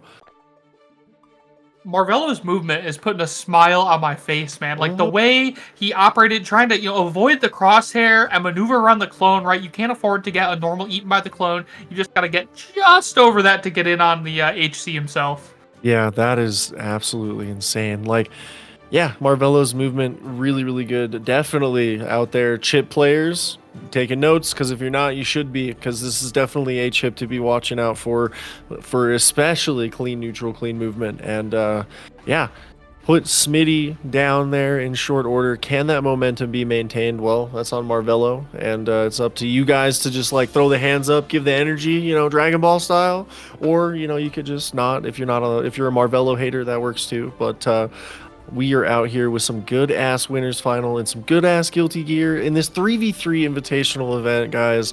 I love doing this stuff, and we love doing this stuff here at 9Moons. And thanks for coming out tonight, guys. We're having so much fun, and we got more games coming your way. Believe we are just sitting on some strategy right now. Good game design, or excuse me, good game design, right? Yeah, coming through with their next opponent. Got to figure out who they want to try to stop Marvelo, right? And we'll see who it is. Yeah, while we're thanking you guys for your time, I would be remiss not to direct you to some of your chat commands. AWT for ARC World Tour Finals tickets, March 2024, California.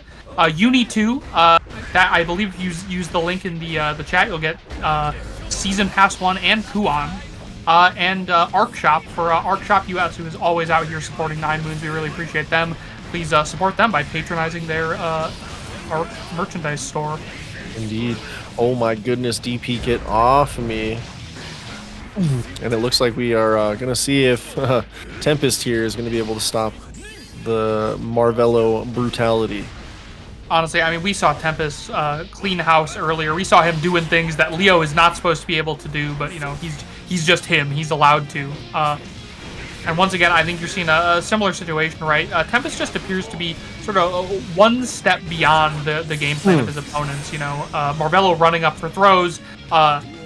Tempest already ready with the backdash and the punish, even this early in the set. Already ready with the parry in back turn, even this early in the set. Definitely. Tempest is Honestly, right now, probably the best skill tier player in North America by just major participation in placements and just general, like, being him. Like, it's You kind of might be able crazy. to argue against it, but it would be difficult. It'd You be know, it would really certainly be an tough. argument. Yeah, You- it's a tough, you know, it's a hill I'll die on at this exact moment, but you know, with how competitive the scene is, it could change on any given day. But throughout the last couple days, Tempest has shown some insane consistency, and we're gonna see potentially a dead Chip Xanath here. Yeah, something Marvelo likes to talk about a lot is like, hey, you might complain about Chip, but Chip is a character that cannot afford to make mistakes. Indeed. And, you know, I might have some argument about, like, oh, I think a mistake on Chip looks different than a mistake on some other characters because of his toolkit. But I think you're displaying it right now. Tempest has the tools and Leo has the health to be able to make a couple more mistakes than Chip. And Indeed, he's yeah. really going to make you pay for every single one you make.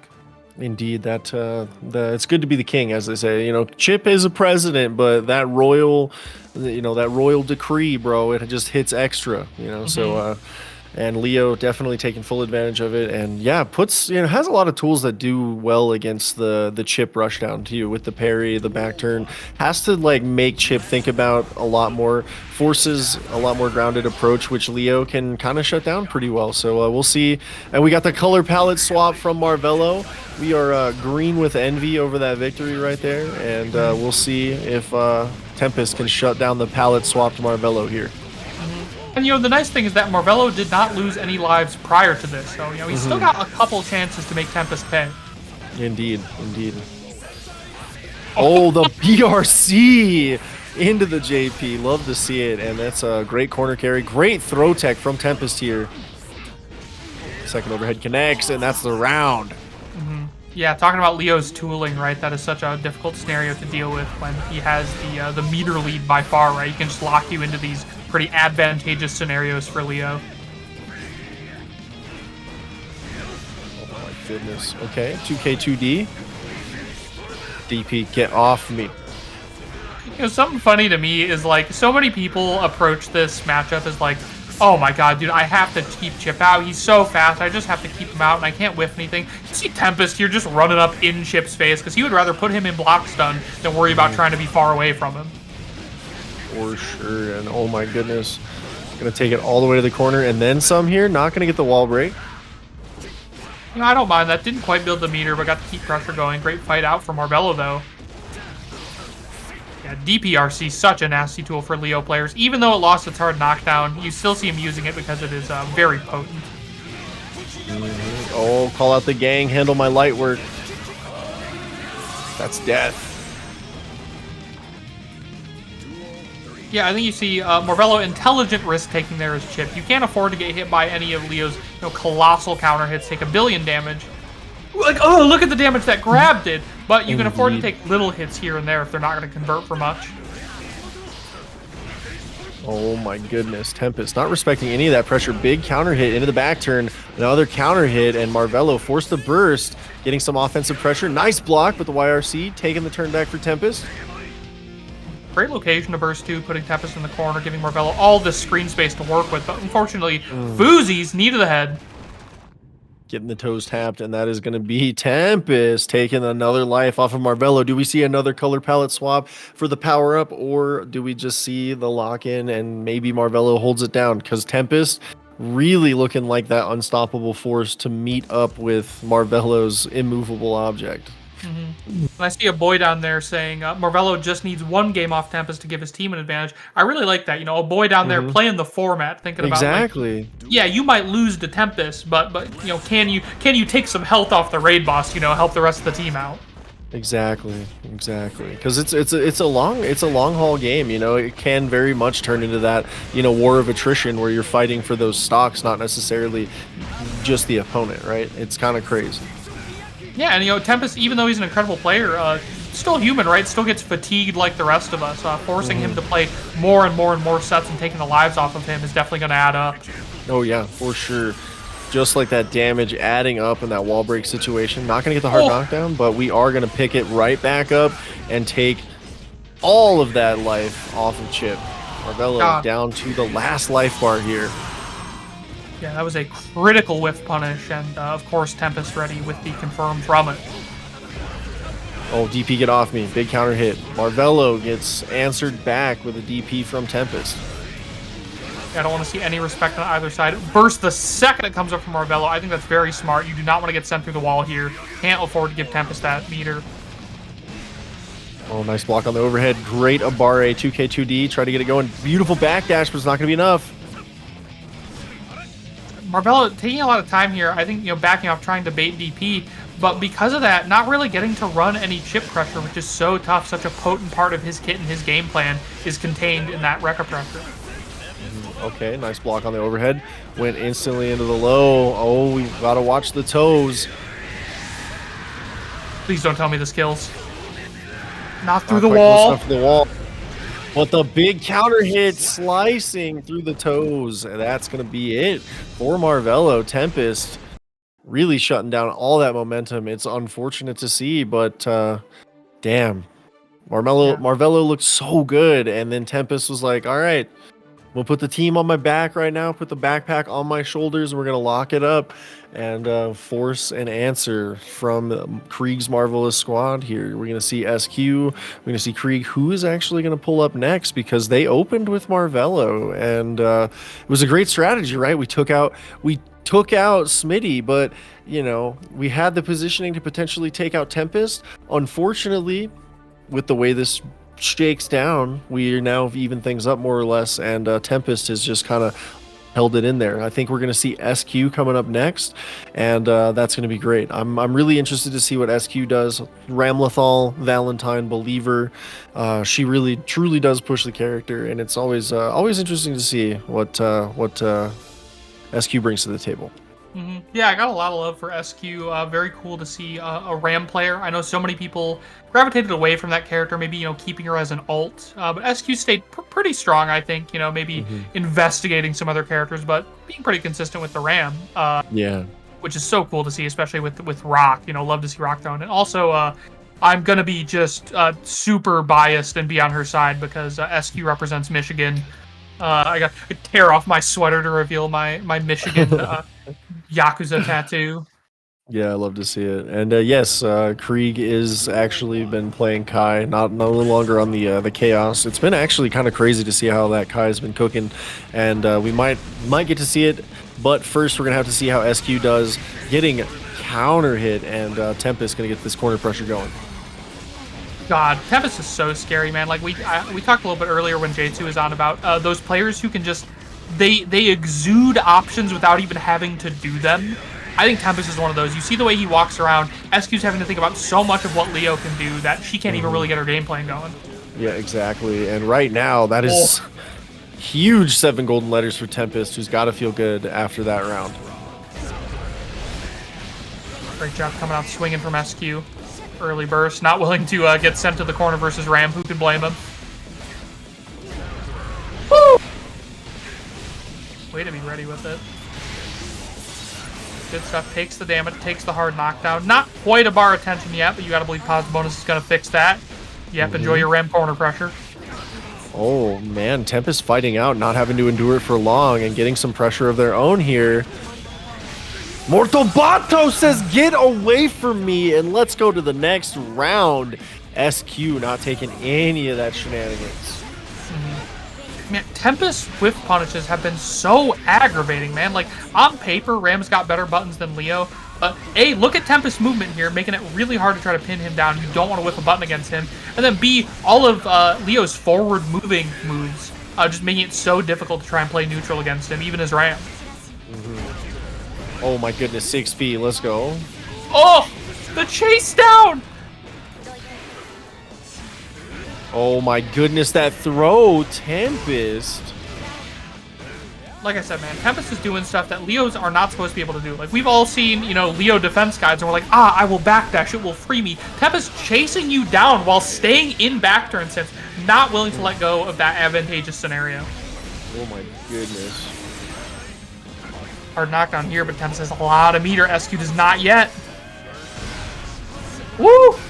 Deflect shield not quite getting us out of pressure, but we're still hanging on. One touch on either side going to do it. Beautiful deflect shield, but the long-reaching normals of Leo and Tempest just going to lock it up, and SQ going to just lose a stock there. Wow. Yeah, we see Deflect Shield not quite working out for both players there. I think, Tempest, Deflect Shield didn't really free him from the ram pressure. Right there, you see SQ's Deflect Shield didn't even get Leo out of range, right? Like, Leo's buttons could still reach her, so super tough. Very valuable tool, but, even still, even these top players using it in theoretically ideal scenarios, not quite able to get the distance they need. Indeed. Yeah, it's definitely one of those mechanics where, like, I feel like it's strong, but it hasn't seen its day in the sun yet. Like, either it hasn't been fully explored, or it just hasn't found its sweet spot in the current set of the patches. I'm not 100% sure, but it's definitely something that can make or break games, and we saw it there in the last one. Will we see SQ take advantage of that whiff DP, or will Tempest just let him rip and just get that Leo offense going? Yeah, that was tough. SQ crossed under right before the DP, so I think she wasn't as close to the corner as she wanted to be. Oh my goodness. Going through the wall already here. I think we're seeing such a different tempo from Tempest right now. Previously he was doing a lot of walk back and forth, a lot of neutral playing. Now he's zooming in, he's clipping the toes with Leo's lows, and really surprising SQ, catching her unaware. Once again! Yeah, you're just seeing into the future. Like, that rhythm of the first rounds was such like, oh, Tempest is waiting on a whiff punish and he's gonna get it, and this set of rounds he's really switching things up, man. Oh my goodness. DP coming in with the wild assault here. Look at the corner carry, even on block. Right. And here we go. SQ just narrowly evading the clutches of the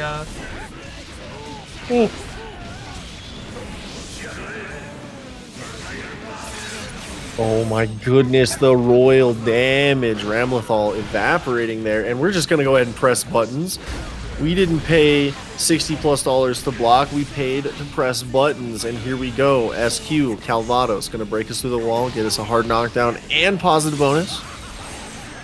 That's tough. I could have sworn Tempest was in back turn, and back turn P you'd think would be able to take Ram out of the air, but SQ getting away with murder on that jump in. Oh, speaking of murder, 1 pixel left.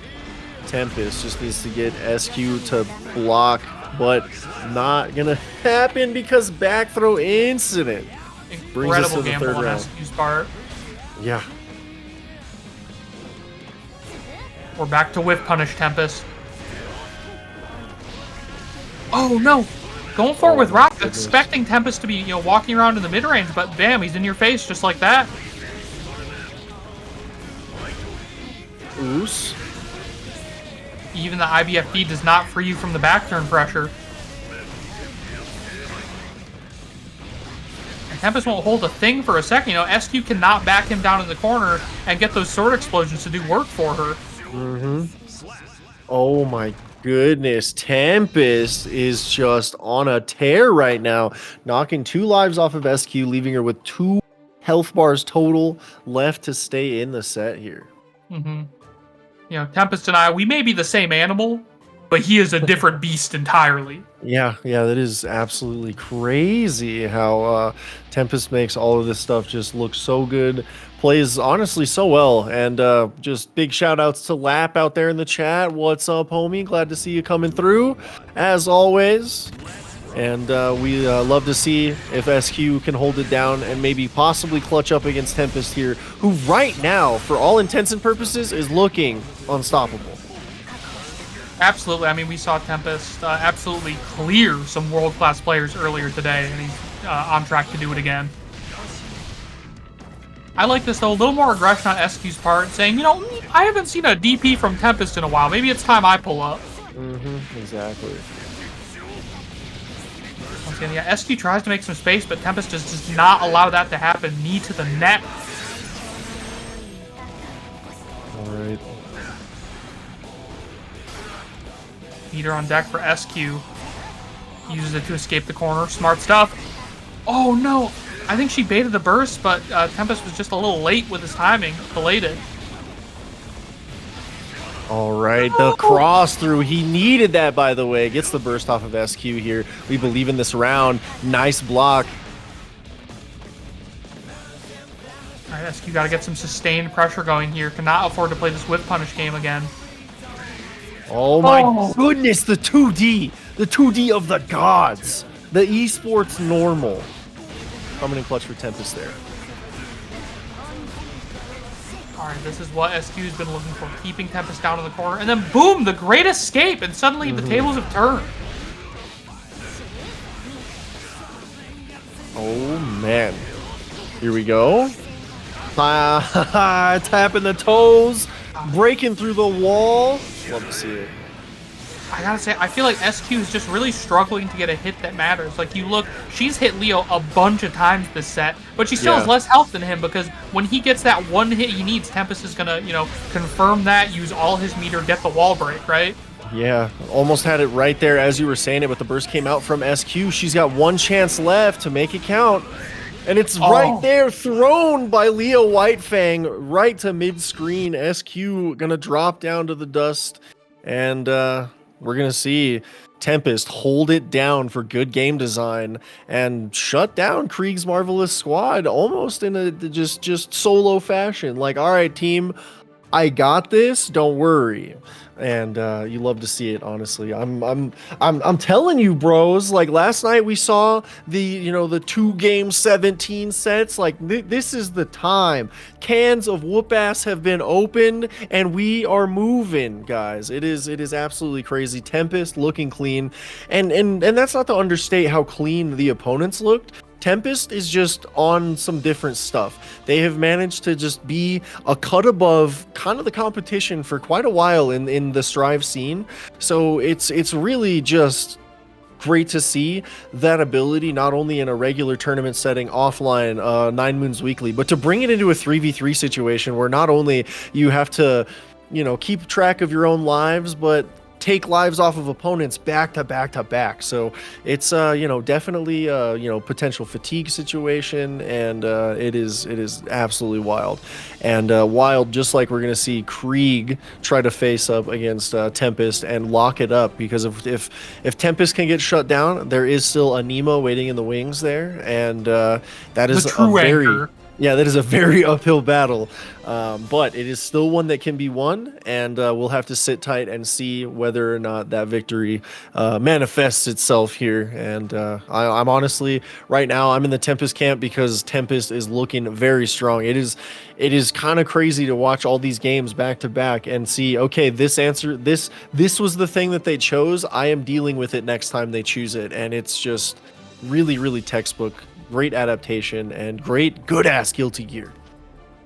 I gotta say, this is textbook Guilty Gear as well, because a lot of really good players, of which Tempest is one, do not necessarily bring that online. They just they don't perform as well online. They maybe don't take it as competitively. Tempest going absolutely nutty right now, which we have to thank for.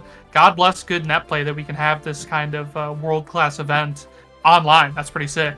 Yeah, bless up. I love it. Yeah, it is really neat that we have the opportunity, and we're kind of in this era that we just get to put on these really cool events. It's great that we actually have we were able to circle back around and still host this thing, because we did have the original kind of roadblocks, some road bumps in the road initially, but we managed to get over them, come back stronger, and like we're putting on, honestly, I want to say, now that we gave the players just a little bit more time and we got these crazy patches, this is honestly a better event than the original one was set up to be. Let me be honest, this has been completely crazy, and I think that overall was a blessing in disguise, and I'm glad that you guys get to come experience this with us.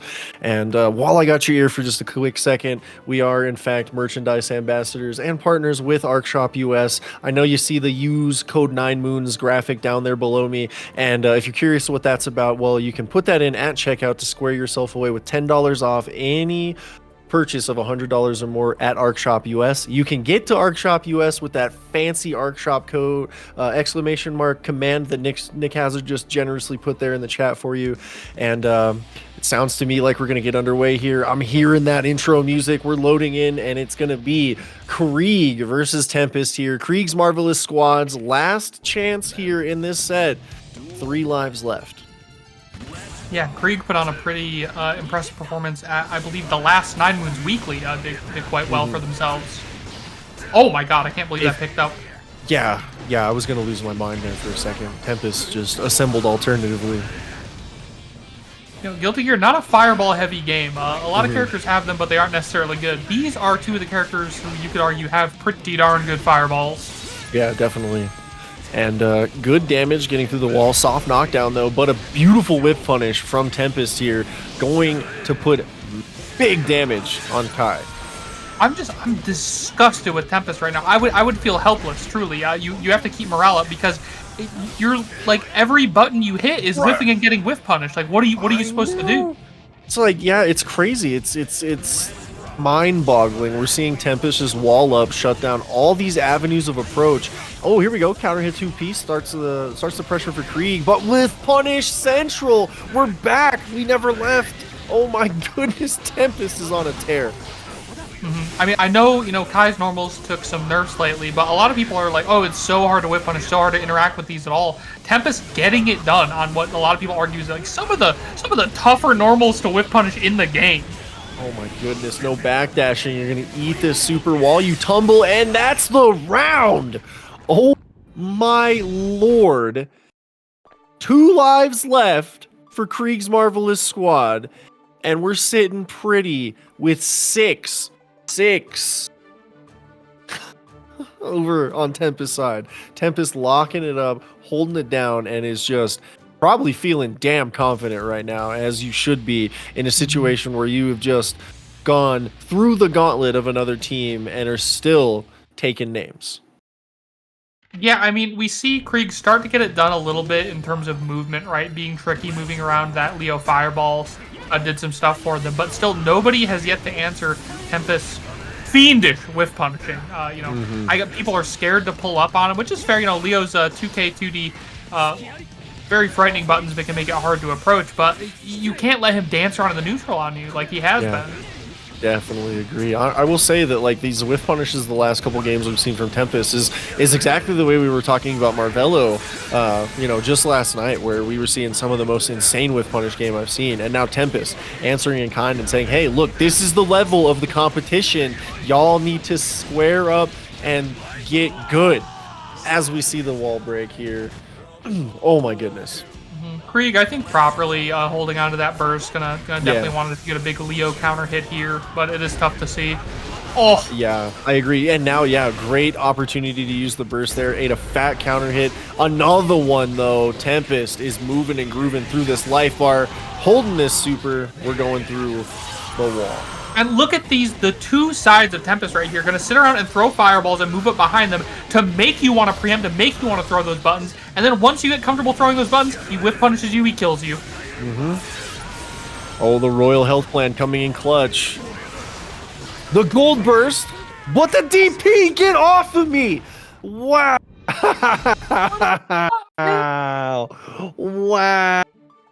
Wow, Chad. Wow. We had one chance and we said, no, we're going to DP. We DP our problems in these streets here. Oh, man, that was good.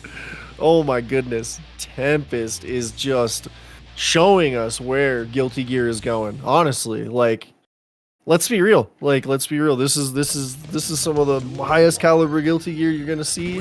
And I am so proud to be part of it here and just able to bring it to you guys as we get into Tempest here, looking to shut down Kreeg. 2 life bars left for Kreeg's Marvelous Squad here. I mean, like I told you, man, look at this, the fiendish strategy right here. He's going to throw a lot of fireballs, make you want to pull up on him, and then he's either going to stop your approach, with good Leo buttons like, 2K, far slash, stuff like that, or he's going to back up and whiff punish you. Yeah, it's kind of an interesting zoning, let's wall up playstyle, because normally you'd expect Leo to try to work in with the dash, the dash run, and just big buttons, but no, just walling up and making your life miserable. Tempest has just such a good groove going on. Yeah, he's gonna force you to make the move, to make the mistake, right? And even Kai not really able to compete with the fireball until we get the sword normals in there. What can you do? And then finally Kreeg's gonna go to jump in and not get anything out of it.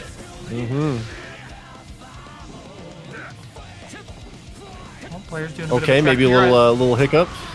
Somebody A third opponent has entered the drivers. arena. Yeah, the server is the strongest opponent of all, but we're fighting through here. People's Elbow's going to whiff, and Tempest is going to get some good corner pressure here. People saying, what do you even do about this? And it is very hard. Like, the couple times Kreeg has got things going is being slightly tricky in movement around the fireballs with, like, double jump or JD or things like that. Or you're going to have to preempt the fireball, which Tempest is obviously making very difficult, but we've seen some success with. Oh, here we go. Run up throw, back throw incident, get some Oki going. All right, here we go. Not quite a throw loop, but... Yeah. A lot of screen space to back up. Kreeg really not wanting to throw into it, and Tempest just walking it behind the fireball. Yeah, taking up all that real estate, getting the burst as soon as Kreeg has it. Love to see it. Stay alive. Scum Dipper, we're coming for the toes. Sacred Edge. Tempest finally found a weakness. Like I said, a lot of Leo players, I think, stay in back turn too long, and Kreeg proving that to be the case, getting him with Stun Dipper. Oh, baby. Nice blocks. Not out yet. But Kreeg making a great showing. Oh, and a whiff, and Tempest was ready yet again. Do not whiff a thing against him. Yeah, this is insane. This whiff punish game is absolutely next level, and there's possibly one interaction left for Kreeg here, and it is looking rough. The deflect shield, nice use, but we're right back in there. It's good to be the king. Tempest takes it. 9-0 over Kreeg's marvelous squad here. Just shutting it down. Locking it up. Looking good doing it. If you're any other team, you got to be sweating right now. You got to be formulating a Tempest-specific game plan because he is clearly looking like the raid boss of the whole tournament at this point in time. Yeah, definitely. And yeah, I think Aneema out there, Leo might just be top 20. I think you're spitting. That's crazy. Crazy take, but you know what? I think you're onto something there. Just might be top 20 character Leo Whitefang. He just sneaks into top 20. What is it? I don't know. The Leo players, they say bottom 10. I don't. I mean, like I said, Tempest is playing like an absolute nut. Like you can say Leo has a good kit, but look at the way Tempest is utilizing the kit. For the love of God, like not a lot of people can play that clean all the time. Yeah, and Matt, we saw good game design take it. Tempest took it to the entire Kreeg's marvelous squad, and just let them know. Shut them down 3-0. And yeah, I think right here, right now, we're going to go on another brief little intermission. So I'm going to toss it over to my friend C-Fresh over here. Tell your story, tell your piece, and we will hit a little intervention and keep going on with this 3v3 here in just a little bit. Yeah, I just want to say it's been a real pleasure getting to be in a 9Moons studio again. Like I said, this event is genuine years in the making at this point. I'm so happy all of you and all of the players showed up to make this thing a reality. Thank you, everybody. Please support the 9Moons Match Arena. Please check out the Arc World Tour tickets, the Uni 2 link, and the Arc Shop link. I've been C-Fresh. I work with Aegis Esports. It has been a pleasure. I'll swap out with King Jobber to take you home the rest of the way. And I am Don't Care Bear. I'll be right back to finish off with Jobber. Don't go anywhere, guys, unless it's to get yourself some hydration, some snacks, and to get right back here for this 3v3 Invitational. We're going to finish this thing off strong. We'll be right back, everybody.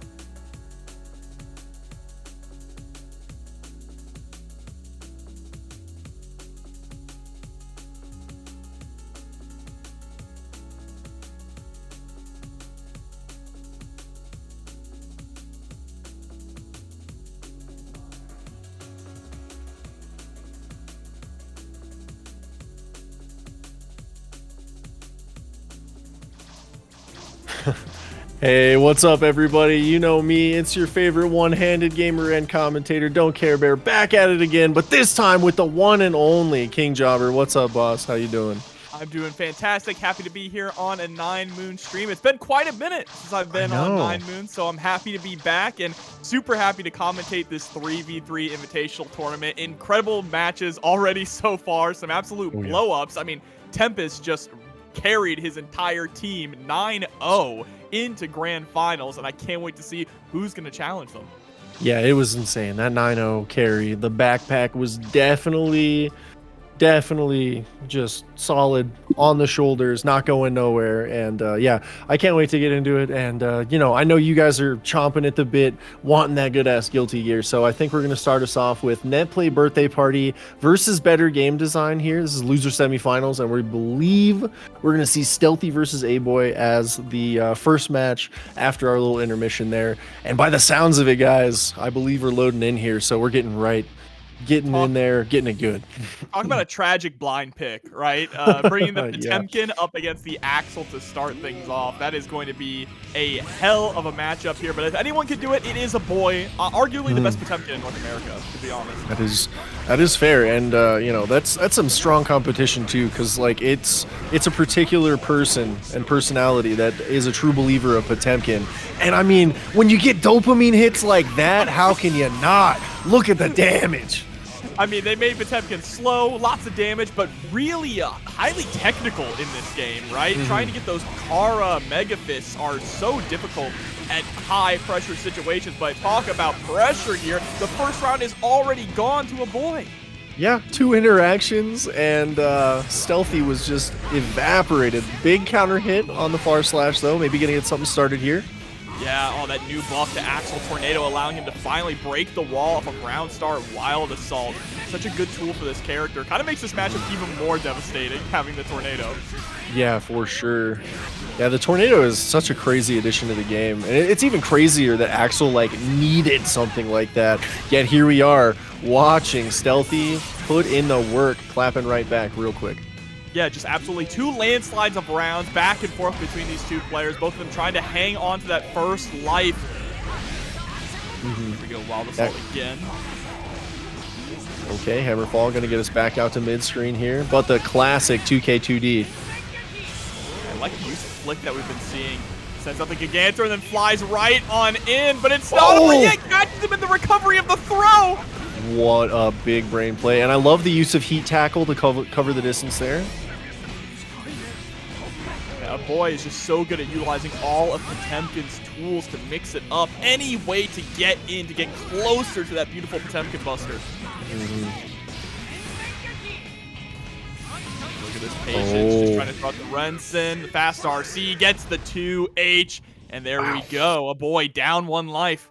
Wow. Great first game, and we see some nasty violence to draw first blood here, and I'm all for it. I cannot wait. And like you said, this is such a back and forth matchup. Like, it's a struggle bus, certainly, but it's just like watching Potemkin get in and just deal the damage that he does. It's so satisfying. And man, we're gonna have to see if we can just get that Potemkin upset, because I know that everybody's kind of like, oh, it's Potemkin versus Axel, but it's not just any Potemkin here. It's Aboii, and we're going to see if we can get some kind of something going here. You know, this matchup not as bad as it used to be. You know, the buffed White Wild Assault, having access to Heat Tackle, those are 2 ways for Potemkin to, you know, quote-unquote skip neutral, to kind of get in easier on Axel. It's just a matter of finding those opportunities, but they're more opportunities than he had before. Gets the slide in here, now keeping the pressure up. Ooh, scoops Haagen-Dazs. Here we go, right to the corner. Oh, your health bar just vanishes. Baits out the YRC, and you're dead! Oh! No.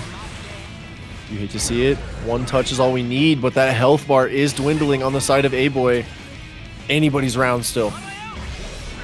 Oh, how did I get here and immediately curse Aboii already? There it is! You stay, I go. Oh, man.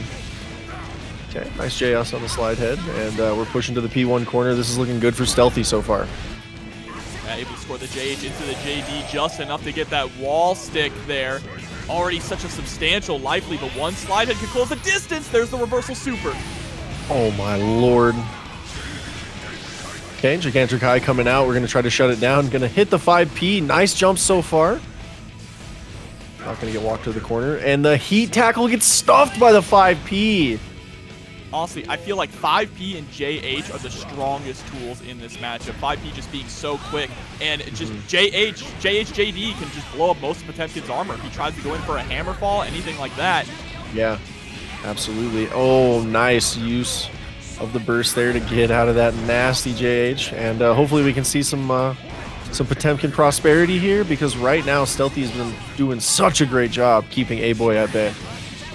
Yeah, and you see you trying to utilize that armor, but you need to be a little bit quicker because of that Renson. Gonna blow straight through it.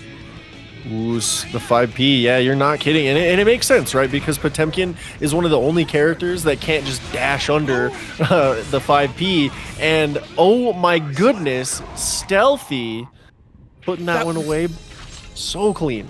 That was so genius there at the end, utilizing the 6H as a counter to the slide head, since the 6H makes you airborne. That was just big brain plays there against Potemkin. Love to see crazy. it. Yeah, that's really like, and it's showcasing that matchup knowledge too, because like, you know, Potemkin is a very powerful character, but you don't see a whole heck of a lot of them, right? So, you know, a lot of people might not be familiar with the matchup. No, not in this case. We're ready. We're out there, and we are clearly prepared. We showed up. We did our homework. We're ready for the test today.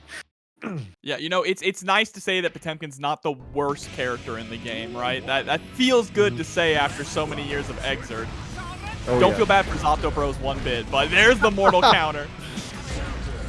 Ooh, it's the 5H coming in clutch, cracking the dome. And again, it's all about slow and steady, just trying to find your way in. You just have to guess right once as Potemkin to turn the game around. And there's a huge hammerfall counter hit. This could be that momentum shift we needed. Oh, flipping right on it. Oh, I spoke too soon. Oh, yeah, that was a little squirrely though. Unfortunately, hit the second Axle Bomber a little too low to the ground. Oh boy, another lease at life here.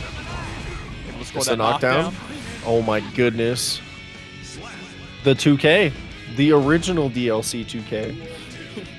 It's almost as low as Soul 2D. Yeah, it's wild. Oh my goodness, Hammerfall gonna go ahead and get the punish with the 2K2D, forcing Aboii all the way back, gets in with the Wild Assault. So nice, we do it twice. Yeah, and those double Wild Assaults cranked him all the way into the red when it came to the wrist gauge. Speaking of the wrist gauge, look at it again. Any stray hit is gonna be brutal. There it is, counter into the super. Oh, you're dead. He's not playing God, he's being judged by him. If God would have wanted Axel to exist, he wouldn't have made a boy, all right? Exactly. Oh, nice little tornado combo. Love to see the new roots. And nice positive bonus situation. Not going to get the hard knockdown, but we're still going to get a lot of meter here. And just nickel and diming here, throwing out those long-range normals. JS, my beloved, going to get the punish there on the break. Oh, man. Okay. We've seen a lot. Aboii just absolutely making this Gigantic High neutral work. So we'll see if we can catch Stealthy slipping again. But so far, Stealthy looking good with the PRC Axle Bomber for the momentum. Love it. Yeah, but man, Stealthy is just being so slippery, right? So difficult to catch. Every single time a boy goes in, Stealthy jumps right over and creates even more distance on the other side of the screen. But the deep leg shield goes for the break again and is going to get blown up. And you see that. Oh, no. Alt F4. Hey, you know, sometimes you got to get back to your desktop quick. And, you know, there's a great shortcut for that. And we saw it firsthand there. Really good stuff. GG's. And Aboii definitely put up one hell of a fight. But that is, as you said, kind of one of the most, like, unfortunate blind pick situations. Like, damn. But now we do see the opportunity to strategize. We could counterpick potentially, and let's see how that breaks down and shakes down. Oh my goodness, what a way to start things off. The question is like, who do you bring in now, right? RedIAmNot or Tatsuo? I think that Gold Lewis this used to be one of his worst matchups, but of course, you know, with the advent of White Wild Assault, with some of the buffs that Gold Lewis got to his buttons, he can definitely get in, and when he gets in, God, Axel is just, he's crying, he's screaming. Oh, yeah. There's nothing he can do to get you off of him.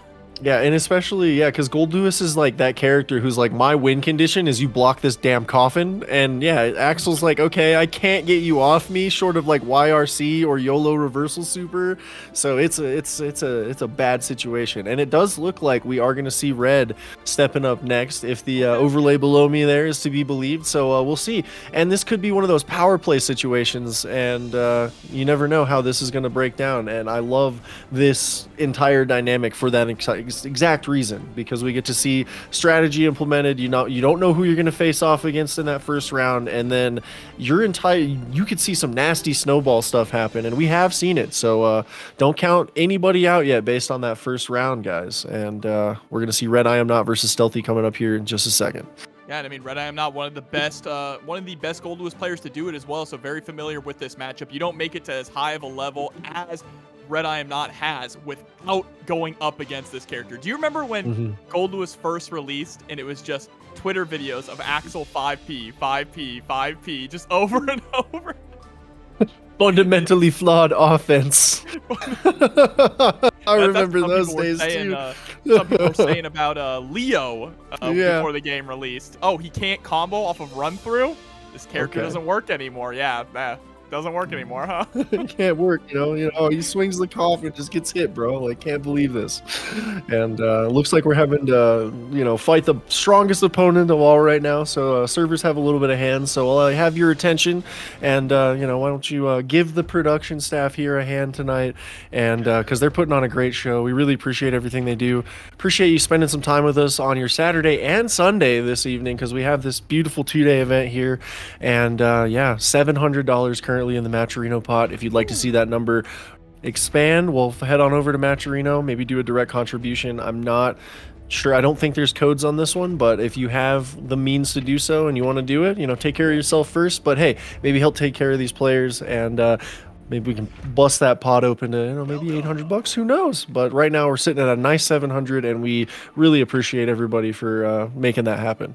And it's absolutely doable for sure. And of course, props to everyone who is behind the scenes, because you and me, Bear, we're doing the easy job. All right, we're here talking about a game that we love, while they're in the background making sure that everything's running smooth, making sure that nothing catches on fire, or putting out fires if they do happen, to make it a smooth and exciting experience for all of you watching at home.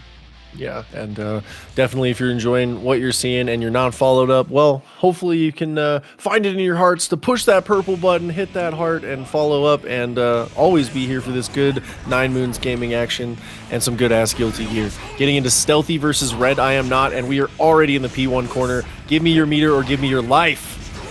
Yeah, and this is so early that Stealthy doesn't have any meter to give, but is able to jump out, gets the low 2K 2D, and we immediately send out the laser. We're not having any of it. I love it. Imagine fighting a guy who has access to an orbital space laser just on a whim.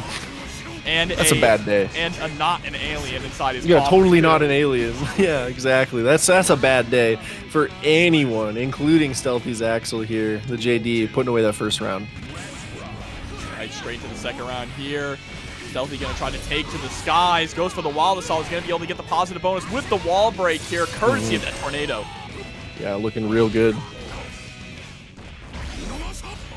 Going to be a great tool for this matchup as well.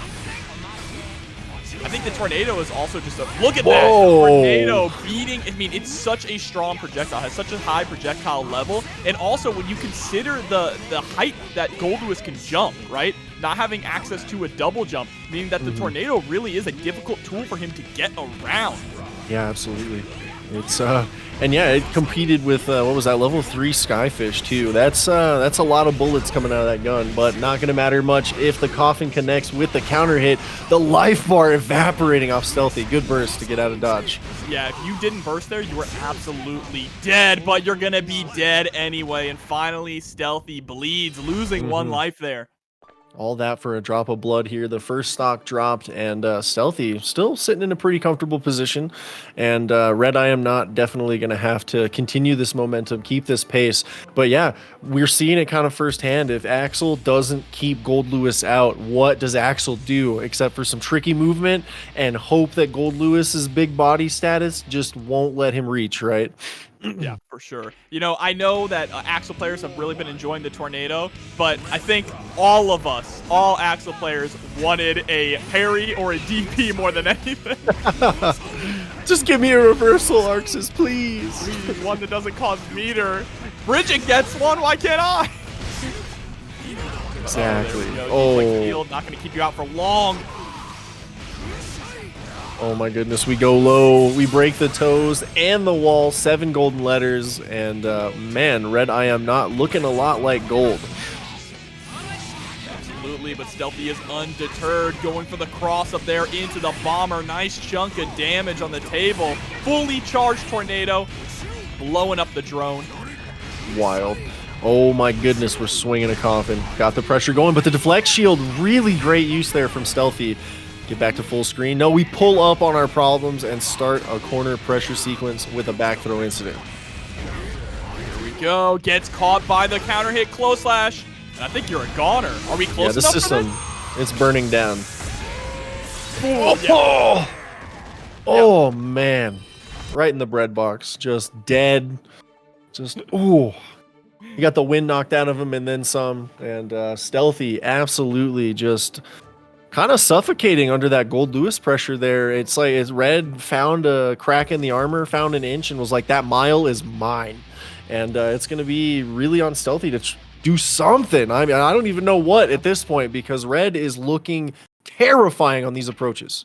Yeah, I already see you asking, like, what does Stealthy do when Gold Lewis is in? I mean, Axel's options are pretty much 5K, 2K, or FD, or some kind of reversal with meter, utilizing burst. That's the problem, is that Axel, in a lot of cases, if he can't comfortably do 5K or 2K, he has to utilize the system mechanics to get the opponent off of him. And when Gold Lewis can just kind of say, nah, I don't care about those. Yeah. And White Wild Assault showing that right there beautifully, going right through the tornado, forcing the deflect shield from Stealthy, but we are back to full screen. Oh my god, the clash there on the 5P. Absolutely insane. And that's not the first time in this 3v3 we've seen RedIAmNot absolutely on point with the clash cancel into another behemoth. Like, we saw him do it on a jump in last night. It was kind of crazy that, you know, we're just built different like that. For sure here. But still, I mean, all things considered, Stealthy is holding his own. Sends out the tornado again with the White Wild Assault, the great neutralizer. Back scratcher gets blocked. Good defense from Stealthy so far, but the big counter hit, this is painful. Burst comes out as soon as it's online. Yeah, you can't be trading like that at this stage in the game here. Reeled on in. Able to land the cross up, goes into the RC, wants to get the wall break here, should be able to get the kill. Yeah, big body health plan, not gonna save you there, and that is death. Stealthy drawing at least a life bar's worth of blood on Red here. Look, Bear, he's got the American healthcare plan, all right?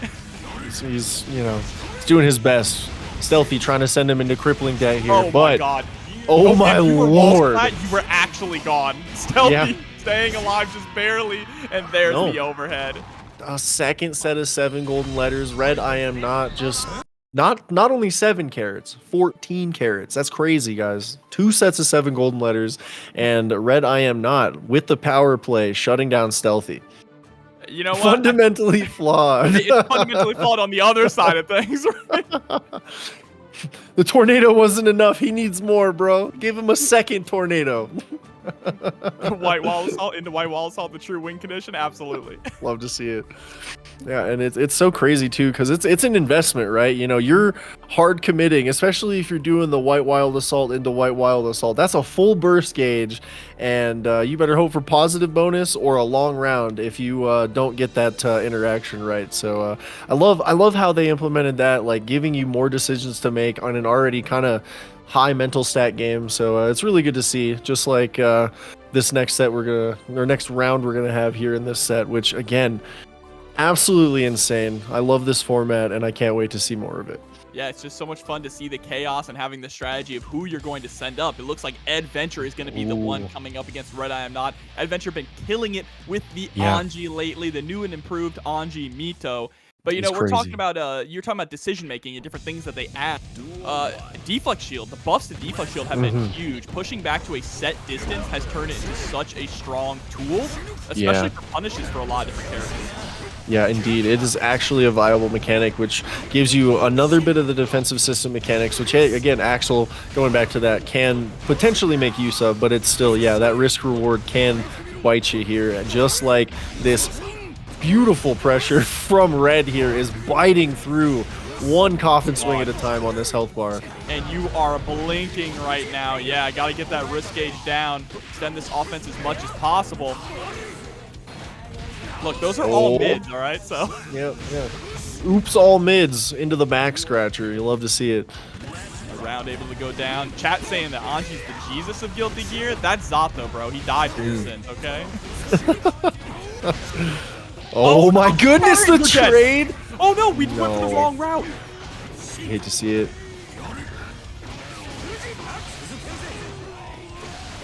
Gets the pickup. Nice burst there, sending out the drone. Hold down the neutral. Oh, the koi fish stopping the jump attempt there. And this is going to be huge for Eddventure here.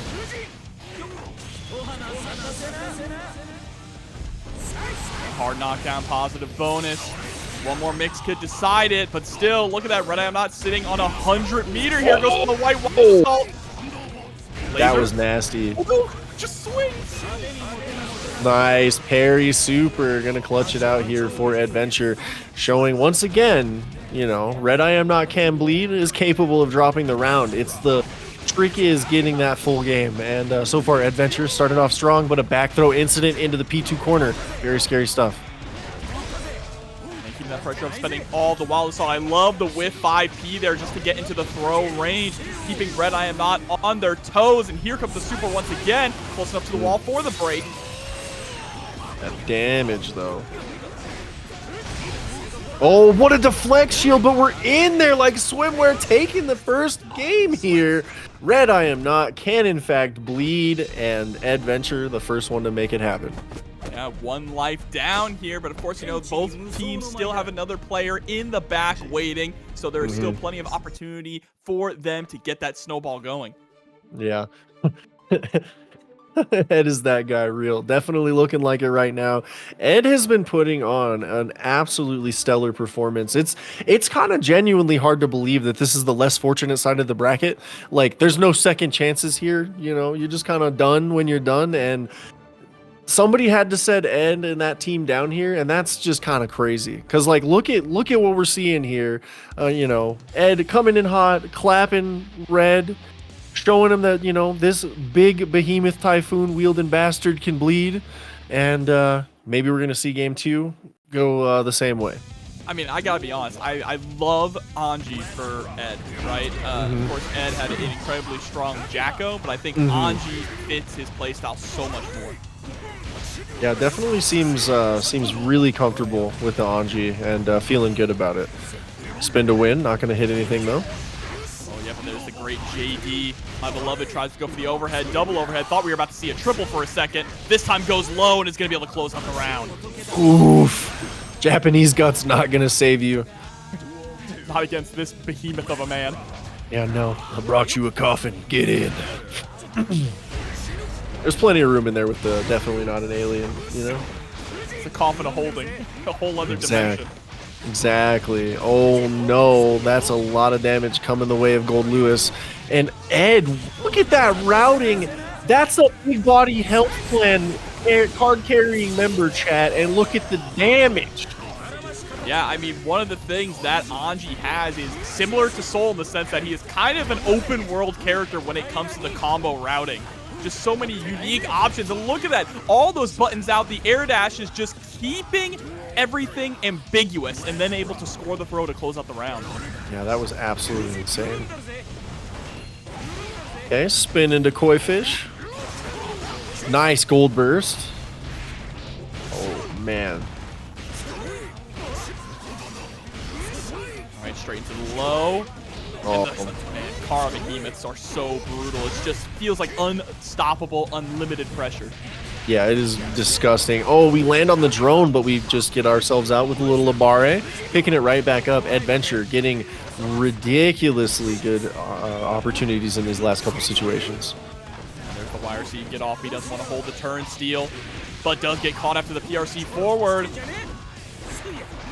Oh my lord. Strike throw, here we go. Eddventure taking another point off of RedIAmNot without dropping a life yet. The back and forth. Do we see a game 17 building? Who knows? Like, good gracious. Eddventure saw what Tempest just did last game and said, you know what? I think I can do that too. Hold up. I can be him. I can be him too. Hold on. Hold my beer. Hey, I mean, Eddventure is a champion, right? A CEO champion, to be even more specific. So has definitely played against the best of the best and had to run through gauntlets. Yeah, definitely, absolutely. That experience gonna come in clutch in situations like this. Like, and you know, especially with like that marathon that this kind of tournament offers. You know, you're just in that grind, so having that experience really gonna come in clutch. Burst comes out, puts out the drone to hold down that neutral. I love the YRC there. Just please get off me before the first Behemoth Typhoon. Yep, just let him know. I'm looking for it. I don't want you here. It's my turn. We get the hard knockdown with the Wild Assault. Immediately sends out the Butterfly. And yep, man, the fish is so strong. Doesn't matter if you RC. That's actually great for Anji. Anji's happy for you to RC against the fish because you can't escape. You spent 50 meter and you're put in a guard break situation. You've activated my trap card.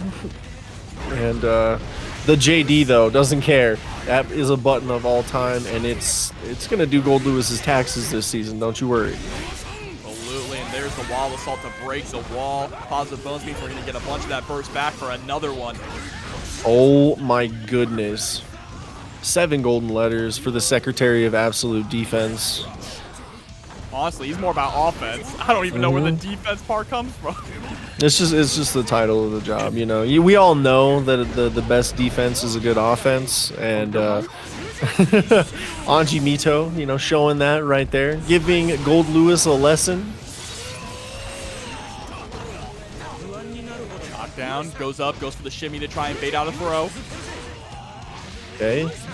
Wait, not the burst, not gonna bite. Here we go. Level 3 drone gets caught by the Nagiha. Bro, throw. Here we go. Dipper, all right, the fan dipper. Yeah, it is absolutely disgusting. And 3-0 for Eddventure. RedIAmNot gonna fall to the Anji Mito, and that is gonna leave it on the shoulders here of Tatsuo, if I'm not mistaken, right? No, I'm not reading that. No, I am reading that right. Okay, Tatsuo. Yep. Yeah, my brain is just... Whew. The final soldier here has to run through a full health Eddventure, mind you. So that's 6 games. 6 games that Tatsuo needs to complete without dropping 3. All right? Yeah. This is your celestial challenge. Except it's a little no bit big higher deal. than that. Yeah, absolutely. That is, you know, that is a great way to look at it, and what a challenge it is. Like, these are your gatekeepers this evening. Good luck. And Tatsuo definitely is someone that can rise to the challenge. I definitely believe in that Nagariyuki, and we'll see if it's going to be able to crack into the Eddventure armor here, or if we're going to see the teeth get ripped out of this vampire here, because man, Eddventure is on a tear, and definitely was taking some notes from that Tempest set on you know, how to make people sweat. Absolutely. Here we go, going right into it. Tatsuo putting the pressure on very early. Beautiful 2S. Eddventure opting to burst just to create some space, but just like that, Nago is right back on top of you. Oh, I like the PRC, but the whiff throw giving Eddventure a big counter hit opportunity. There it is, triple slash series, get some of that blood back. Into the white Wild Assault. Nice, parry super.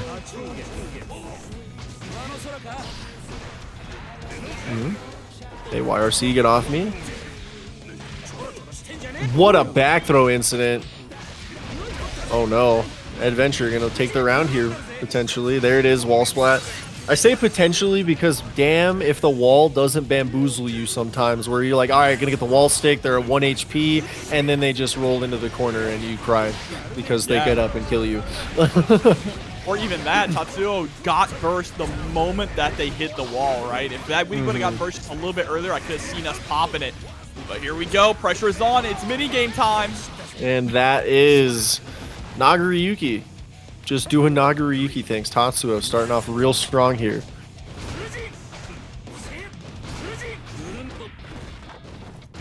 Backdash trying to create a little bit of space. Yeah, just trying to stay out of range of any follow-ups after the 5K. But now we're using that Fuku to close on in. There's the counter hit Beyblade.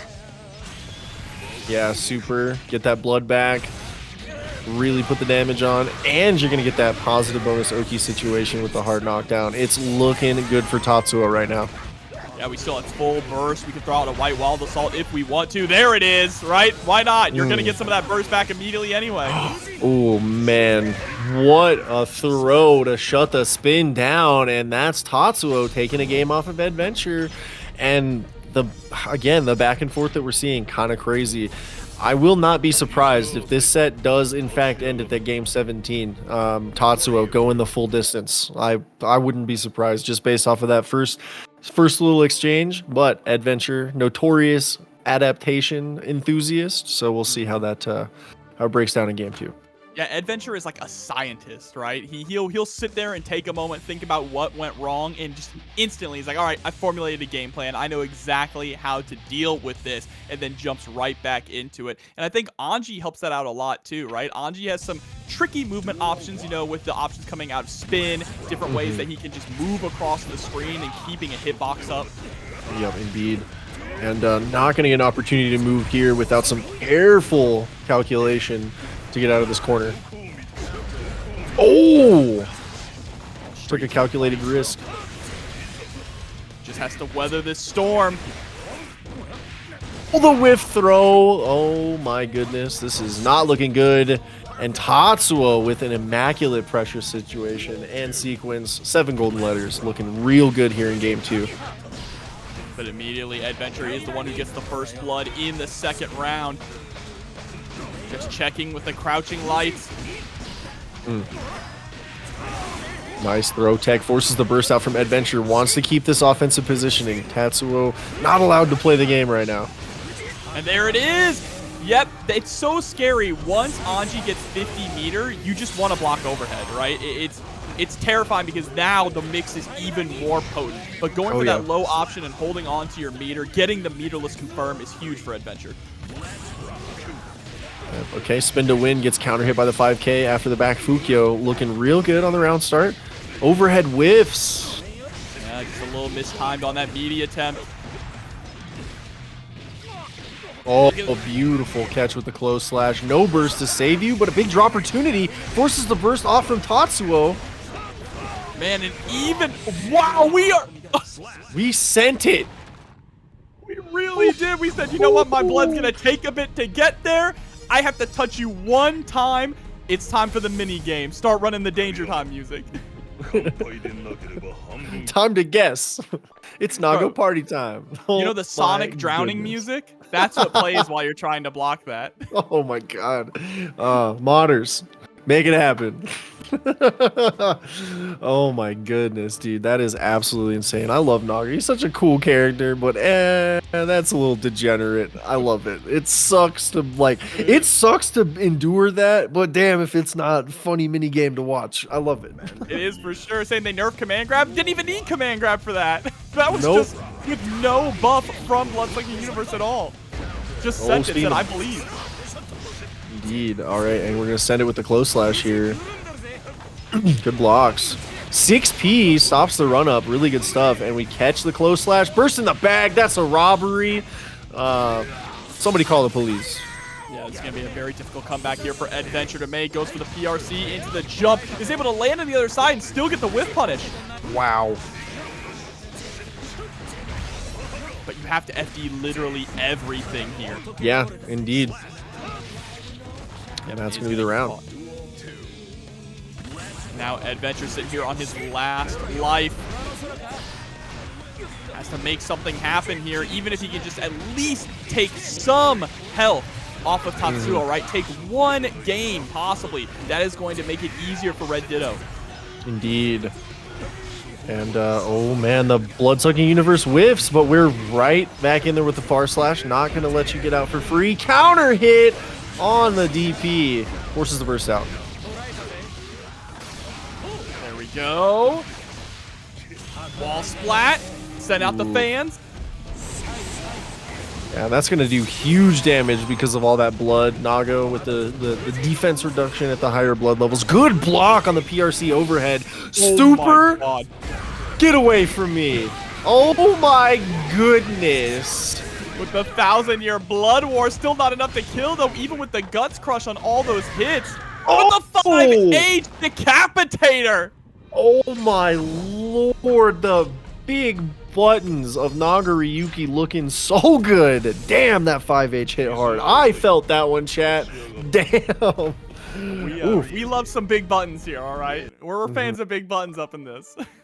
Yeah, I do. And yeah, for sure. Tatsuo definitely one of those Nagos that can engage in a little fearlessness, a little fearless behavior, you know, borderline recklessness. But hey, if it works, it works. And you know what? Doesn't matter if you win by an inch or a mile. Winning is winning, in the words of Dominic Toretto. You mentioned, you know, fearless Nago. I feel like those are the most effective Nago players, the ones who really are fearless, right? You have some of the strongest special moves in the entire game. Sure, there is a risk that comes with them in the form of the blood meter, but we see these Nago players dance on the edge of that sword all the time, right? The razor's edge, and they usually come out on top when you know, push comes to shove. Yeah, absolutely. It's kind of crazy how these character believers just make miracles happen. And the close slash connects, and Tatsuo gets the burst off of RedDitto early on here in game 1. And Tatsuo has just been keeping this pressure up. There's the PRC. Still catches you blocking upon landing. Again, those big buttons, whether it's 5 heavy slash or 4 far slash. Okay. Oh, the 6P into Beyblade. Man, Nago 6P, a very, very, very strong tool in his kit, and often kind of not talked about enough just because everything else is so shiny, right? But damn, puts in work. Oh, and one of the best anti-airs in the game as well, in the form of that close slash. DRC. Why Wild Assault? Let's keep the pressure, but Mortal Bato says, get off of me. It did so much damage. He was in level 3 blood. Oh, not going to get the bar, but we are going to get the hit we need to take the round. And RedDitto striking back here to get to round 3. Yeah, we're getting closer and closer to that final game, like you mentioned, Bear. Here we go. Windshield wipers send you through the wall. Oh, counter hit Beyblade. This is going to hurt. That routing, though, coast to coast. Okay. Love the block. But 100 meter available. IBFD. Counter hit Beyblade. This is going to hurt. 6H there, holding on to that burst for neutral. Trades with the DP. Oh, my goodness. Things are getting a little squirrely here, a little bit of spaghetti everywhere, but there's the throw. Not going to be able to build up enough meter for a super, so we're back to neutral once again. Enough neutral, White Wild Assault. Do it again, come on, you got another. Oh, not going to need it. Beautiful. Damn, Tatsuo is looking good. Taking first blood here off of RedDitto, and now hasn't dropped a game yet, so really must be feeling pretty confident, and RedDitto definitely going to have to find some way to shut down the Noble Vampire Samurai, because if not, it's looking like a Tatsuo set so far. I mean, Tatsuo is really proving to be a true anchor, right? You know, just the absolute, the backbone of the team there when all hope is lost to carry the torch. Indeed, and definitely a great character to carry that torch for sure. Same with Ramlethal. Absolute devastating damage when given the opportunity. You're seeing it right there. And now with Nago in the corner, just trying to figure out a way to get out of here. That's one way, just getting sent through the wall. Indeed, that is probably the least optimal way for Tatsuo, but hey, it is one way out. And just like that, we're going to see Tatsuo find their way out of this game and into the next one here. And wow, round 2. Yeah, held on to burst that entire time, didn't want to be a hero. And now we're just starting to build up that blood, goes for the white wild assault frame trap there and getting to the knockdown with it. Ooh, getting clipped here by the big buttons, taking big damage. Oof. Dash on in, honest mids, and then goes for the jump in. Oh, the big body backdash almost coming in clutch there. Oh, there's the bite. Things can get scary. Overhead from that far away. Still burst is available here. Oh my goodness. Nago party time. Oh, tap dust. This could be all she wrote. Not quite. Nago is a big yeah. boy, but has a 100 meter. Make that 50, but it gets baited out. The YRC is history. Oh my goodness. RedDitto answering right back, drawing first blood from Tatsuo, bringing us into a game 3 and putting us on par for a potential game 17 in the set overall. Kind of insane. It's what's insane to me is how fast it's been going for nearly 17 games.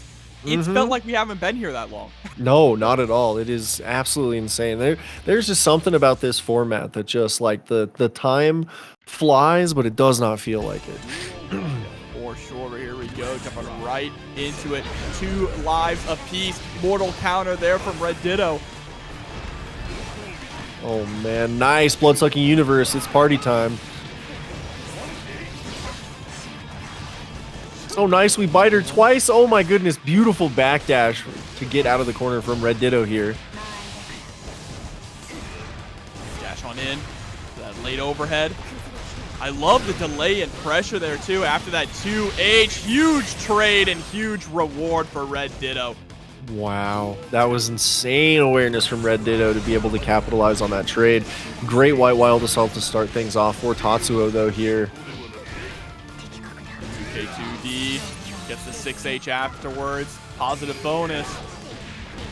And I love the BRC just into the 5P. Stuff anything that RedDitto has started, right? There was no meter there. You didn't have to worry about some kind of a reversal. So right now it is all Tatsuo. All Tatsuo and all 7 golden letters. Love to see it. Tatsuo feeling good after that one. Starts off with a nice back Fukio and a huge anti-air close slash. Gets the burst from RedDitto. Yeah, it goes for the burst on the final hit of the triple slash target combo. Just didn't want to get knocked down in the corner. But instead, you're going to get sent straight through the wall here with the super. Ooh. Nice. This is a Tatsuo round so far. Huge damage. 1 interaction for RedDitto potentially here. Nice deflect shield, but the far slash reaches out, touches the hearts and minds of the people. Oh, the whiff white wild assault. There's the rock also. The rock is just such a good jump scare in neutral when you're far away from your opponent. He's going to get the pickup on the sword explosion. Oh, here we go. Nice blocks. Nice jump. No 6P connects, and this is going to see the health bars start to even out here. Looking scary for Tatsuo. YRC gets baited. This is a huge counter hit, but a drop opportunity presents itself. Another counter hit. RedDitto going to capitalize this time. And oh my goodness, Kazam slams with a big raid. Welcome on in, everybody. We are in the midst of a crazy set here in the 3v3 Invitational for 9Moons. And guys, we're seeing RedDitto square off against Tatsuo. 2 anchors really trying to stay in this bracket here and move into losers finals. That's right. The winner of this set moves on to losers finals and continues to run the gauntlet all the way up through grand finals, guys. This train does not have any more stops until the final station. And your reward for winning this is to go up against Kreeg, Marvelo, and SQ. Right? And what a squad that is.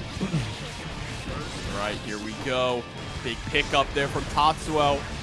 Has RedDitto right where he wants him. Oh, so nice. We bite her twice. Really keeping the blood off. And oh my goodness. Wow, just Another one. Unstoppable pressure. Another perfect. Tatsuo is just racking up perfects in this bracket. Okay, Ando gets blocked, and a nice falling button from RedDitto gets some good pressure going. Red Wild Assault, get the hard knockdown here. Go back to that burst and that meter. Has to Nice weather block. the storm. Oh, it was nice until we got caught. It looked like we might have gotten caught backdashing by the rock. I think so. 7 golden letters for RedDitto saying, I'm a fan of gold myself. I could pick up some of that. And nice round start here, but a big counter hit 2S gonna take us to the corner. Yeah, I loved the neutral jump there from RedDitto. Had the right idea, was just too far away to pick up that 2H after the punish. And now still on the back foot here. Oh. Okay, I like it. Gonna get some... Okay, got the PRC at least, and then we force the burst out. Tatsuo just kind of keeping it patient here. 5H wasn't quite able to pick up, though. PRC drift downwards. Excuse me, PRC drift downwards. Oh. Pain. Pain, and it's time! You were right. You placed your bets, you played your cards, and here we are. Game 17.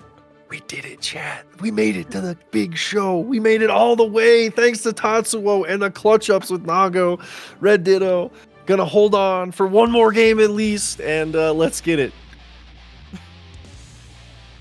I know, Game 17 is a very funny thing to say, but it's very exciting, and it's flying by, too. Right? It's so crazy. And, I'm always excited about the Game 5 in a traditional bracket. Like, you got to dig deep at that point. We're 17 games deep. We are scraping at bedrock at this point in terms of tech. So you really, really got to pull out all the stops here. And RedDitto forced to burst there early on. Oh, no. Mortal counter with the 5H, and you're just gone like that. Tatsuo sitting at set point. That's like Decacepta Luigi. I love it. Oh, and a big counter hit. No burst available. You're going to be in some pain. Oh my god, you're still in the corner too. That's even worse than getting sent through the wall. Oh! 6-8. There it is! Oh my goodness, Tatsuo! Holding on by a thread with 2 life bars left. Clutches it up and eliminates. just sends him out. Just have a nice day. Better game design. The White Wild Assault squad sends just sends them packing. Absolutely insane. They move on to losers finals, guys. Holy cow. They're trying to prove that White Wild Assault is the strongest tool in the game, all right? It's in the name of the squad. It's simply better game design, guys, and they are here to prove it, even if they have to do it from the less than fortunate side. And right now, they're gonna get their just desserts. They're gonna face their rewards in Kreeg's marvelous squad here with SQ, 9Moons Marvelo, and Kreeg, who I don't know if you know has also just been on this crazy character swap train. There's so many character swaps happening because of the last patch. Kreeg, known happy chaos enthusiast, actually representing King Kai Kisk, just going all the way back to the Shoto and keeping it vanilla, and that's awesome because vanilla, it's a great flavor on its own, but you can build so much on top of it. So I'm really excited to see where that journey goes and how far that Kai can actually go. And I know that White Wild Assault, Gold Lewis, it's kind of the public enemy #1 right now, right? That's kind of the talk of the town. But yeah, I feel like we've kind of lost sight that Happy Chaos is manageable now, right? He's so manageable, in fact, that people just don't put him in top 5 anymore. Like, it's kind of wild. He's no longer in top 5. You can actually fight him pretty consistently.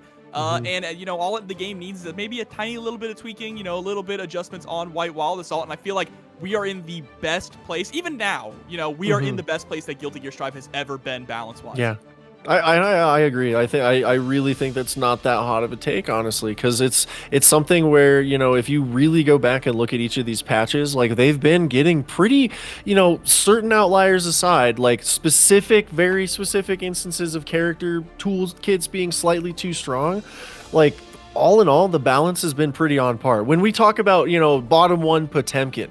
Like, if you're looking at a tier list, you're not seeing Potemkin any lower than rated like a C. And like, you go back even 5 years, a C-rated character, like, that's still pretty damn strong, you know? It's crazy, like, the overall power level that we're talking about in this game and how generally and genuinely close most, if not all of the cast is, except for Zato Bros. You know what? I'm sorry. Zato's, I actually, like, this is Bear. I'm gonna fire some shots, but, like, they brought this upon themselves. They finally have the character that they said they had the whole time, while they should have been counting their blessings. It's classic Guilty Gear, all right? Zato always gets his legs cut off. Happened in that's fair. Exert on top of that, okay? But, you know, we still have plenty of more shakeups coming in the future of Strive. There's still two more characters remaining in Season 3. And remember, the rest of the launch roster is going to get new special moves. People like to complain about Kai because he's pretty good. He's getting a new special move, and so is Soul, okay? He's getting another Scum Dipper. He disappears under the stage or some shit. It's gonna be wild. Cause, like, I mean, whoever would have predicted they're gonna give, you know, Axel airbending abilities, you know? He's like suddenly an airbender out here. They're gonna give Potemkin rocket gloves. Like, I mean, he's already had, you know, the stuff, you know, built in there for Heavenly Potemkin Buster, but now we're seeing it used in other ways. It's really neat, and I cannot wait to see what they give these characters, because I never in a million years would have guessed, you know, let's give the guy who stops time and throws Kusarigamas a freaking tornado. Like, yeah, I'm gonna let you cook. I appreciate that they're not just going back to old moves that the characters had too, right? Because a lot of people say, oh, give Kai Greed Sever. Well, you know, no, he can get something a lot more interesting, and they have remix tools. So, you know, like Axel, Tornado, brand new. Potemkin gets a little bit more of a remix tool. It's kind of similar to his missile from Exert, but functions differently for Strive. I do appreciate the, you know, the thought that they've taken into adding these new moves to these characters. Yeah, and unfortunately, there was no thought in this first pick on the blind pick, so we are just going to go into it. SQ versus Aboii, Ramlethal versus Potemkin. Aboii is just going through it in these matchups on these blind picks. This has been a Sisyphean struggle, if you will. Look, that boulder is heavy. Don't worry, Aboii. When Slayer gets added to the game, you'll have a good matchup. Oh man, Aboii forced to the corner, got to deal with Ramlethal pressure here, and SQ definitely one of the tech wizards for the character. I don't know that anybody that I can think of off the top of my head pushes their character as much as SQ pushes Ramlethal. You're finding out. That's a big body health card carrying member, guys. Potemkin's already almost dead. And there it is, gets caught with the frame trap on the 5K, and your history. Oh man. Burst coming on out early on here. I agree doing it early, right? You don't want to allow SQ to get that kind of momentum. Yeah, you definitely want to shut down the snowball before it really turns into an avalanche there. And I like the Hammerfall, gets the counter hit into the nice Garuda pressure. Keeping it up. Look at this confirm, my God. No way. Look at the damage. I love it. Heat tackle our problems and go to the next round. Patience here too from Aboii. Oh. Players really are monks, bro. They're so patient. They're in Nirvana. Yeah, absolutely. And you kind of have to be to put up with all this pain into this oaky situation. Ramlethal going to get a lot of pressure and a lot of meter here. Crossed up. Oh my lord. Look, you know, the Buddha had to go through a lot of trials and tribulations to reach enlightenment, all right? That's what Potemkin players believe in. Tries to go for the slide head for the armor to get the knockdown. Wow, the fully charged 5D, that was a huge call out. Oof, yeah. And speaking of call-outs, we're going to call out some Calvados. We're going to fire our lasers and take the game. SQ striking first blood here in Losers Finals. Yeah, and setting out SQ as your point, right, is brutal. That is just a statement. It's you have to get past this before you can even see what is behind the door here. And that is one sturdy door to set up. That is actually terrifying. And, you know, I talked about a little bit, you know, power plays. This is probably the most, like, you know, out there. I want to say, BDE, power play. We're really just letting it, just saying it with our chest. You have to stop SQ, otherwise you're just gonna have a bad day. The Pop Buster trying to break Ram's back, doing it once again. Oh, and yeah, that's the round. Ooh. Woo. Looking like gold. Aboii fighting back here. The casual perfect 2 Pop Buster. Oh. Wild assault. All right, wrap it up.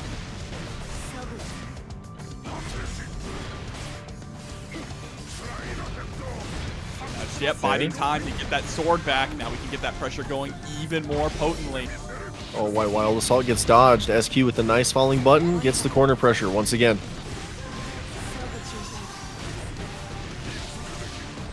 Checking low. This is just so hard to get out of for Potemkin, especially when you have no meter. No meter, just one White Wild Assault available. It's truly hard times for Potemkin here. And we're getting pushed to the corner again. Good gracious, the pressure. It helps so much that Ram can pressure Potemkin from outside of his light normal range, right? His standing P and his crouching P, which means that all his other buttons are so much slower that it's a huge risk to try and press them. But here we go, Pop Buster tossing SQ into the corner. She gets hit by the honest mid. Oh no. One interaction left here, and Aboii trying to make maximum effect with the White Wild Assault, taking first blood off of SQ, tying it up, and oh my goodness, please tell me we're not gonna see another game 17 setup here. Listen, I want to see Aboii clean house, go through this entire team, take out 9 lives. All right, no cats remaining. Actually, I would absolutely love that timeline, and hopefully, we get to see soon what timeline we're on, because if that's the one we're on, damn, we not only got King Jobber the Soothsayer over here, but we're gonna have, potentially just Potemkin running a gauntlet on people. Potentially, but not right now. Instead, getting sent through the wall, it's about 50% of your health down. Nice deflect shield. YRC stops the Garuda, but the back throw incident is there.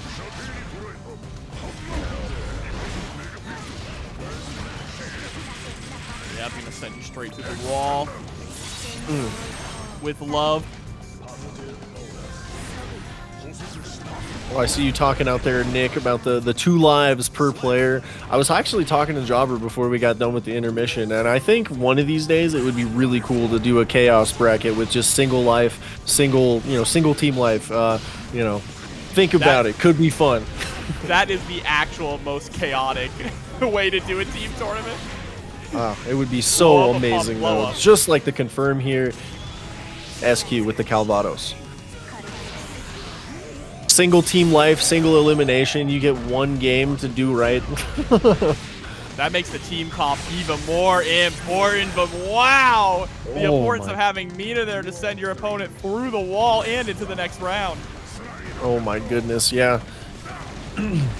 Okay, Heat Tackle gets punished though, and we're in the corner. Not where you want to be as Potemkin. Single life, single round. Y'all are craving dive kick, all right? Let me introduce you to a game called Dive Kick. Oh yeah, I see Sam Show in the chat also. Yep. Yeah, that's also another one where you get hit once, you just die. Turns out getting hit with a sword kind of might actually be lethal. Oh no! Speaking of lethal, should be dead. No, just the big body. Alive. Magic Pixel Bear. Oh my goodness, and the 2S takes it away. 7 golden letters for SQ. And now Aboii sitting on 1 life. 1 life left. We could still see the legendary timeline, chat, but it is going to be a very hard fought battle on 1 life. That's 2 total life bars to go through 9 lives. Well, 7 lives at this point. But like, damn, that's crazy. Hey, I mean, all things considered, Aboii is already putting the work, right? Taking a life off of SQ is a big deal. And I think Aboii still has the potential to take another one off or even maybe eliminate SQ, right? We just need to hunker down, really kind of figure out when our right opportunities to poke out some of this RAM pressure is, because the problem is surviving in the corner against this character. Yeah, absolutely.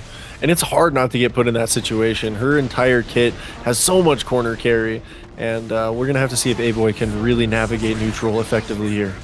And there's the burst. Doesn't want to get put in the corner early on in this set. Oh, I like the IB on the sword. Now, if SQ hadn't got that counter hit, it would have been a long time before that sword came back. Instead, Oki situation, hard knockdown, positive bonus, looking great for SQ.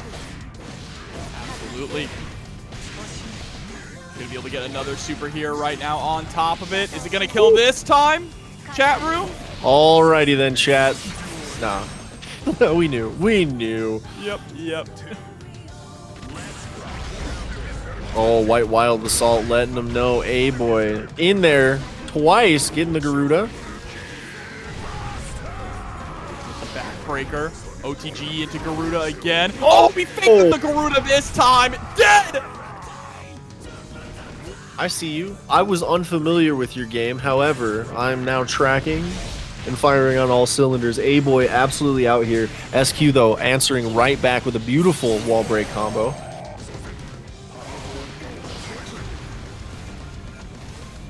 Create some of that space.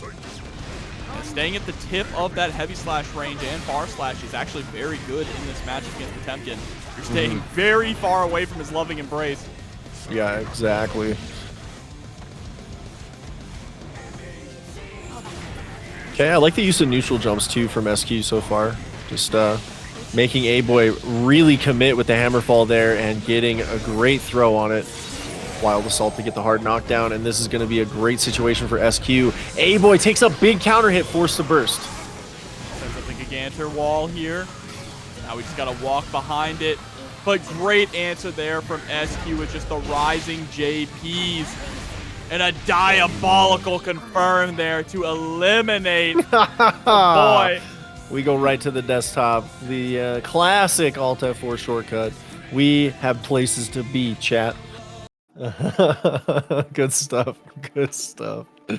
Aboii, you know, with the Aboii classic, I think that is 2 for 2 on those. Honestly, that's a disappointing L to take. You know, I'm not gonna hold that against him. And honestly, let's be real. If you try to close Guilty Gear Strive the right way, you're doing it at least over a minute and a half. Because you gotta go all the way back, wait for Guilty Gear Strive, and then hit the right damn button. Like, you know what? I don't blame the Alt F4 shortcut enthusiasts. And I don't know the last time I've ever closed out a game legit. I just hit the Windows key, go down, and close it out. Every time I play a FromSoft game, they yell at me. They say, "You didn't close your game correctly." I say, "I know, but I don't care." You could have lost valuable save data. What are you doing? And we're gonna find out what SQ's gonna do against Tatsuo, the legendary anchor from the last set here, getting hit trying to 2S out of the problems though. I like setting in Tatsuo instead of RedIAmNot because I do not like the Gold Lewis Ram matchup for Gold Lewis, right? Yeah. Again, it's just a similar thing. Ram kind of eats the big bodies alive. Yep, for sure. And we are definitely going to get things started with the back throw incident. I love to see the Nago pressure building blood-sucking universe. It's party time. Oof. Here we go, putting you right through the wall. Filleted. Hard knockdown. Oh, I like the PRC, but it's not going to be enough. Still going to eat a fat counter hit. And the health bars, so even right now.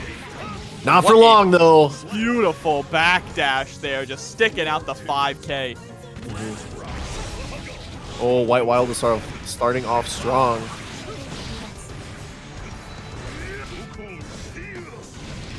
Oh, 6P whiffs. Oh, that's a big Wild Assault here. Oh, again, I love the way that Tatsuo goes for the DP there to hit the overhead from so far away. You're just not expecting it. Right. Absolutely insane. And SQ has one guess left in this game, potentially, before she's on her last life. Oh, RC into nothing. Oh, okay. 6P connects. Just SQ getting threatened with danger. It's not going to be enough. Oh man, Tatsuo, and I definitely think you're onto something here with the Nagaryuki pick and putting up Tatsuo. Not only did we see SQ drop that life to the previous opponent, now it put Tatsuo in a position with a little less pressure, and now they've got 3 lives to 1. So the strategy really coming in clutch so far, and we're gonna see if SQ can stop the bleeding here in the next game. Yeah, and this is where really the life system, right? Having 3 lives, where it comes into play, because being able to defeat your opponent is huge, but if you take 2 lives down, you have 1 life left, right? That's even more pressure on your shoulders to perform. Exactly. Yeah, it's a game of pressure, and it's funny too because there's all the discourse about how there's no pressure in online tournaments and blah blah blah. Haters being haters, but like in this kind of situation, I can't help but feel like the pressure is intense, immense, and those mistakes feel just devastating. Especially when you got $700 in the match arena, every mistake hurts. YRC, nice. Oh, I like the shimmy attempt, but Tatsuo not gonna bite.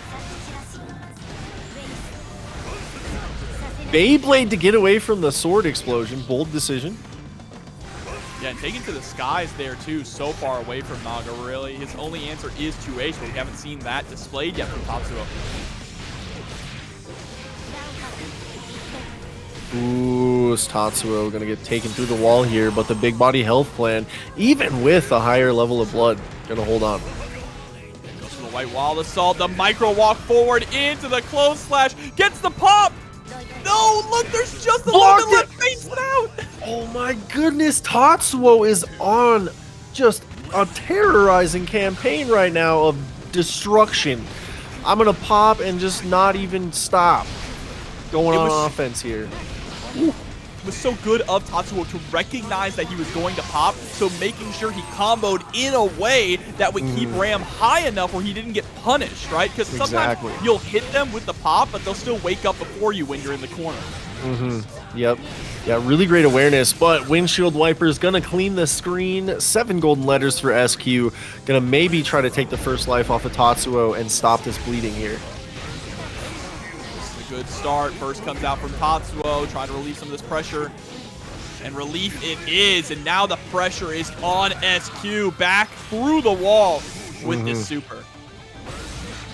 Ooh, love the damage. All right, what's the Oki situation? We walk up, try to bite, but Mortobato has our back. SQ getting some offense.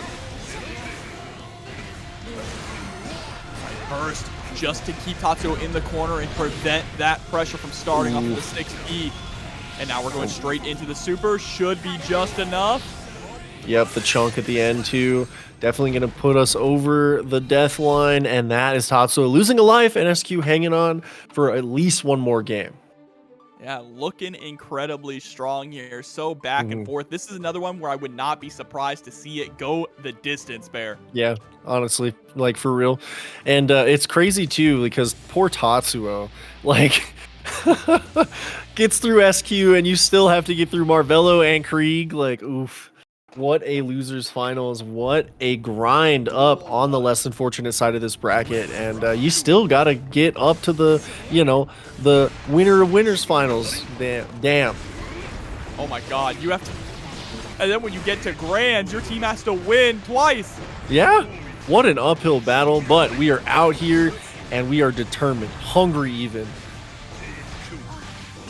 Nice strike throw. Here we go. Blood-sucking universe. Tatsuo again, yeah, stacking up so many perfect rounds in these last couple sets. Very impressive stuff. Big counter hit.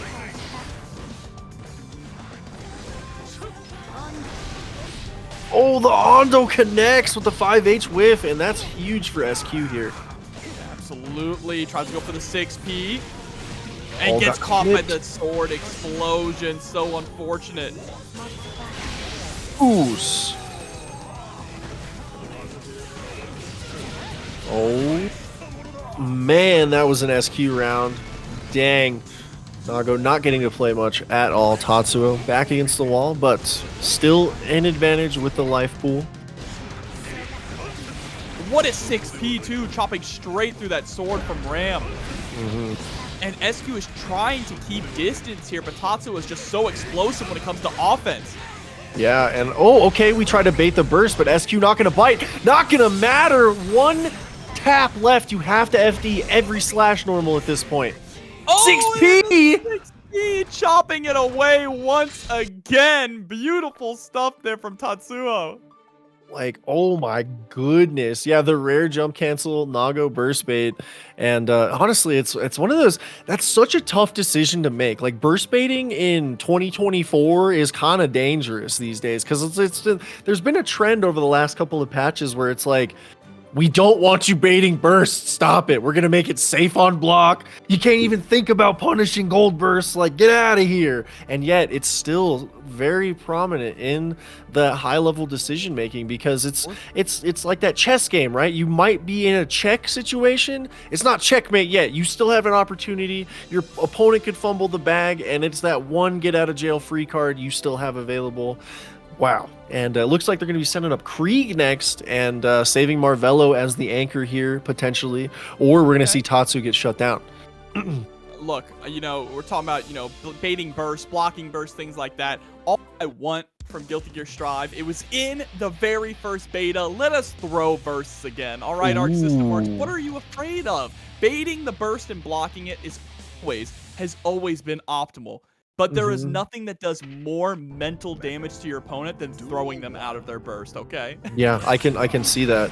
And Kreeg going with the chaos. I can see this. Give Nagariyuki a really difficult matchup until you get the counter hit Beyblade that forces the burst out. Again? Oh no. Just remember, Bear, this is the nerfed Happy Chaos, right? Which means this matchup is not as difficult for Nago as it would have been in the past, and you're seeing that right now. 6H, even buffed, is not enough to get the kill. Yeah, that's crazy. Mask on. Gonna try to clone up, but could cost us here. Yep, there's Deus Ex Machina. Yep. Let's see, should be plenty. Yep, yeah. The God in the Machine only needed to phone it in there, and damn, Tatsuo took some damage. Goes for the low this time.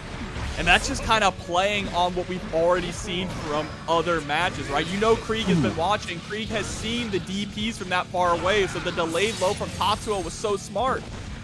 Oh my lord. Oh my lord. What a way to deal with clone. 2S into Beyblade. Catching the toes. Love to see it. Okay, clone gets shot.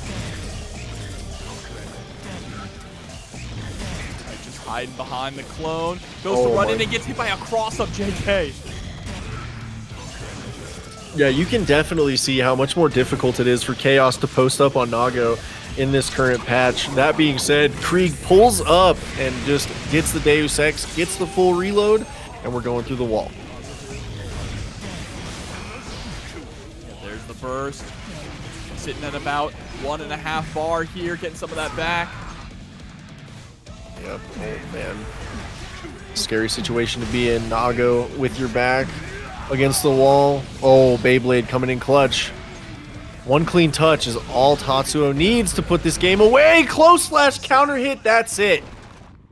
Beautiful. And now the scores are even once again. Was able to stop the bleeding and force the bleeding on the opponent's team. Yeah.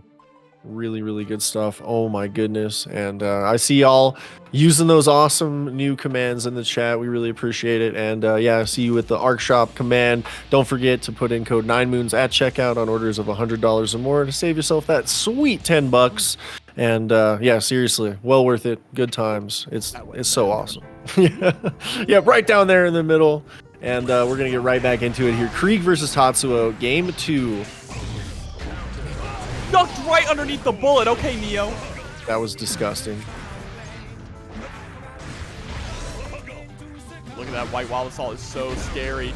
Yeah, the difference here with the changes to Happy Chaos, where like you mentioned, you can't just be posted up with the gun as long anymore, right? It means that he does have to go in and kind of get in that danger zone. Has to actually brawl with the opponent a little bit.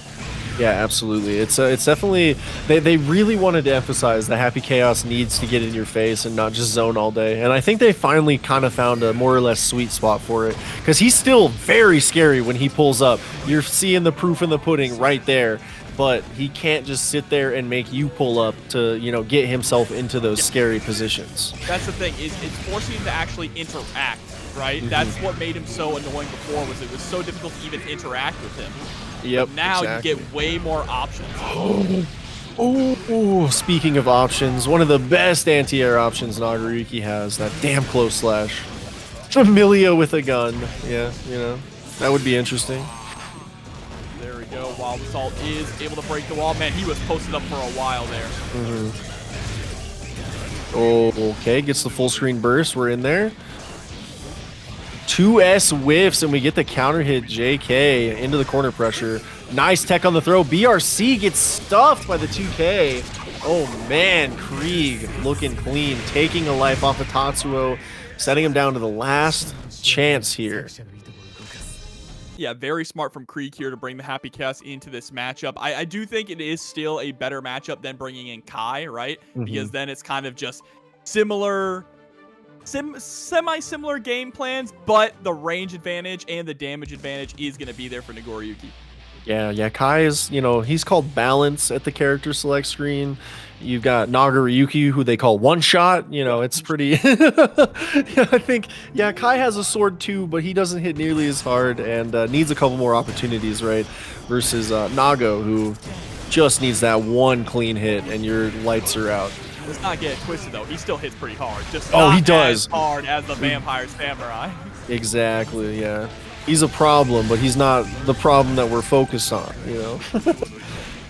Oh my goodness, 2S, let's talk about it. It's a button of all time, and it makes my ankles hurt just looking at it.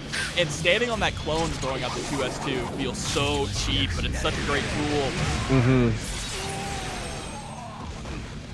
The knockdown with the Deus Ex Machina, send out the clone again to get the curse on deck. And you see Tatsuo trying to close the distance there with the RC. He's able to get the back throw into the close slash, but the burst comes out. Oh, we got shot. Okay, 6S comes out. Oh!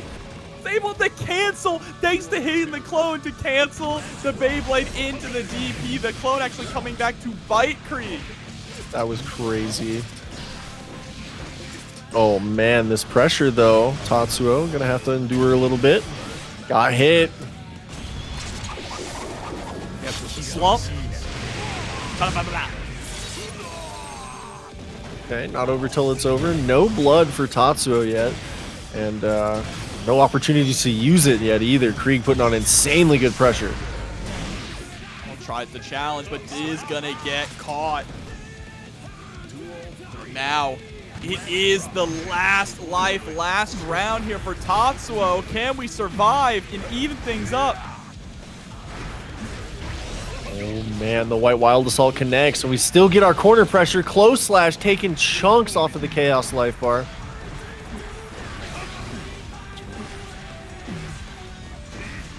Look at this. I like the patience so far. Deflect shield, really great use. Gonna get rid of all that risk here as Tatsuo tries to work back in. And now Tatsuo is the one being so patient with the defense, but needs to find a way to escape this pressure. The backdash is nice, and there's an even better 2K2D. There it is. Tatsuo gonna take another one here potentially. No, the scaling too much. Wow, scaling off of that Beyblade. You ain't deflecting this character, all right? Yeah, that was cute. I love that for you, but I'm still in your face. Like, oh my goodness. Beyblade, you know, he needed it to be a low, by the way. It wasn't good enough that it, you know, brought him halfway across the screen and let him start his pressure. Exactly. I'm in your face. In your face, trying to eat their face, all right? Exactly, yeah. But now we are tied up, 4 lives apiece left on these teams. 1 life per player here. Kreeg versus Tatsuo. Yeah. Both players here have an excellent opportunity to, you know, set their team up for a nice advantage, but it's still a rough situation. There's the aggressive burst. Also a bit of a momentum burst here, trying to hold on to that corner, but isn't quite able to. Curse is set up. Oh, that was a beautiful backdash on the 6S, and we pick up the far slash into a burst. Gonna keep it safe. Okay. It's on the mask.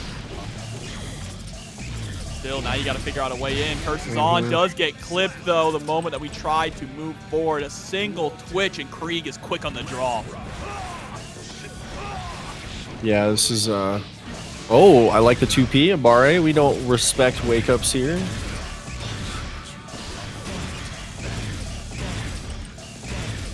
Look at this. Yeah, I mean, he still can play this against a slow character like Nago, right? The only dash Nago has is his Fukio, but that costs blood, and we're already sitting at level 3. Oh, beautiful counter hit 5K, though. We're going to maybe get some pressure started. No, back throw incident. It begins. It could be the beginning of the end here for Tatsuo.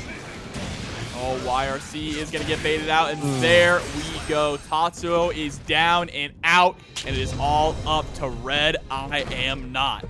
Yeah, this is going to be an uphill battle here. Tatsuo definitely put on one hell of a performance, but unfortunately, you know, the lives and the damage started to stack up, and the team format can just overwhelm even somebody on an absolute rampage. We're going to see Kreeg locked in to the Happy Chaos too, so yeah, we are locked in for the set. No switch back to the Kai, so we'll see if RedIAmNot can really take advantage here and shut down the Chaos, or if Chaos is going to continue to come in clutch and be a problem for people. Yeah, absolutely. He's mentioning huge that they kept the Happy Chaos for Gold Lewis. I do agree that is a pretty good, you know, going in with Happy Chaos to go up against Gold Lewis. But in this version of the game, this Gold Lewis, even last Gold Lewis, before the White Waldasoft buffs, he could hang with Happy Chaos. Yeah, definitely could. The Coffin has such good reach that if he could score one counter hit Coffin, it could all go his way. Oh, beautiful backdash from Kreeg, though, getting the offense started.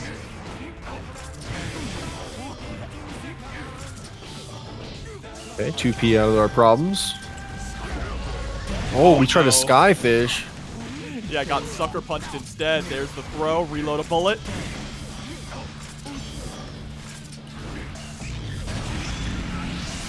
Okay, I like the pressure. I like the patience. Gonna go ahead and slump it up into Deus Ex.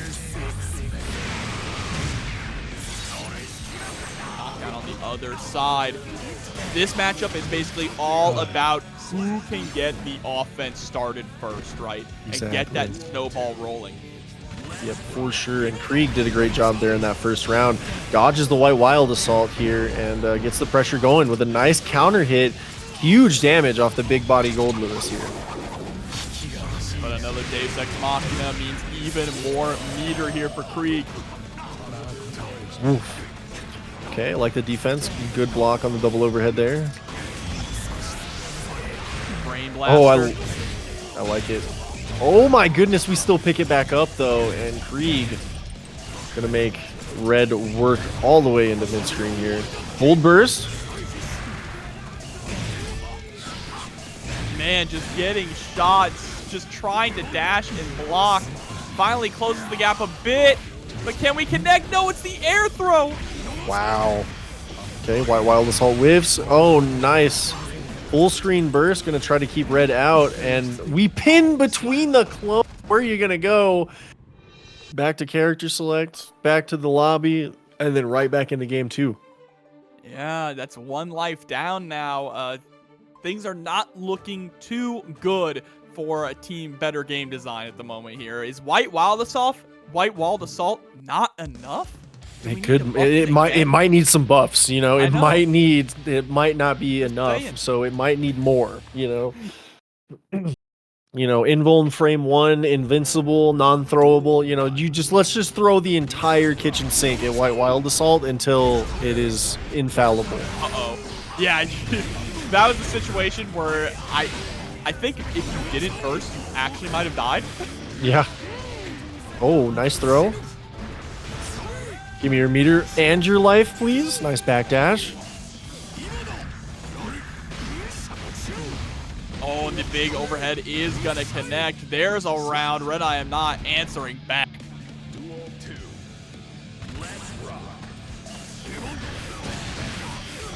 my goodness. What does Gold Lewis bar even do? So that is what's called his security meter, and as it rises, it actually augments and enhances his Gatling gun and his drone. They each get different levels corresponding with the highlighted number, and it's unfortunately not going to do him much good right now because Chaos has corner pressure, but it definitely enables a lot of neutral stuff for Gold Lewis. We may be able to see Red fight out and actually get to utilize it, but that being said, Kreeg is just relentless in this player one corner. Absolutely, and there's a sucker punch again with the 6S. It's just so brutal. You want to talk about forward momentum. Oh, 6P round start catches the clone, but we get immediately put into pressure.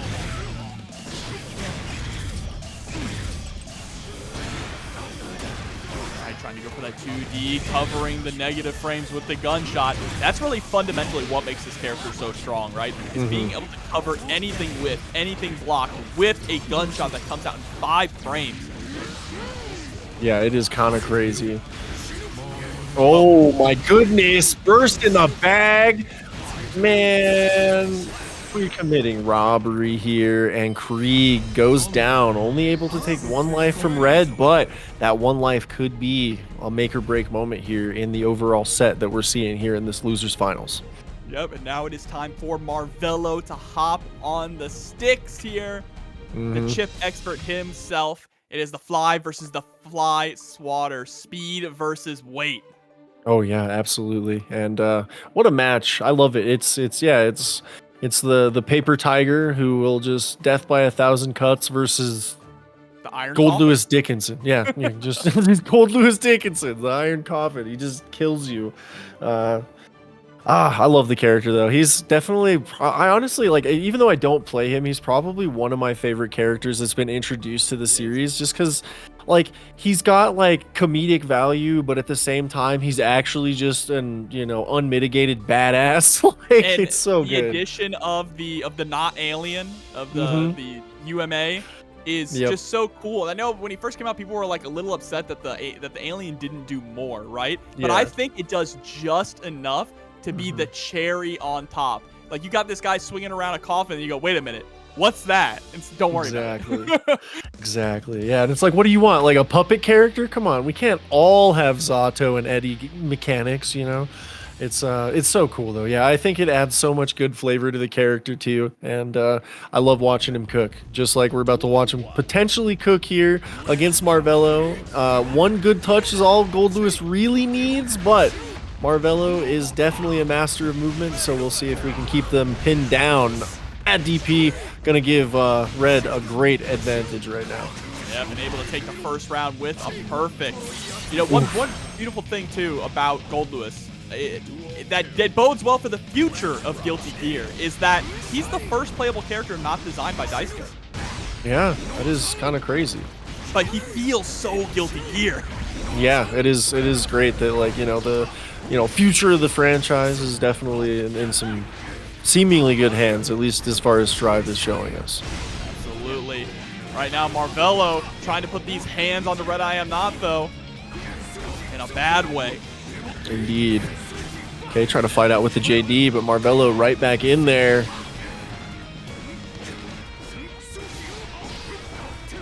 Keeping the pressure up. That 5K is going to be the lifeblood of this matchup, just trying to harass and stuff anything that Gold Lewis can do. But a back throw hits its mark into the low behemoth, and that's 1 life down for Marvelo. Yeah, oh my goodness. Blink and you miss it. The low behemoth cracking ankles, turning bones to dust, and ruining Marvelo's day right there. Love to see it. You hate to see it, but damn, I just love how they put together the concept of, like, this dude has 1 special move with 8 different inputs, and good luck everybody else once he puts you in the corner. Like, it's such a radical character decision, and I am all for it. I love that it's not just like, oh, he's a big body and he fits neatly into the big body archetype box. Like, he's got an air dash, he's got some insane tech, he swings a damn coffin, he's cool. Yeah, he feels like Strive's Cliff. And that's the biggest praise I can give him. Yeah, you kind of spin TBH. Oh, but here we go. again, the 5K, the lifeblood for Chip, just such an all-around versatile button. All right, call out the gang, handle the light work. Let's get ourselves a little bit of Oki and some positive bonus. If they really wanted to make him Cliff, they should make his 2S low. But here we go. Quick round there for Marvelo. Starting to build up that snowball. Indeed. Okay, White Wild Assault off the rip, gets counter hit. Marvelo looking good.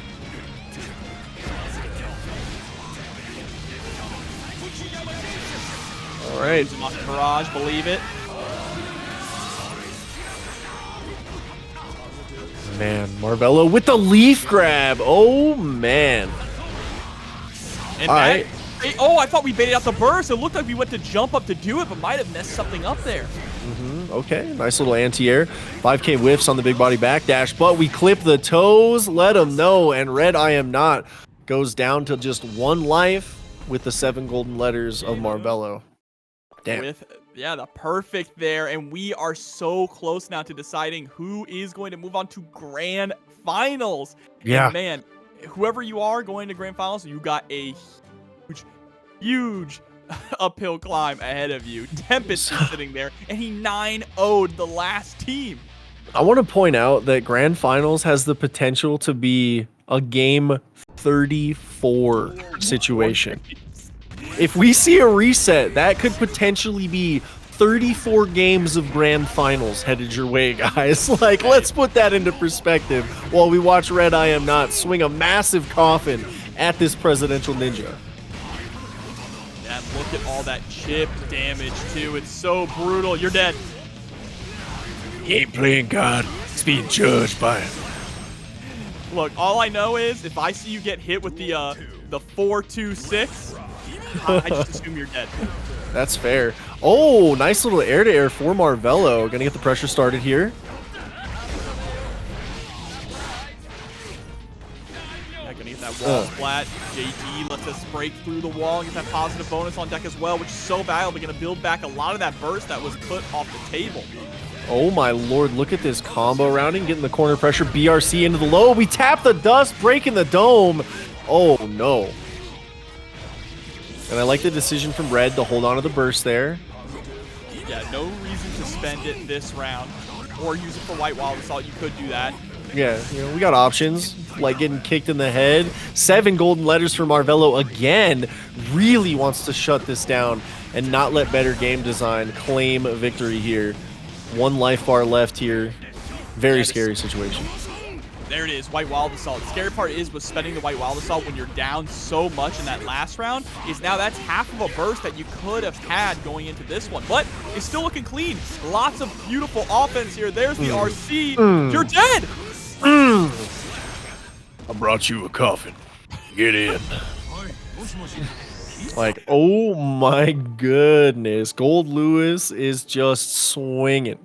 All right, RedIAmNot. All right, that was nice and all, but now let me see it on someone other than Chip, okay? Show me the damage on Asuka with full mana. With full mana.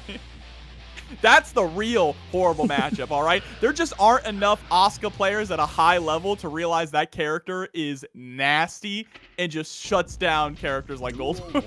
Oh, yeah. What do I do about all these cubes? Die. Yeah. I expect you to die, Mr. Gold Lewis. Strike throw, here we go. Marvelo looking strong here. Oh, the back throw incident from Red, though. Break the toes. For your health.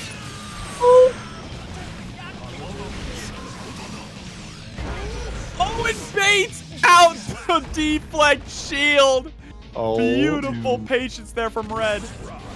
I mean, that's what you would expect from the Secretary of Absolute Defense, knowing that, you know, offense is the best defense. So why would you even try to deflect shield that, man? That's crazy. All right, here we go. Set point now. First blood. Oh, man. JD, a button of all time for sure.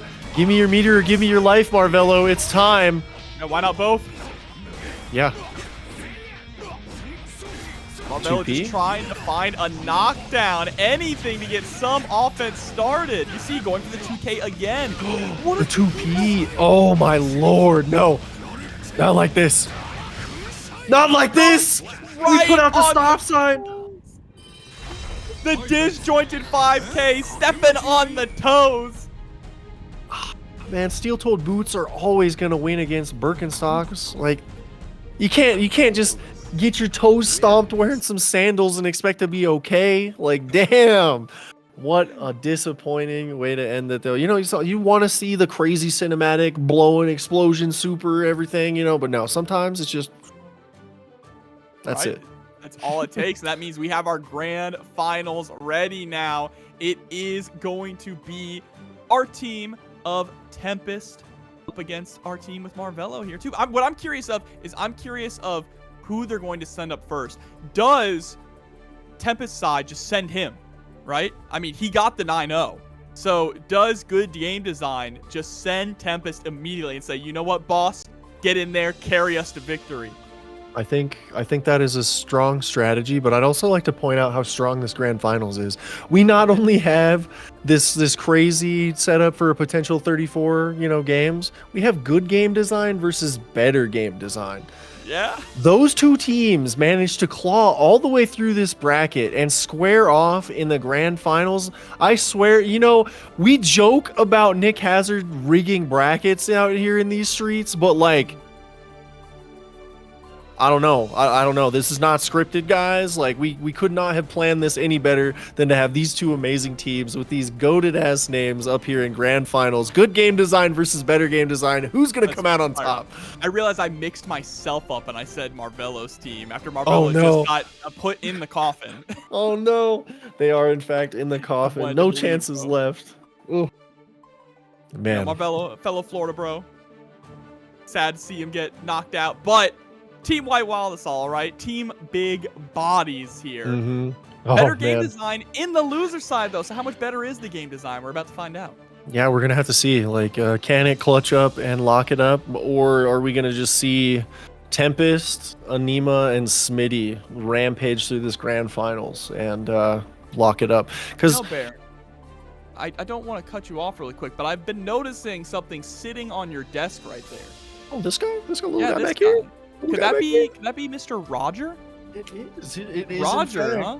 Look at him. He's so cute and plushy. You know, he's the centerpiece of that little graphic down there. But where can I get him? You can actually go to artshopus.com and you can pick him up right now from them. And I guarantee you he is going to be the pinnacle of your plushie collection. I shenanigans you not, chat. 9Moons. Use that code at checkout to get yourself $10 off orders of $100 or more. And seriously, big shout out to Art Shop US for just constantly putting out crazy high quality merch and giving 9Moons an awesome opportunity to help tell all you fantastic people about it. And damn, Jobber with the layup. Let's get into this grand finals. Love to see it. All right, Arc System Works, get me the Gold Lewis coffin stick bag. All right, let's get into this. Oh my goodness, what a world we could live in. Oh, we're actually with a back roll. Aboii and Aneema. So Aneema coming in with the Elf Valentine. And I'll be honest, for what I've seen in the bracket so far, Aneema's kind of at least in my opinion, the wild card on the team. I'm pretty familiar with Tempest, pretty familiar with Smitty. Have not seen the Aneema Elfelt a whole lot, so this is exciting stuff. One thing I will say is the Aneema Elfelt has been very, very strong. Has qualified for top 8 at DreamHack Atlanta by beating UMISHO in the qualifier. That is kind of nuts. Go to K2D, blue beat. Right to the Pineberry pressure. Ooh, I love it. And Aboii definitely getting mixed up here. Strike throw, here we go for the first round. Yeah, Elfelt's offense is definitely very, there's gaps in it, of course, but finding those gaps and even guessing where they are can be very difficult. It's pretty overwhelming if you haven't really labbed against it. But where she kind of leaves things to be desired is in that neutral game. Oh my goodness, the Mega Fist. Right, Aneema, she goes for the burst and tries. Yeah, you don't want to go for the Pile Express right into that shield. That would have been an unfortunate decision of all time. That being said, we did get backed all the way to the wall into the Garuda pressure. Aboii pretty happy with his positioning, I bet, until we get put into the mix. Look at this, the patience, too, from Aneema. She just waits to get that 5H. And even with the deflect shield, the Pineberry pressure flips you right back on in. Oh, we throw Mega Fists in these streets, but a back throw incident, potentially putting Aneema in a very bad spot. Oh, no. And there it is, OTG with the 6K. Oh, my. That was an unfortunate turn of events for Aneema, but Aboii feeling pretty strong after that one. Counter hit Garuda. This is going to hurt. And the range that second Garuda hit was kind of wild. Right? Ooh, Hammerfall. Closing the gap, skipping some neutral, getting the burst from Aneema here. Ooh. What a confirm into the 2K2D. We get the mix machine online here.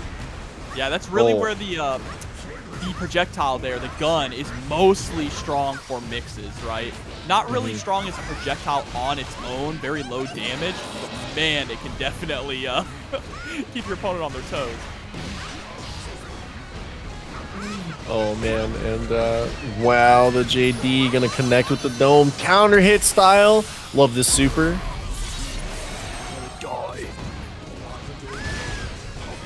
Okay, deflect shield on the projectile. Counter hit Gigantor Kai gonna put the game away for Aboii. Yeah, beautiful, able to survive there in the storm, had enough meter for the super. And Bear, I am never going to get used to the fact that a deflect shield sends you back even on a projectile. It's so crazy. I love it. I love that they universalized it, standardized it, and made it actually something you need to consider in your pressure sequences, because otherwise you're just going to actually literally get gapped because suddenly you're too far away to keep your pressure going and you're just getting whiff punished. Hear me out. Oh my What if goodness. it reflected the projectile? Oh, so we just basically have pot flick on a stick? I actually think that would slap. That would be some next level interaction shenanigans, and I'm all for it, you know? Because if you remember, people, when this game came out, they were like, oh, this is baby Guilty Gear. It doesn't have the crazy Guilty Gear that we all know and love. Look at where we're at now, chat. Absolutely insane. What's the key word for Strive? Mischief. That's what Daisuke said, and this game's got plenty of it. You see the mischief right here now from Aneema jumping out of that pop booster attempt. Goes for the low Rekka twice in a row. There's the shotgun. Slide head, not going to connect here. And Aneema doing a great job navigating neutral right now, trying to shut down Aboii. I think we definitely took a lot of good data from game one and are putting it to great use in game two. Yeah, for sure. A pretty solid round there, all things considered. In full control. There's the air throw. Ooh, shotgun gonna come in with some good damage with a Mega Fist. Even better. Yeah, starting to find the patterns in Aneema's play, right? She likes to go for the Pineberry setups quite a lot in the corner. Oh man, that damage. Poor Elfeld. Oh, big counter hit 2P off the BRC, and we are going to flip our way into the corner. But the flick! Oh my goodness, Aboii has no time for your shenanigans. With the matchup knowledge, that was crazy. Flicking the explosion of the Pineberry. Blocks the gold burst here and goes for the white Wild Assault to get right on in. Garuda impact. Garuda impact. Tap dust. Give her the love. Man. Okay, I love it. Counter hit 5H. Gigantor Kai, though, what are you gonna do? Heat tackles in there. Oh my goodness. Like, Tackle's my favorite new move in this game. It's so good. I know it's a long shot, but I feel like somebody out there will make my dreams come true in the modding community. And every time they need to replace the sound file of heat tackle with the line from Fast and the Furious with Dom Toretto, just I'm in your face. Like, hey man, he was in my face. I'm in your face. Like, oh, it would be peak. I'm a big fan of the audio mods. Some of the silly things people come up with, like. Yeah, my favorite one is 100% the Tom scream on Wall Break. Yep, that one's good. Just like that gold burst. Yeah, it was burst for a burst. Aneema, she recognized the terrible situations he was in after Aboii's beautiful burst that swapped sides. And now gonna be able to break the wall here with the super. Oh man, only round start indeed, Mr. Mudkip, and Aneema is starting off so strong here. And oh my lord. One. She is preying upon your downfall. Just creating space. Oh, that's no! a huge counter hit. Yeah, blowing through that armor. And now once again, Aboii's back is up against the ropes and about to be sent straight through them. Oh my goodness. I feel like if this character, Elfelt, gets a couple, I feel like she gets a couple tweaks, she's a genuine problem. Like, maybe not even a problem, but like straight to threat, you know?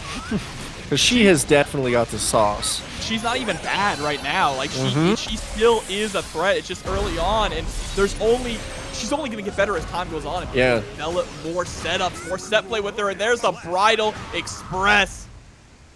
Wow. All right. The first blood's been drawn from the winner's side here. Aneema taking a life off of Aboii and, you know, getting a little bit of that pressure valve released, right? Because, you know, they still, the loser side has a long mountain to climb, and that mountain gets taller with every life that they lose. So Aboii taking that L right there could start a nasty negative snowball for the losing side team, and maybe Aneema just starts rampaging, and Tempest might not even be needed. Who knows? We could see anything happen with the timelines we've been on throughout this entire event over the last couple days. That's the thing about a team tournament. Anything can happen here. All right, slide head. Get right on in. Immediate burst from Aneema says, I'm not wanting to hold any of this pressure in the corner, but Aboii doesn't care what Aneema wants, is gonna make it happen. It's the OTG with the Mega Fist, which wall sticks? Okay. Yeah, love to see it. I love to see this pressure. Gigantic Kai gonna hold you in place. The tap does. Gotta watch the dome, and that is Aboii putting Aneema in a position to be eliminated here. Slide head, right back on in. There we go with the Pop Buster. Okay, burst coming out. We do not want to take that, but Gigantor says, please stay in the corner. Heat tackle puts you right back in. What? What a diabolical setup. Which way? Pop with mix like that? Oh my lord. Aneema, though, shaking it off, starting things off with the back throw incident. Oh, we got Mix. Let me show you Mix. We're going to go through the wall into an Oki situation here. All right, but Aboii still has 100 burst. And there it is. YRC 2K2D with the blue beat combo. Okay, whiffs the wild assault, but we whiff the throw, giving Aneema all the chance she needs here. Oh, but she's one hit away from being eliminated. Oh, 2K2D. We holding on for dear life. YRC gets baited. Oh my goodness. With the curtsy to close it out. Way to go. Love to see it. And, you know, we see the Elfelt fans in the chat, and they are definitely giving their energy to this Elfelt right now. Aneema taking it all in and putting it to good use. Taking 50% already here. Boy, can't let that get to him, though. Oh, no. Wall break, still 50 meter here on Aneema's side, plus the positive bonus. There's the back throw, though, from Aboii. This is the opportunity. No burst to save Aneema here, but there it is. Gets it and immediately spends it. Oh no. Oh, no. God, speaking of spent, there's the super. Wow. Wow, Aboii getting dropped down to 1 life. Aneema holding on. Talk about value. Oh, my goodness. Yeah, this is looking really good. No 9-0 needed from Tempest, right? Aneema has got this. One more game from sending Aboii packing here. But still, it's been pretty evenly matched with these two at this moment. Yeah, like the back and forth definitely there. Some of my favorite like moments is just that, like, you know, okay, I'm answering your tech with my tech and we're just scraping the bottom of the barrel and just to try to get any hit we can. I love those moments, and we're definitely seeing some good back and forth here with Aneema and Aboii forcing the burst out early. Into the slide head. Nice. I love the IAD on in. You got to try and call out those slide heads from hot. If you can't, it's just free pressure. Indeed. Okay. Good blocks from Aboii so far, enduring the pressure, but we get the head cracked open here.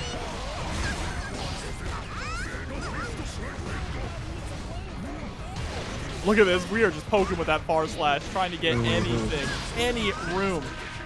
Oh my goodness, tapping the toes, cracking the head open. This is real painful stuff for Potemkin. Oh, using the white wild assault just to blow through, make sure we get the knockdown there. Okay, reversal? Yeah.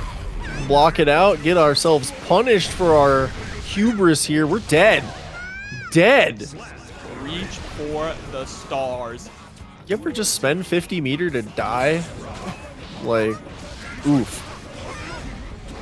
Let's see, we have another chance though. Still one more. What a backdash!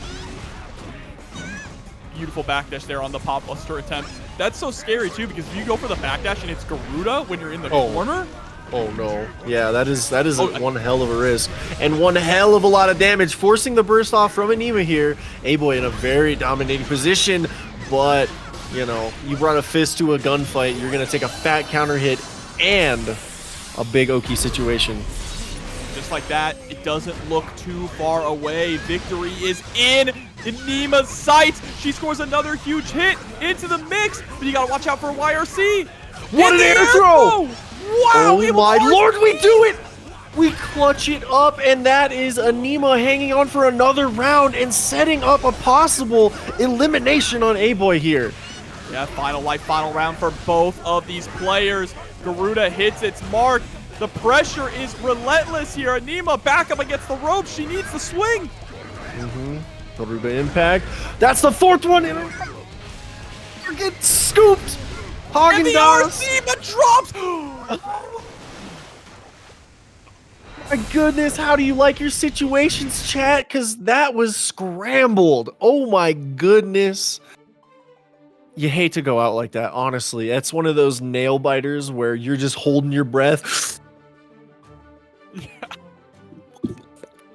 You're just holding on for dear life, trying to make anything happen, and what a way to go out. That yeah, you know, Buster Rhymes out there in chat, 100%. That drop was a moment of sheer, just true terror, and really unfortunate for Aneema. Aboii gonna hang on with one life, and now we're gonna see if we see another power play, if we bring in Tempest or if we bring in Smitty, and either way, two very powerful opponents. Last time I believe it was Tempest, right? In winners finals, we did see Tempest come out as the middle position, and that's when he went for the 9-0 run against I believe it was Marvelo's team, right? So yeah, it was kind of nasty. So I could see how that would seem like, you know, could potentially be like frame one, super strong decision.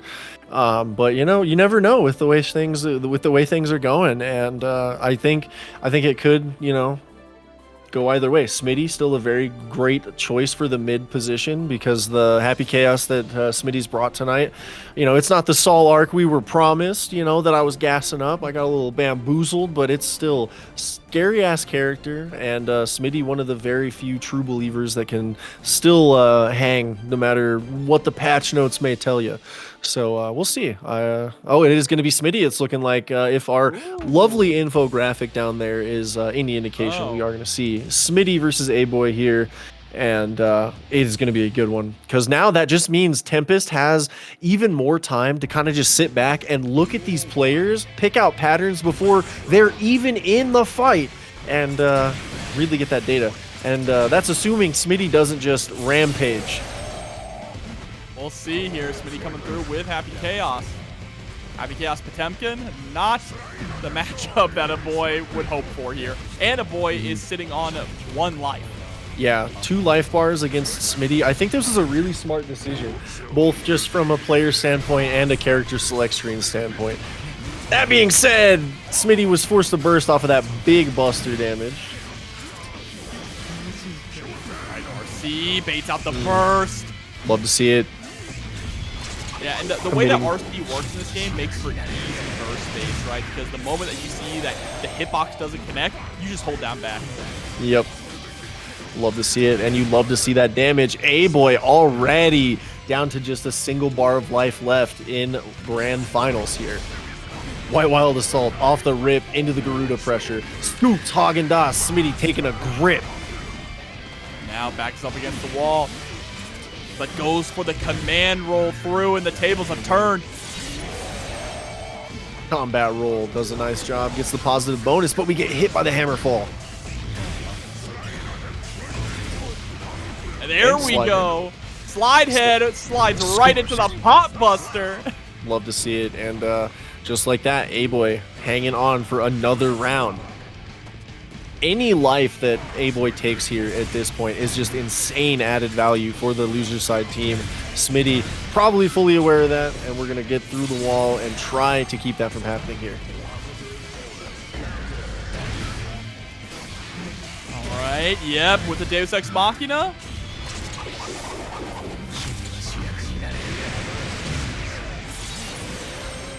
Hard knockdown.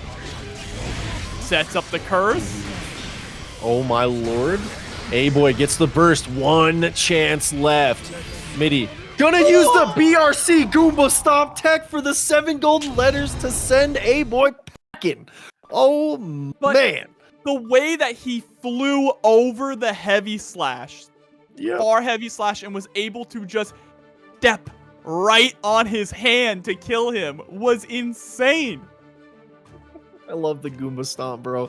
It's so good. Hardcore parkour, G-Law spitting, and Smitty taking out Aboii. And now Smitty going to be the one to put lots of value on the team potentially here, because we've got one elimination, and any life they take from the next opponent is just one step closer to grand finals being locked up without needing the anchor Tempest. That being said, starting off, Smitty getting counter hit, forced to burst immediately, and wow. Okay, looks like RedIAmNot is in here for blood.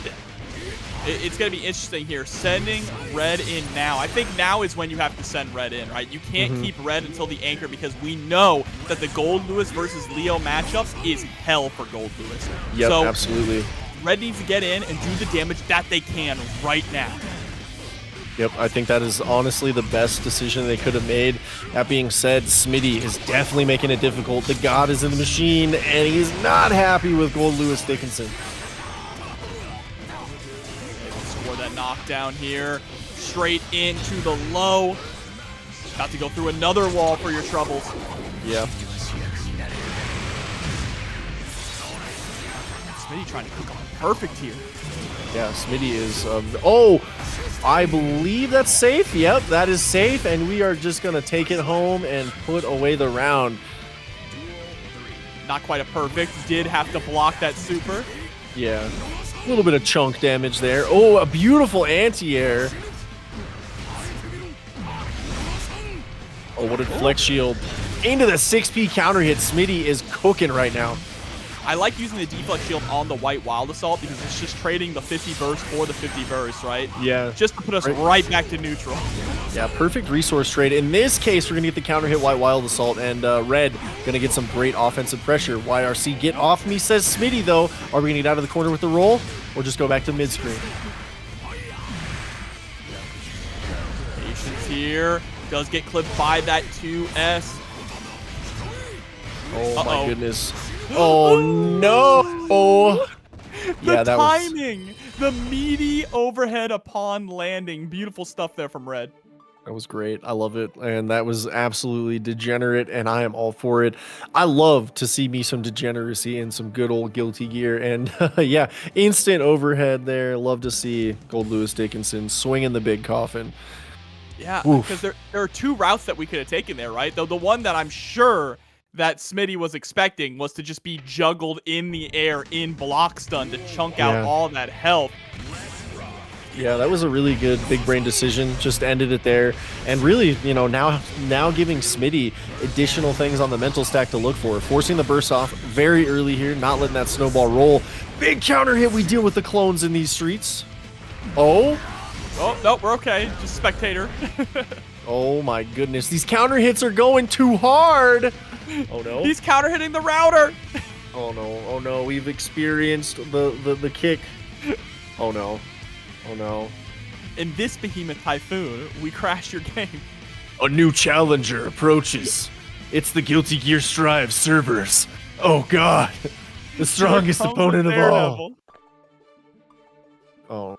All right, yeah, indeed. Here comes Daredevil. Well, instead of reflecting on ourselves, why don't we blame the beasts a little bit and tell you guys about ArcShop US. I know you're seeing the graphic down this direction here in the middle. ArcShop US. It's given 9Moons the awesome opportunity to be merch ambassadors. We really appreciate it, and we appreciate being able to tell you guys about all the awesome stuff that they offer. If you're a cosplay enthusiast, they offer some pretty great cosplay stuff, especially like the Ram hat, the Ram cloak, all that cool stuff. They got Roger Bear. He's a bad bitch, dude. He is chilling like a villain, and he will be the pinnacle of your plushie collection. And guys, head on over to ArcShop US, check it out. Use the code !ArcShop US to get the link in chat, and then when you're at checkout, use code 9Moons to get yourself $10 off orders of $100 or more. It is a good time. They have great stuff, and yeah, show your love for your favorite character. They got the precious chibi cards. These little guys. These things are sweet. I love them. They're really nice little things for your collections. They got the metallic keychains, and basically just so much good Guilty Gear stuff. And they also, I believe, they're starting up stuff for Uni 2. I'm not going to pretend to know all the titles that game actually has. It's kind of crazy. It is a true anime fighter. I'm going to stick with Uni 2. Go check that out. It's a good time. I'm looking forward to it, and I'm really looking forward to getting this grand finals underway again and moving and grooving. Yeah, I'm not sure if it was just a spectator bug where they're still fighting it out. As soon as we know what's going on, we will let all of you know. But, you know, in the meantime as well, go ahead and check out that match hero. We're currently sitting at $700, but we can make that even higher. Exclamation point match hero in the chat. And you were talking about, you know, the ArcShop US. You can also get tickets for the Arc World Tour Finals as well, coming up, I believe, in March. So make sure, head over there. It's going to be a great time. And Arc System Works, if you're here, hit me up. I got some merch ideas, all right? Gold Lewis stick bag backpack, boom, easy. Where's the Axel jacket, huh? May jacket, Bridget jacket? No, the people really want an Axel jacket. That's what they really crave, okay? Yeah, indeed. I think, yeah, there's a lot of good stuff. I really am looking forward to when they actually release the Happy Chaos glasses and stuff, because like they look sweet in all the product images. I am really looking forward to like what they actually come out with, because like I know that there have been some enthusiasts that have made their own and everything, but having actually seen what ArcShop is capable of producing, it is actually going to be insane when they release. Like I know people were looking at that initial price tag like, oh my goodness, but you know, having actually done reviews and everything, looked at all these videos, and yeah, it's gonna be great. They have great stuff, and yeah, it's super awesome, man. The truth is too, like, yeah, you can go buy a pair of sunglasses from any store for, you know, a quick buck, but when it comes to like very well produced sunglasses, they are gonna cost a little bit more money, right? I've been trying to get those Vash the Stampede sunglasses for so long now. Yeah, but they sell out so fast. They do, they really do, and that's the nice thing too. Is like they're available for pre-order right now, and I'm not sure if they're like capping it, what the entire shenanigans with it is, but they definitely, I've not really seen any kind of like low quantities or anything like that. So and yes, they are, as far as I'm aware, actually sunglasses, and like they have the yellow lenses, but as far as I'm aware, at this time, at this level of information that Bear has, they are sunglasses. Gotta block those UV rays, you know what I'm saying? Future's so bright. Also, you know, I've got to say it. I'm gonna zoom in as much as I damn well please, and you're gonna hold that because my face is beautiful. See, and I love you, chat. Like that, I am so lucky, dude. Like, like as soon as my, because I just got a new camera because 9Moons is awesome, and as soon as I saw that, I was like, oh my god, the production value. It's crazy. So super thankful. Big shout outs to the 9Moons community for helping make all this awesome stuff possible. And yeah, this is a lot of fun. It's a nice little thing to just make a little extra vibes. Plus, I get the menacing bear energy. I can just zoom in, give you that menacing bear energy, make you really feel guilty about not doing those Matcherino codes when we have them, you know.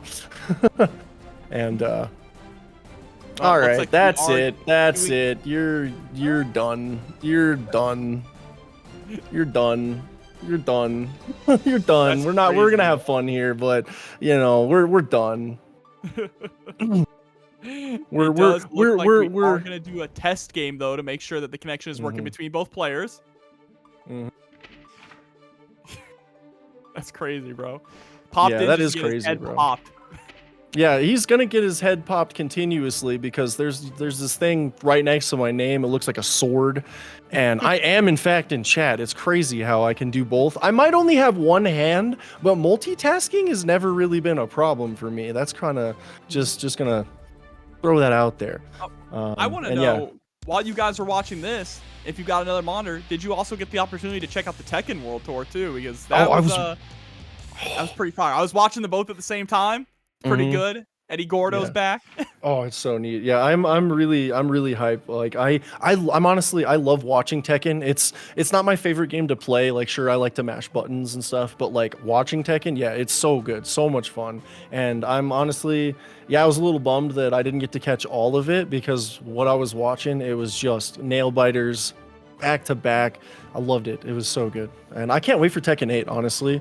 Even just from a spectator standpoint, it looks so good. I can't wait to just get into that and let people really have fun with a new game, because we've been having such crazy good launches. Street Fighter 6 and Mortal Kombat, you know, it's kind of, Mortal Kombat's a little, you know, tapering down a little bit, but for where we're at in 2023, 2024 with fighting games, we're just so blessed right now. So I can't wait to see what Tekken 8 brings to the table, and also what Uni 2 brings to the table, because if you've been looking on Twitter and seeing some of the stuff they're putting out, you guys, we're getting the replay takeover feature. We're getting all the really nice to haves in the lab that really just take labbing and info gathering to that next level. So yeah, there's a lot of good on the horizon, and we got good grand finals on the horizon here too. Like, guys, it's a good time to be a fighting gamer. Tell you what. Absolutely. You know, you talk about Tekken, you talk about Uni, but even on the horizon, there's some heavy hitters coming out. Of course, there is Project L, there is Garo 2, City of the Wolves.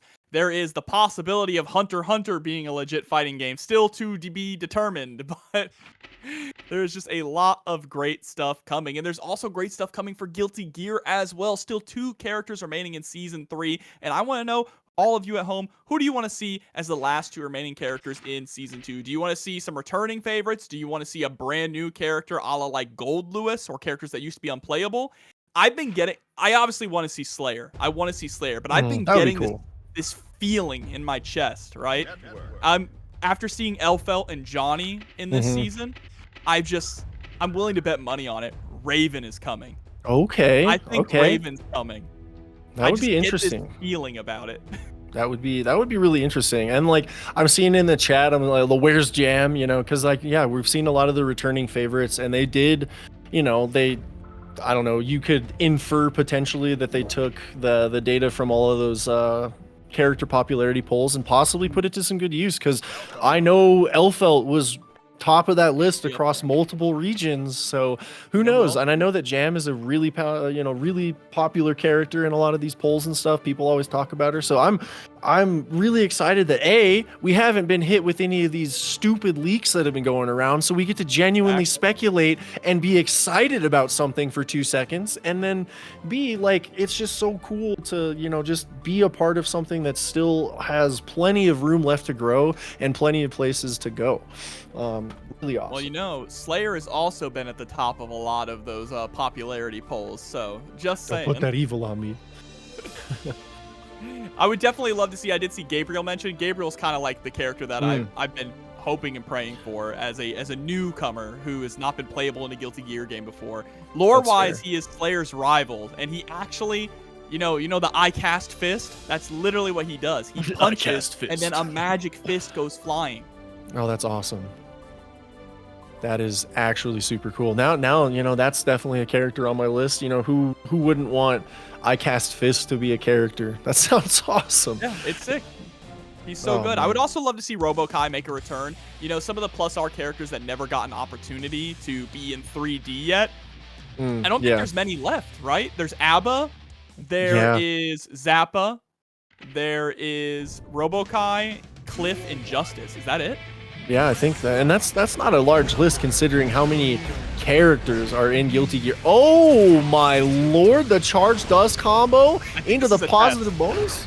It's got to be. It has to be a test game. It's definitely a it's test like game. It has to be a test game. Hey, but you can still get hyped during testing. You know, look at the damage. The system's burning down. Oh yeah, Order Soul. That's another one. How can I forget Order Soul? Yeah, Order Soul is pretty sick. I know a lot of people really like the aesthetic, at least, of Order Soul.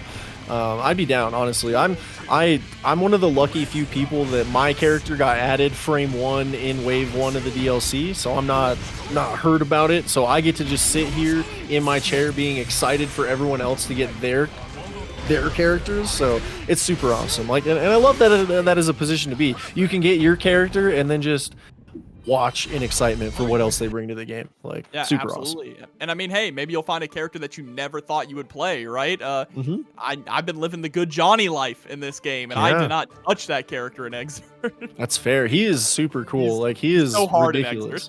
I believe it. I absolutely believe it. Yeah, they've done such a decent job too with Strive of taking characters that are iconic, have, you know, years and years and years of history, and still making them work in Strive and be just as cool, just as impactful. You know, and obviously somebody that played Exert and is super used to that old toolkit might have some issues, but at the same time, it's still great to be able to add a fresh coat of paint and still have it be great. And the great damage from Smitty here, getting into it with the Wild Assault wall break. This is huge. Yeah, is this another test game, or are we right into it? This one feels a bit more like it's right into it. Yeah, I feel like we're just getting into the violence here, and a lot less test vibes here for sure. Oh yeah, with that PRC, we are absolutely in this. You actually see defense coming from our players now. Yeah, we are definitely in it to win it here. Smitty taking the first round and looking to take another life off of Red. I am not. Oh, White Wild Assault starts the pressure off. Good block from Smitty. Still taking chunk damage. No FD available. And look at that mortal counter. All the risk, Cage, you're dead. Oh! I brought you a coffin. Get in. That's one quality of life thing I'd love to see in just every fighting game going forward is individual character language select options. Like, English Gold Lewis is pretty strong. Like, Gold Lewis in English is the most powerful. Like, oh, what a confirm from Smitty! Oh my goodness. That is definitely something Chaos still brings to the table, is the absolute insane conversions and confirmability off almost anything. Oh, but the laser coming out. Catches Smitty trying to go for the reload. Smitty's still out of buttons, is able to get 3 rounds in. Gets the confirm. Oh my goodness! Bro, my God. There's no Tuesday. Oh, give me the meteor, give me your life, Smitty. It's Jover, and that's it. Smitty gonna get knocked down, and this is now going to activate raid boss hours, and we're gonna see Tempest step up and try to lock it in for the winner's side, and good game design. But better game design trying to come up from the less than fortunate side, and they are making good progress. Yeah, trying to reset this bracket here and take it to a Shin Grand Finals. But we're going to see if Tempest is going to put an end to that. Remember, cannot stress this enough. Last time Tempest was on stream, it was 9-0. Single-handedly took down an entire team on his own, all right? Bear style, if you will. He is sorry, I couldn't. absurdly powerful. Tempest out here starting strong with the projectile game. And yeah, this matchup is, to say the least, not very fun for Gold Lewis. DP is just the great equalizer in this. Oh yeah, flash kick, definitely. Doesn't care where you are. Back scratcher is no longer a threat. You know, we'll just DP our way out of the problems. Oh man, and now the king is just gonna 6P their problems away. Actually, good stuff. Here we go. Oh, goes right back on in and keep the pressure going, but DP comes out. I like the crouch block movement. That was actually kind of sick from Red there. Not going to matter much here, as Tempest is going to take the life bar.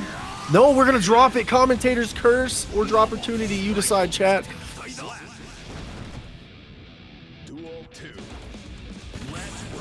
All right, round start situation. Steps right on the clash there. Stomping on his blades. Man, and we swing in the big coffin. DP, get off me. Right, straight to the wild assault. We want the corner break. Oh no. Something's getting broken, that's for sure. Oh, the hell? Takes out the reversal, but with the meter available, is still going to go for a mix. Isn't that so nasty? You call out the DP, but oh, you blocked it? Now you're in a mix though. Indeed. Hold this mix. Getting kicked in the chest, but it's a low. Let him know. First coming out, Red gonna call in the orbital strike here. Oh, and it's enough to chip. Oh, got caught not holding FD. RedIAmNot staying strong. Yeah, definitely looking real good here. Wild assault. Love to see it. This is going to be a nice hard knockdown situation for Tempest. Can we get some offense going? Across to the other side. No burst is going to be able to save you here. Pretty sure you're dead with the back turn super. And there it is. RedIAmNot down to 1 life left. Excuse me. Wow. Absolutely insane.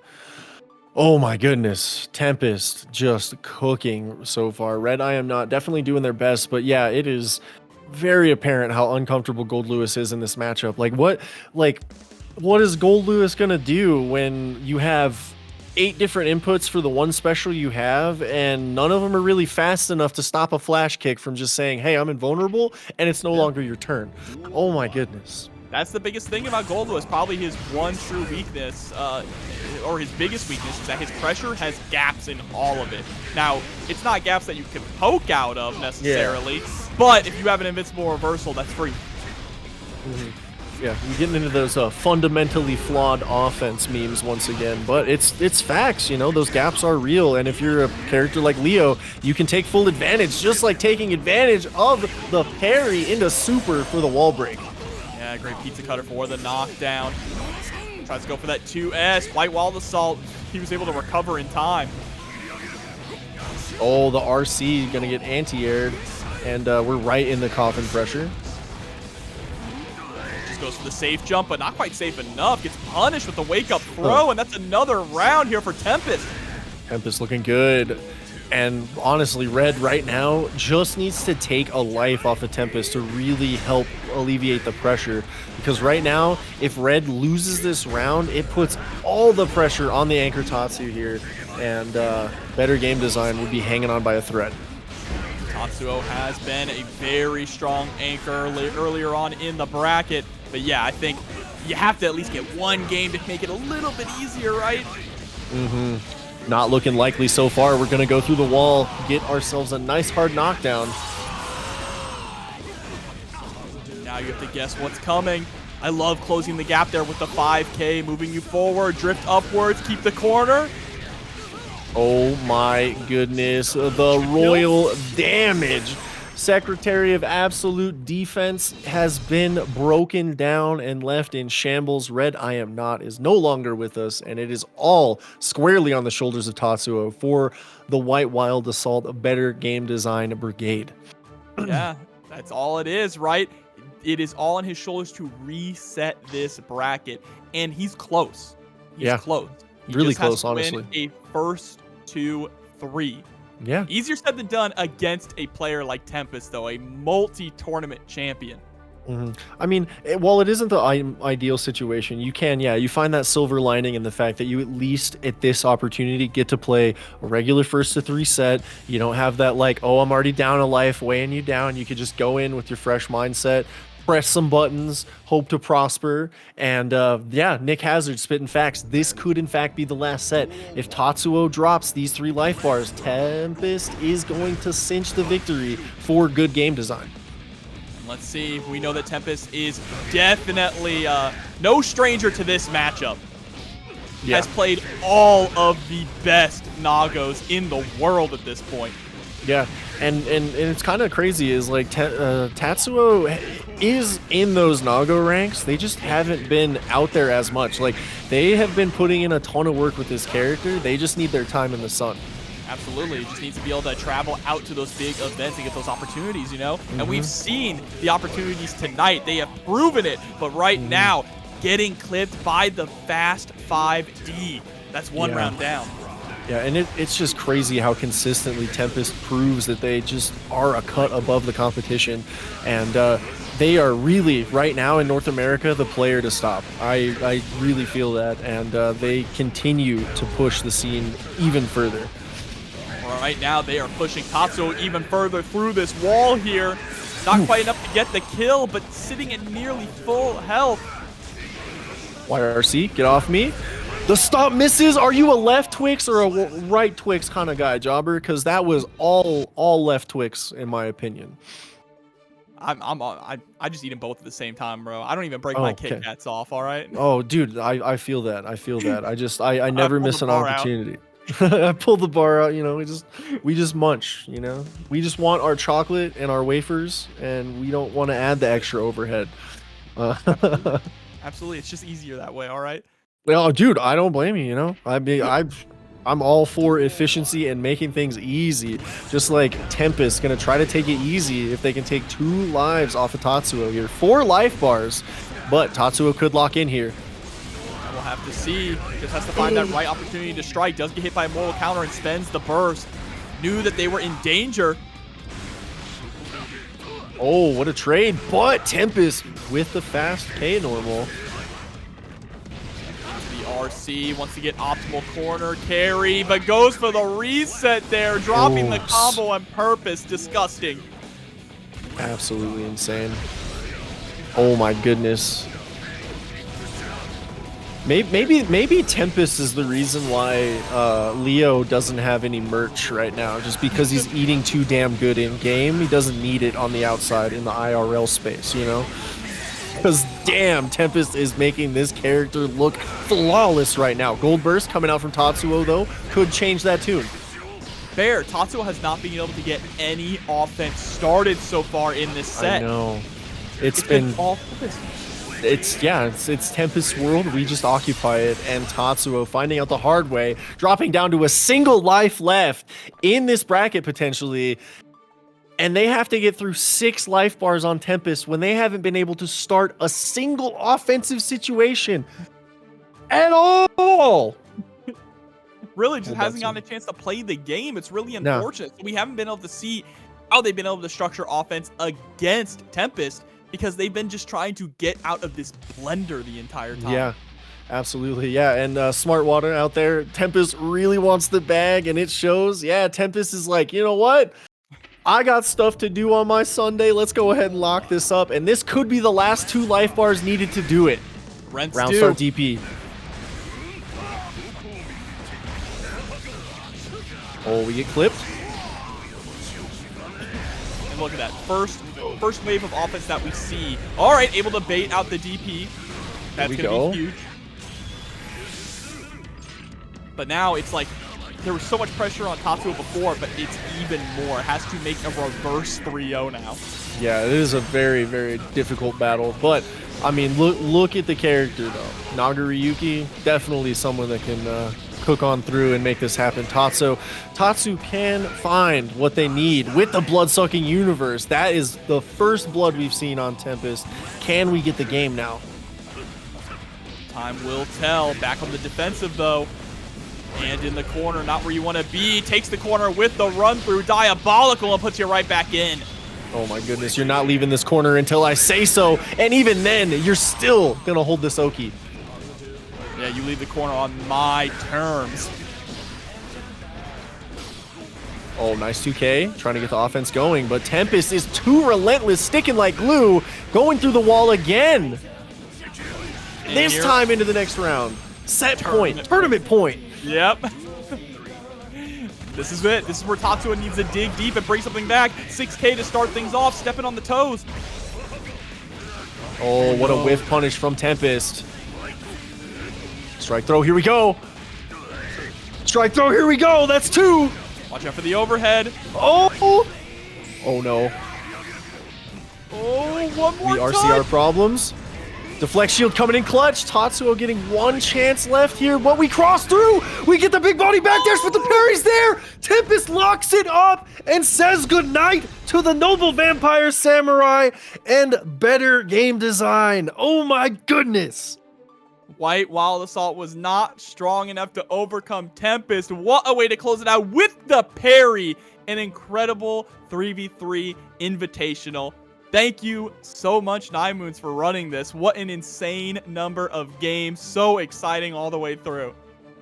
Yeah, absolutely incredible. Immaculate play from Tempest. Great play across the board. I honestly have not seen freaking Guilty Gear at this caliber in honestly a couple months, dude. People are hungry. They are absolutely ravenous in 2024, and I'm all for it. Frosty Fausting's just around the corner. Combo Breaker and Evo later this year. I can't wait to see where people push this game in the next couple of months. I can't wait to see what other cool events we get to do with 9Moons. Big shout outs to TNS. You guys are doing great stuff, and can't wait to you know, just maybe who knows, maybe we'll get some kind of crazy collab going in the near future. We'll see.